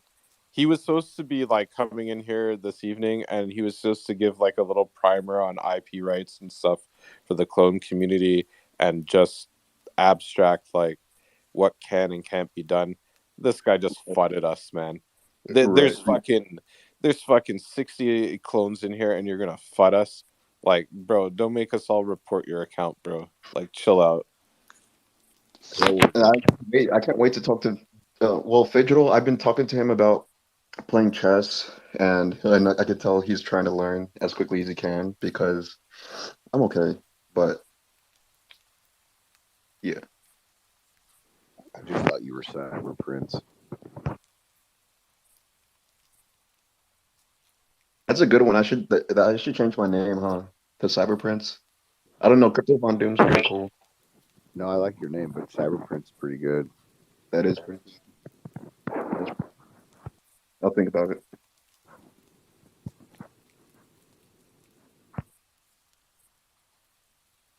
Yo, so this is a little off topic, but I gave a hat to the Lens last night at the LA Clone event. By the way, I gotta give like some Twitter Spaces shout outs to Mira Holdings. It's 4 clones out of LA, and they are not in Spaces a lot. They're busy building in real life, but they just dropped a fire hot sauce, bro, and he's using his clone on it, and it's a real physical product.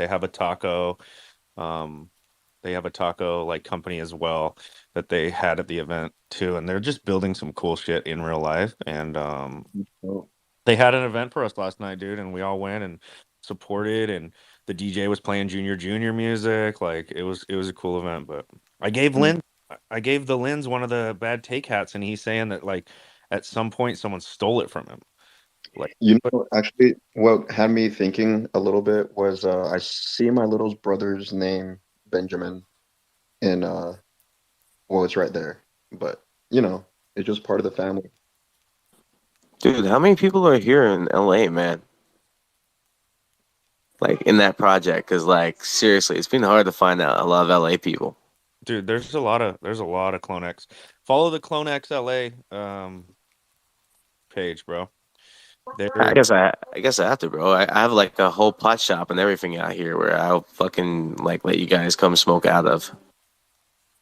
we just had an event, bro. Like there was maybe 30 of us there last night. And I can't even remember what part of LA it was in. I'm not from LA. I'm in North County, San Diego, but we're gonna be doing events for NFTLA and everything, dude. We should all connect. You're welcome to come through to any of the events, man. It's not they're rarely token gated. We love having new people come through and kind of experiencing like what we're building at CloneX LA. I'm down. I'm down to bring some care packages and throw them out. Yeah, in the name of CloneX for you guys.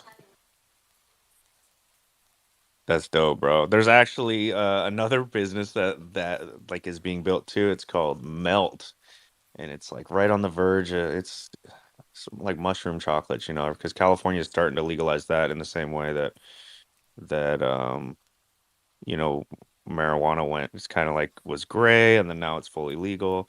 California seems to be kind of going that route with those as well. So I'm seeing those starting to pop up too. Yeah, I got a couple. I had to, man. I love this shit. Like, I'm waiting till Monday, till my day off, and then yeah, I'm fucking taking that shit. All right, so it turns out the hat was stolen by his wife. My bad. Still stolen. I was ready to track down. Like, if y'all see somebody with one of those hats, let me know. Like, I can't believe someone stole it. His wife took it from him. Dude, I was ready.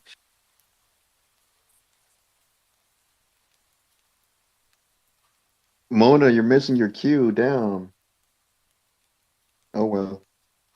I check the mail every day. No, I'm not missing it. I'm trading right now. That's why I'm so You're quiet. trading? Yeah. Baron, I'll let you know That's what when I'm looking for. I'm trying to collect enough addresses so I only have to make one trip and do like one series of printing. Oh, it's all good. I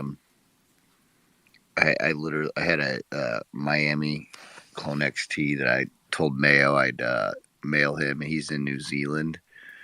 It took me like, it was sitting on the floor of my office for like 2 months. It's like, I finally got it out the door though. I think this guy probably has it now. He's gonna be so stoked. Dude, let me check and make sure she's not in here. So my girl just bought a mutant like last week, right? So she's super stoked on it. So I found somebody selling a OG Mutant Ape Yacht Club like hoodie, the black one, the really simple one, the first hoodie drop in her size, and so I bought it, and he's shipping. I had him ship it in her name, so it's gonna come in the mail, and I'm gonna convince her that like the Bored Ape Yacht Club, when you buy a mutant or you just get a hoodie in the mail, it just comes. And if she asks like how they know the address, I'm gonna just say like look her seriously in the eyes and go, they know everything, and then just stare at her in the eyes. But she's gonna have a dope hoodie. Yeah. Yeah, get all paranoid and shit, bro. They know where you live. It's the Bored Ape Yacht Club. And then she's gonna open up her like, this is the OG hoodie, bro. Like, I was so stoked to find her size. Someone selling it at a really good price, dude. That's so fire. If you ever are looking for like Bored Ape stuff, um, Chris 8465, just let me know if you're interested. He has like hats. He has a lot of large size T-shirts. He has some Macy gear as well. So because he bought way too much of large sizes, and this guy keeps lifting weights, and his chest is way too big to fit in the shirt now. Yo, I wish I had pecs like that, bro. Holy fuck. Just don't have the fucking the body type to fucking support that, man. I gotta go, aw, doesn't he have extra fat? No, bro. This guy is literally like, have you ever seen like a cartoon, and the cartoon character is like he flexes his bicep, and then like another bicep comes out and flexes itself? Yeah, that's this guy, man. He's a By, chap. by the way, I was asking for a t-shirt size, like extra fat. That's my size. Don't fucking kill me. Extra fat ass. So if there's any extra fat ass sizes, I'll buy it. No, There's a guy he in needs the XL. That's the only way he could fit his biceps through the holes on the shirt. there's a guy in CloneX who ordered 3 double or like triple XL hoodies that is selling. If you guys need any, I don't know what happened on that order, but they're literally 3XLs. That will fit me. That's extra fat ass. I'll take it. All right, I'll hook you up. Well, it's probably my fault. I'm like 6'2", 300 pounds. Baron, A lot of it's muscle too. Hey, dude, it's all good. I just couldn't believe this. And this guy's like, he's like, I'm looking for size smalls if anybody wants to trade. I'm like, dude, that's like the biggest like miss of an order I've ever heard. So I don't know what happened. That sounds terrible. 3 triple X's. Needs a small.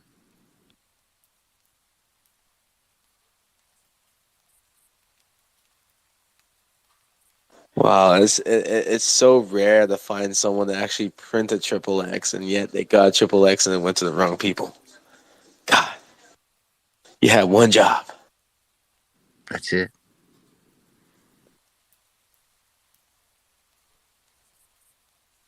Baron, what sizes you got left? I got the whole vertical just because that's how I am. So just small, medium, large, XL in the closet, and then I've got like 2 mediums that I just wear around. I sold most of them right away because ETH was so low. It worked out well. People want their ETH back, I guarantee, because they were like 0.2. It was like 0.3 is what I was getting for the set. Some more for like smalls and stuff. That won't happen again. Well, dude, I just see like me tracking down. Luckily, it's someone I trusted on Twitter, right? Like I don't know if you guys know Baron Von Hustle. He was selling some merch, so I trust him. I've met him, and I know Nana. They run the other space on Thursdays, and so he had the small hoodie. But I was kind of coming to the realization is that like she just got her mutant, and I want her to have like the OG mutant hoodie. Like I don't want her to have like one of the newer ones in drop because I really like the original. And I think it's going to come down to that kind of even with the OG artifact hoodies. Like these were the first ones that dropped with Nike, and they're going to kind of, as people get new clones, like Amanda's here listening down below, and she finally got her clone. You hooked her up with the deal, Baron, and now like she wants the OG hoodie. But that's going to happen 3-4 years from now too. People are going to want those original hoodies. And I'm like, there's going to be a market for these things as long as they're in good condition. Crazy enough, there's a secondary market for hoodies, dude, especially in this space. But along everything, shoes, everything that artifacts kind of making physicals, there's going to be a market for when And people. these people just want to pay in crypto. Like I'm like, you can get this hoodie for. They're like, oh, 0.3. That seems high. I'm like, well, that's his fucking price on StockX right now, all in. So just go do that instead, and we won't have to talk anymore. And Fuck out of DMs. And then they're like, well, I don't want to buy on StockX. I'm like, well, okay. So now and I realized I'm like, holy shit, these people are just trying to buy clothes in crypto. So it's interesting. That's why they were non-clone holders, most of them. They were just looking for fucking clothes. People love merch, bro. Like they just like the merch. It's a harder flip, it's the longer play, right? But as you see, you figured it out. You figured out how to do it. The other thing that was interesting was like it was truly a trustless transaction, or meaning I don't even know what that term means. I hear it a lot, but like the person had to send me the ETH, and then I had to mail them the package. That's a trust transaction, not trustless. Yeah, that's a trust transaction. That means they fully trusted you not to scam them. But that's when I wore a CloneX PFP. So now that I'm this fucking mutant, yeah, good luck. No one's buying shit from me, dude. I've lost 150 followers since I switched to this guy. Bro, I wouldn't buy shit from that mutant, dude. I can't get that thing. I mean, it's dope, dude, but it looks like it's gonna steal my money. I'm gonna be honest. Yeah, it's just money's in his mouth. Yeah, the rainbow grills are so cool though. I love them, dude. I have a rainbow grill. Girl though. Guy's a snitch. No, I'm not gonna lie. I like the girl PFPs better than I like the dude ones. I don't know what it is. It's just like, some of the traits are just better too on the girl ones. I know. Like I like the pigtail girls. Are so yeah. Cute. Yeah, that's the best trait, bro. Oh, I saw one that had this crazy dress on. I was like, whoa. The black one, black high tech. Yeah. Oh my god. It's gorgeous. The woman that designed that trait is like, I think she's like a famous dress designer, or she's really into it. Like she may have come from the community. I don't know. There's a big story behind that one. Yeah, it's like just like the Zayd traits. Like, I'm really hoping they include him in Animus and like some of the other artists because, like, yo, bro, the bucket hat, one of my most favorite traits, to be honest. Same. Can you imagine having that thing IRL? Fucking so dope. Dude, I thought they were gonna let us mint those. Like, oh man, could you fucking imagine? He had that collab with Yobs, I think. The sword. Holy fuck, that is so fucking cool. I put in bids, and like this one guy, I don't know. I don't know what his problem is. Just accept it, bro. If you're down there, just fucking accept it, bro. It's not gonna hurt you. Just accept it. I don't know why people don't just hit accept. It's not like, yo, it's not like they want to keep it anyways, because I seen that this dude had it listed and then he like unlisted it. And then the same thing with the rocket launcher. And I'm like, bro, like, you're listing it and unlisting it, but like you're listing it like 30 ETH. If I had 30 ETH to buy it, I would have bought it instantly. But like, you got to work with me here, man. Once you list something, it's done. Yep. It's done. You've already. It's like once you take that first drink, there's another one coming. Oh, bro, one time I listed an Angel clone, and this young lady that really wanted it, she messaged me, so I like lowered the price so she could get it. She doesn't even come on Twitter. She's only on Instagram, man. It's pretty wild. Like, yo, I don't even think like I don't even know how to tap into the clone community on Instagram because like I really don't want to be in an Instagram group chat, man. Like I haven't fallen that far in life that I'm gonna go into an Instagram group chat. Yo, there's a lot of CloneX on Instagram, bro, and there's a lot of CloneX that don't use Twitter or Instagram. They just don't give a shit. Like I've met them at parties. Like I go to the IRL events and I meet so many people and I go to trade Twitter and they go, "Oh no, I'm not on Twitter." And but I minted clones. Like they've been here for since the beginning, dude. I met someone who had a Murakami DNA. Um, and had it in a MetaMask, bro. Like just at IRL events, like it's pretty crazy, bro. Twitter's like our little bubble and our little world, but there are so many NFT traders that just don't give a shit about Twitter, dude. They just don't. And I mean, I think it's a powerful tool. I love Twitter. I love Twitter Spaces. I've never felt more connected to like a community than through Twitter Spaces and Twitter, but yeah, apparently there's more out there. Apparently Facebook has a bunch of NFT groups too, bro. Like somebody was like really shilling Facebook NFT groups, and I didn't know what to think about it, dude. Have you guys heard about Facebook NFT groups? I'm in a couple and I'm not good. Bro, all I know is Facebook has the most grifters and scammers of anywhere ever. Yeah. I tried to sell like the snowblower that I bought the other day. I don't even know what I have like one little path on in the front of my house. There's nowhere to snowblow, and the snow in Edmonton. I just realized because I saw my neighbor using a leaf blower that I need to get a leaf blower. So I tried to sell this snowblower on there. This guy like sent me a request for. So we have this thing out here in Canada called email money transfers. So you can email people money, uh, and like this guy sent me a request, and I clicked on it, and it drained me for like 780, like what I had the thing listed for, and then I had to call my bank, and then they called the Interact people and I had to do like this whole process of like a fraud report and stuff with them. It's just I hate Facebook, to be honest. Too many grifters. Dude.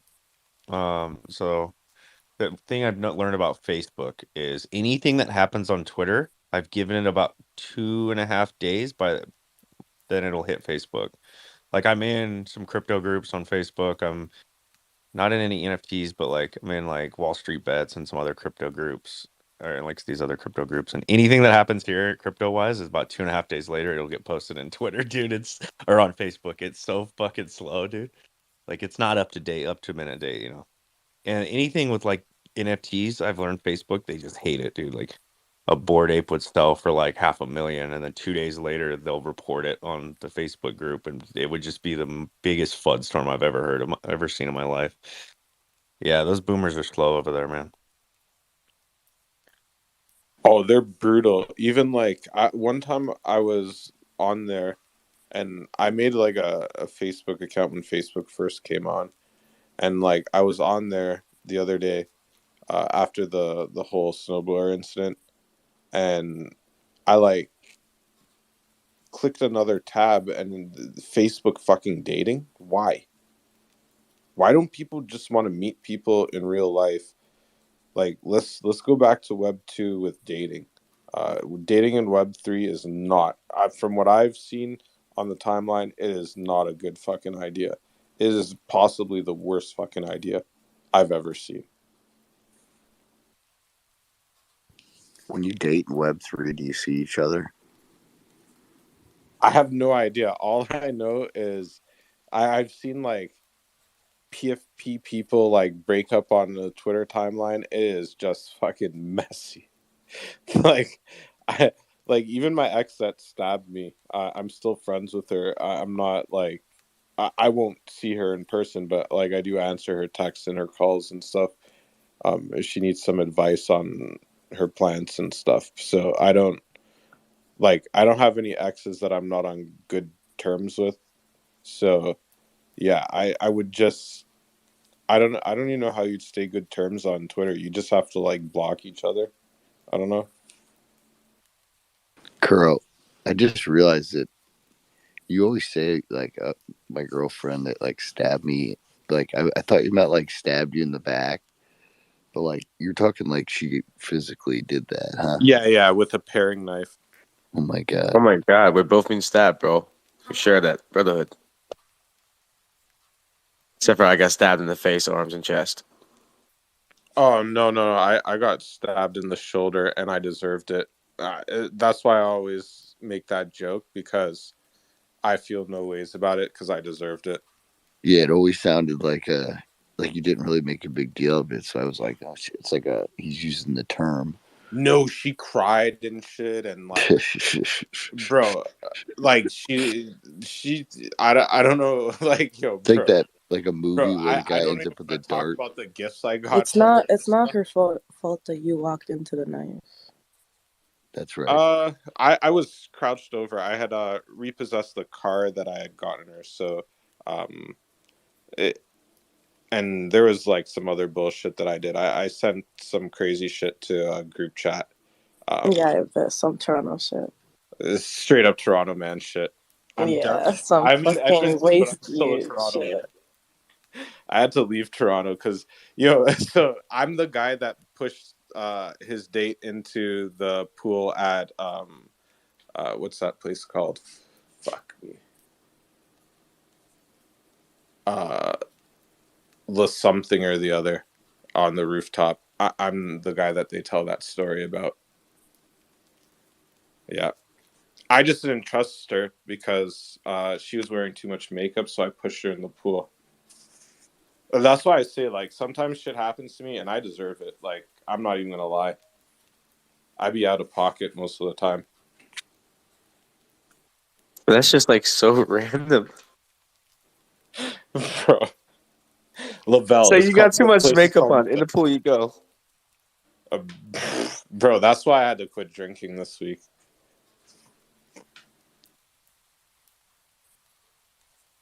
Wow, man. That's what happens to some of us. They say it's called Jekyll Hyde. Different person. Was that the Henny or Casamigos doing you like that? Oh, it's always Henny. I have a lot of Henny still. Toronto men Probably love their away. fucking penny Anything is bundle. possible. Yo, what's that Oh cost? hell no! KOST? Why do we have other Toronto I'm people down coming for a up here? shot. Who's down for a shot? Yo, I Koro. don't always drink, but when I do, things get wild. Then let's have a shot. Come on now. Nah, I'm a stoner, bro. I sit there. I'll smoke anyone underneath the table. I'm not. I can drink, but I just not a fan. I don't know why. Come on now. I can smoke too, but I'm not a fan of smoking. Let's have a shot. Come on now. No. I can't go back there. It's been 3 days of not drinking, so I think I'm just gonna stick with it. Dude, do it. Man, that's more power to you, brother. Doesn't it take like 21 days or some shit? You know, not No, 3 days. I'm built indifferently. If I say I'm not gonna do something, I just don't do it. I don't have like a physical dependency on anything other than eating food to survive. But yeah. Let's go. More Yeah, I power have to a you, question. Kuro. Was the More power. pool called Cost? KOST? Was that the one? No, it was the Lavelle pool. Oh, Yeah, I'm that Brother was fucking talking idiot. about Costco. Come on no, now, no, Kevin. Come on Cost. now. Like, on top of Bisha has a very good pool, too, if you're in downtown. Yeah, that one or the Shangri-La pool are really nice. Yeah, if you like a hammam. Now you're thinking of a nice hotel to push a bitch in. Pool. No, What the no. hell? Shangri-La's absolutely No. garbage. Come If on you He now. want said, to "Oh push yeah, that hotel someone, has a at nice least pool to go to push a bitch Bisha. in." But it's closed till like June, so you can't. So you have to wait. You know the best part about being a government employee is that Fairmont, I get the penthouse, like the double condo, so I get the pool inside and the room upstairs for like $300 a night for being a government employee. Good Gavin, I'm coming after your taxes, you know? CRA, come Yeah, on for the now. people who don't know, he works for the Canadian IRS or CRA, guys. Like, stay away from this guy. He will audit you. I'm He coming can't after audit you, what he can't Kura. I'm find. coming after you, you know? Yo, bro, listen, man. I've been so fucking careful when I came into this space. Like when I started like actually like in this space, I started minting from separate wallets every single time. Um, I was Yeah, probably bro. like Are you dumb? Like, bro, you don't say stuff like that on record the space, bro. The space is being I recorded. don't care. I Okay. recorded the space. And they can say whatever they want to me. They can't prove anything. Yo, you have a challenge, man, Raj. Yo, how dare you call me by my government name, yo? What the fuck? Not by the govy. I know everything about everybody, so people call me raccoon. Raccoon. Shut the fuck up, dickhead ass. If you know, you know. We all know. Come on now. Oh yeah, you know. Shut up. Yeah, you saw So that video, Cheetah. yeah, I saw it. That was totally me. Was that the same one? No, Imagine. no, the raccoon that I got attacked by looked like it had disease. Just like you got from Wait, him. were you hanging out at Kevin Rose's house? No. It was Jane and Finch. Jane and Finch. Yo, where Oh did the man. No, I'm government actually died? by Jungle, but this didn't even happen in It's Toronto. only for the people who live in Toronto here. I think Kuro at least talks might know. No one else, I think. They're like, who's I'm Jane actually and by Finch? Yorkville. Like these two Actually, put buds. some respect on my name. Jane and Finch my ass. No, Fucking you Jungle don't want my to go ass. to I'm by jail. Yorkville. Okay, put some respect. Yeah, you don't want to go to jungle either unless you're from there. These people are just telling you places you don't want I to go when you mean, go No, to people fuck I with Toronto. me think there. I hoop there. I play if you guys basketball like there a lot. shopping, you should go to Yorkville or Jungle. Like these two places. I play basketball in Jungle. Like, what the fuck is the issue? It's not a big deal. So that's how you know to avoid jungle. Come on, guys, now. Avoid What do jungle. you mean? Mona plays basketball there. Bro, John Polani has nice court. What do you mean? John Bro, Polani. if you guys ever need to know about Canada, Doug Ford is the GOAT, okay? Doug Ford is the GOAT. The fucking Timbit. Motherfucker is the that No, Timbit was everyone smoking. knows who Doug Ford is, bro. Yeah, he was smoking. That guy He does was. not represent us. Come on now, he was smoking chocolate Timbits with the extra frost. Now, come on now. I feel like you might be mixing the brothers here. Oh, sorry, Rob. Sorry, Rob. Bro, this guy's Yeah, Rob was also smoking crack and stuff, man. We don't want. that's the guy, bro. He does That not was the represent. one. Sorry, that was the one. I was retarded. But sorry, guys. I might be drunk. Okay, I'm sorry. You, bro, It's okay, don't bro. you have to audit people tomorrow or something? Not really. You know what I do? I work for the government. I just put a cologne on top of my space bar, shows I'm active on Microsoft Teams, and that's where your tax dollar goes, nigga. Bro, you Nice. ain't shit. I'm fucking weak, man. That is peak Canadian government employee talks right there. You're Like welcome. that's actually how they're. That's how he's not. He's not even actually joking. I remember my first CRA audit. I don't even think that motherfucker could have done math. I had to get a freaking tax attorney. I had never Yo, talked to a it tax. might be the same guy, bro. Yeah, it probably is. That's why I can't find my crypto. Hey, you're welcome. Come on now. I'm letting everyone off the hook, right? Come on now. You guys, if we know why Lee Stocks is like, if he gets fired this week, we know what happened with him. So, Yo, damn. Someone recorded this face and snitched bro, me out. the That's space No, is no, crazy. no, being no, no, no, no. recorded, bro. I'm like this space is recorded, right? But after this, I am going to download it, and then after I'm going to send a DMCA request to Twitter, so they have to permanently delete it. Yeah, Gavin, don't call me by my government name, okay? You're going, guys. How you gonna let a man call you by your govy name and then tell exactly what the fuck you do at Oh work to God, everyone? You're man. dumb as Oh fuck. Like, God, dude. what's You wrong feel with me? you, bro? Yo, man, I'm literally least talking. He always says least talking, and randomly I Snapchat Who him a couple of even? times, and now Yeah, all of a he's sudden Lee my Stocks. I'm Mad not Nick Ross, my Calvin. government name. Come on now, like what the fuck? Actually, I just snitched myself out. What the fuck? Guys, he lives in Surrey. He drives a black Range Rover. He works for the IRS. Where the fuck? What kind of CRA. city is Oh, that? CRA, bro. CRA. Where is that? Where's what? So if he lives in Surrey, he's also Punjabi, or No, how does is that? it called Racism. I'm What dead. the fuck? I'm gonna take you to court right now. No, I'm just joking. I'm completely Punjabi too. Don't worry, bro. My brother married a Punjabi girl. He's never been happier in his life.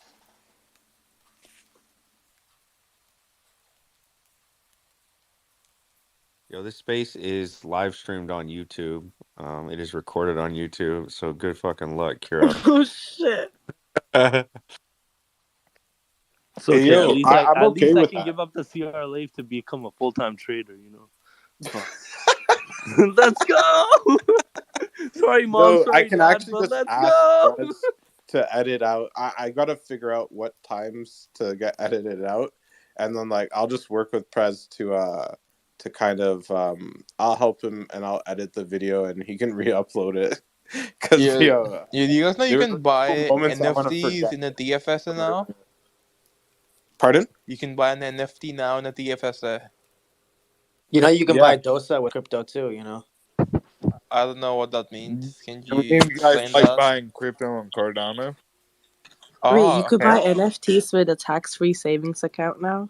Yeah, you can buy and then RRSP too. What the fuck? Yeah, what you do is you register your Coinbase account with your TFSA account, and then you can just use the Coinbase wallet to buy For the it. people who can't tell I'm joking, you can't do this shit. No, you can. You literally can. No, you can. All you have to do is register your bank account. You have a $60,000 or is it $80,000 limit No, on. so for TFSA, it's a yearly limit, and the money you withdraw, it gets added back on the 1st of next year. But you can't add the NFT in there because we're So There's no I way got TFSA a to is do like question. that. How do you get the yeah. PPP loan off that? PBB, that's US, bro. This is the better neighbor. Yeah, in Canada, like you can't have a risk loan or whatever. So in TFSA, you can't really do much. Like you can't sell puts. You can't really do much in TFSA. You just have to like buy a stock and that's it. And you know what's weird? When I started trading, like there was like no guideline on what they classify as trading. There's like no number of trades that you can do Can't or get you a can't massive do. PPP loan and then start investing that. And not even that. No, Some people got their tax. Like some people had to pay taxes because they traded a bit too much in their TFSA. So I'm like, bro, like there's like no clear definition. It's All like right, I'm just gonna give you guys this alpha now. So what you need to do is either register in Wyoming or in Delaware, and set up your crypto accounts through Delaware or Wyoming, You like and then you pay most zero things, tax. bro, you gotta speak up if you're talking Boyster. Oh, yo, so you wanna Oyster, mute? Good bro. choice. Change Yo, your he went on name mute. to He went on mute. It's all Manster. good. Maybe Good that choice. helps you a bit. Well, my bad. Bro, feds are here. My phone must. Gotta be the feds. Can you hear me now? No, I You think you sound might need to leave and come back. you sound real good now. Talk to me. Yo, who's this, bro? Comp. Where did you come from? Where did you come from? Where did you go? Go! Where did you come from? Where did you go? Let's go! Bro. I'm in Bro, Got that Joe. baby. bro, that was fire, bro. Come on now. I know white songs too, yo. How you gonna do a Punjabi like that? Come on now. All inclusive. All inclusive. Bro, sing it.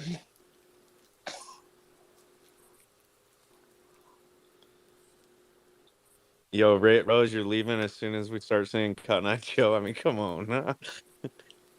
I mean, bro, you That's kind of not put it me in for my me. place on that one.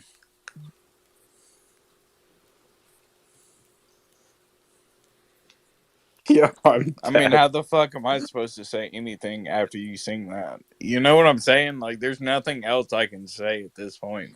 Yes, you No, can. no, no. There's Sweet no way I can come. home There's no way I can come back Alabama. from that, dude. And you know it, man. Come on now. Sweet home Alabama is like a fan Yeah, favorite. dude. Everyone But knows it. Come on now. I don't have Sweet Home Alabama here right now. All right, Get the I'm white. in Mississippi. Okay, like we don't have Sweet Home Alabama. Yeah. Sweet Caroline. Get the white That's meat even moving. fucking further east.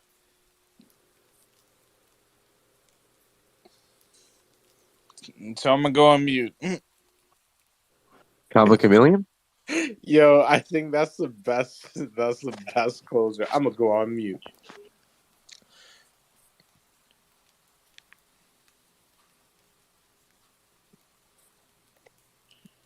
Oh It's okay, man, Dory. it's I'll speak for you, snowing Boyster. again. Come on, Miriam. I don't Yo, know the rest of Yo, it. so how did you guys like the thunder snow the other day? How did that go? Bro, I think that's one of the worst in 20 years, as far as I can remember. I thought the Earth was gonna blow up. My mom like messaged me. She's like, "Yo, what's going on? It's like animes outside." I'm like, "What do you mean?" And she like sends me this video, and I'm like, "What in?" Yo, I'm glad I moved to Edmonton. Wait, can you send it to me? I want to see it. And it was so Yeah. quick. Like I looked outside. It was nothing, and half an hour later, it was like 4 inches, 5 inches. Was I like napping? I know it was snowing a lot, but I don't know. I didn't know it was like I mean, thundering and shit. you sleep like a what's that called? Who goes into hibernation? A bear? Yeah, I do sleep a bit. Yeah. It's okay. Poor Kuro was in the West Edmonton Mall when all that shit happened, right? He was probably Bro, swinging on you. I went there twice. I went to go shoot some guns there twice, and then I also go-karted both times. But other than that, I'm not going to West Edmonton Mall, man. Are you kidding me? Like, they don't even have any stores that I'd like to shop at there. What am I Bro, going to buy, you a don't want to Toyota? go to Best Buy every single day? That's like the equivalent of going Bro, to I got Lenox Amazon Square Prime. Mall in the United States. Bro, it No, reminds me this of is the Mallrats. Like you go craziest into that mall you've second floor. ever Yeah, seen. but do you have There's like a Zoomies casino in there? it. Zoomies is the weird store every mall has there. Yeah, dude. Yeah, Zoomies, you'll get your ass shot.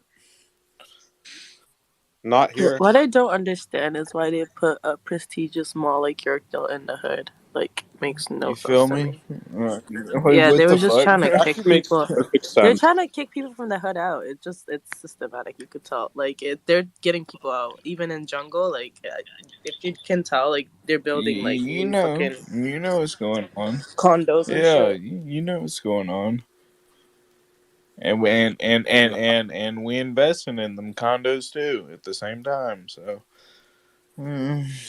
They'll allow it.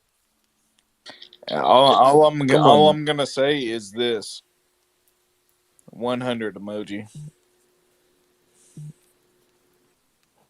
Come on now, like one of the malls were the best memories as like a kid. Like when I was like in still elementary school or whatever. Like I would say I'm at doing a project at my friend's house or whatever, and I'd literally just ditch and go to the mall with my friends. You know, like I'd just tell my parents, "Well, yeah, I'm just gonna do a project at my parents' house," and we would go to the mall. Nowadays, the mall's not the same thing. There's barely like 5 people there. Like what the hell?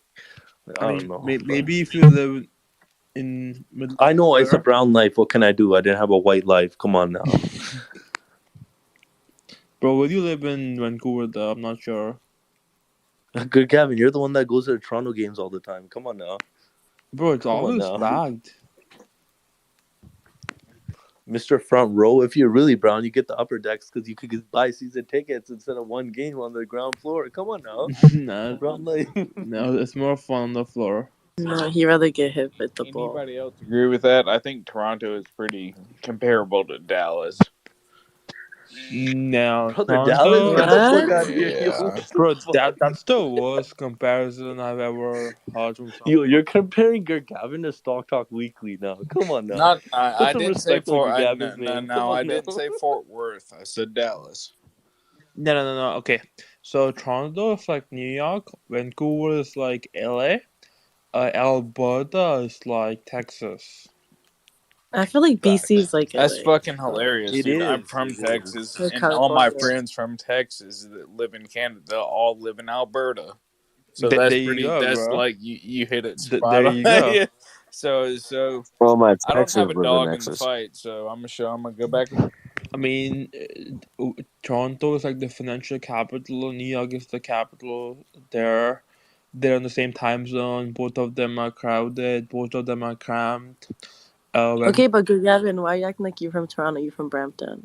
I live I live closer to Toronto than you do, Mrs. Costco. No, you don't, bro. What do you mean? Gavin, can I You sing you a fucking little live in song? like Mississauga or Brampton. Fuck out of Nah, here. you wish. Hey, Mississippi over here. Gavin, you probably No, know you this song, can't right? laugh for your fucking Gavin, behind, Brampton, man. bitch, muta Mississippi over Bro, here. So reina. I'll miss you with Oye, bro, that. that song's petaji. fire, bro. But absolutely, it's fire. You know, Babu is a fucking goat, man. He's fire. Mona probably knows it too, though, right? Do you know Babu, Now, Mona? who cares about Mona? I don't know. I don't really know like artist names. I just know Got how the the song red goes. challenger. I think she only knows Vikrant Pressa Oh Houdini. Madidi. hell no. YG is the one. Where did Rush come from? Dude, YG is like the only real rapper in the world. Gavin left listening to top 5. Top. Hey, yo, what the fuck? Top 5. Bro, tell me why I was at Lawrence Square one day. These two guys came up to me and they're like, "Yo, you wanna meet top 5?" I'm like, "The fuck? Why the fuck would I wanna fucking meet top 5? Top to suck my dick." Wait, Wait, what does that mean? I live in Mississippi. I don't know what that means. So what is that? wait. Top 5 is like this rapper from Toronto. He's such a Oh, weird. So he's saying, do you want to be top 5? Like, do you want to be in the squad? Is it like? No, like, do you wanna meet him? Meet top Okay, 5. I'm I like, got, hell I no, got, the I fuck. got I don't you, give a fuck. All right. I was like, But no, does he want to Oh meet yeah, me? Because Top the first five's song in played. jail. I mean, Top dude, five. is he like? like Oh, y'all word shit differently. Like, dude, I moved from Texas to Mississippi to New Orleans to fucking Miami to fucking West Florida to East Florida. Like, it's a whole different world everywhere you go. dude, and like I'll say the same words, and people will be like, "What the fuck are you talking about, dude?" And I'll be like, "Yo, like, like that's not what I meant." I'd have to explain myself because it's like, this is what we meant over here. You know what I'm saying? So, dictation is different everywhere across the United States. So that's all I was trying to wonder. So anyway, Yo, is anyone else's engagement down on Twitter the yeah, last few days? yeah. Yeah. Yep. Yo, did Oh, Double Gavin, when are you throwing your engagement party, brother? For what? Your engagement, brother. I'm not.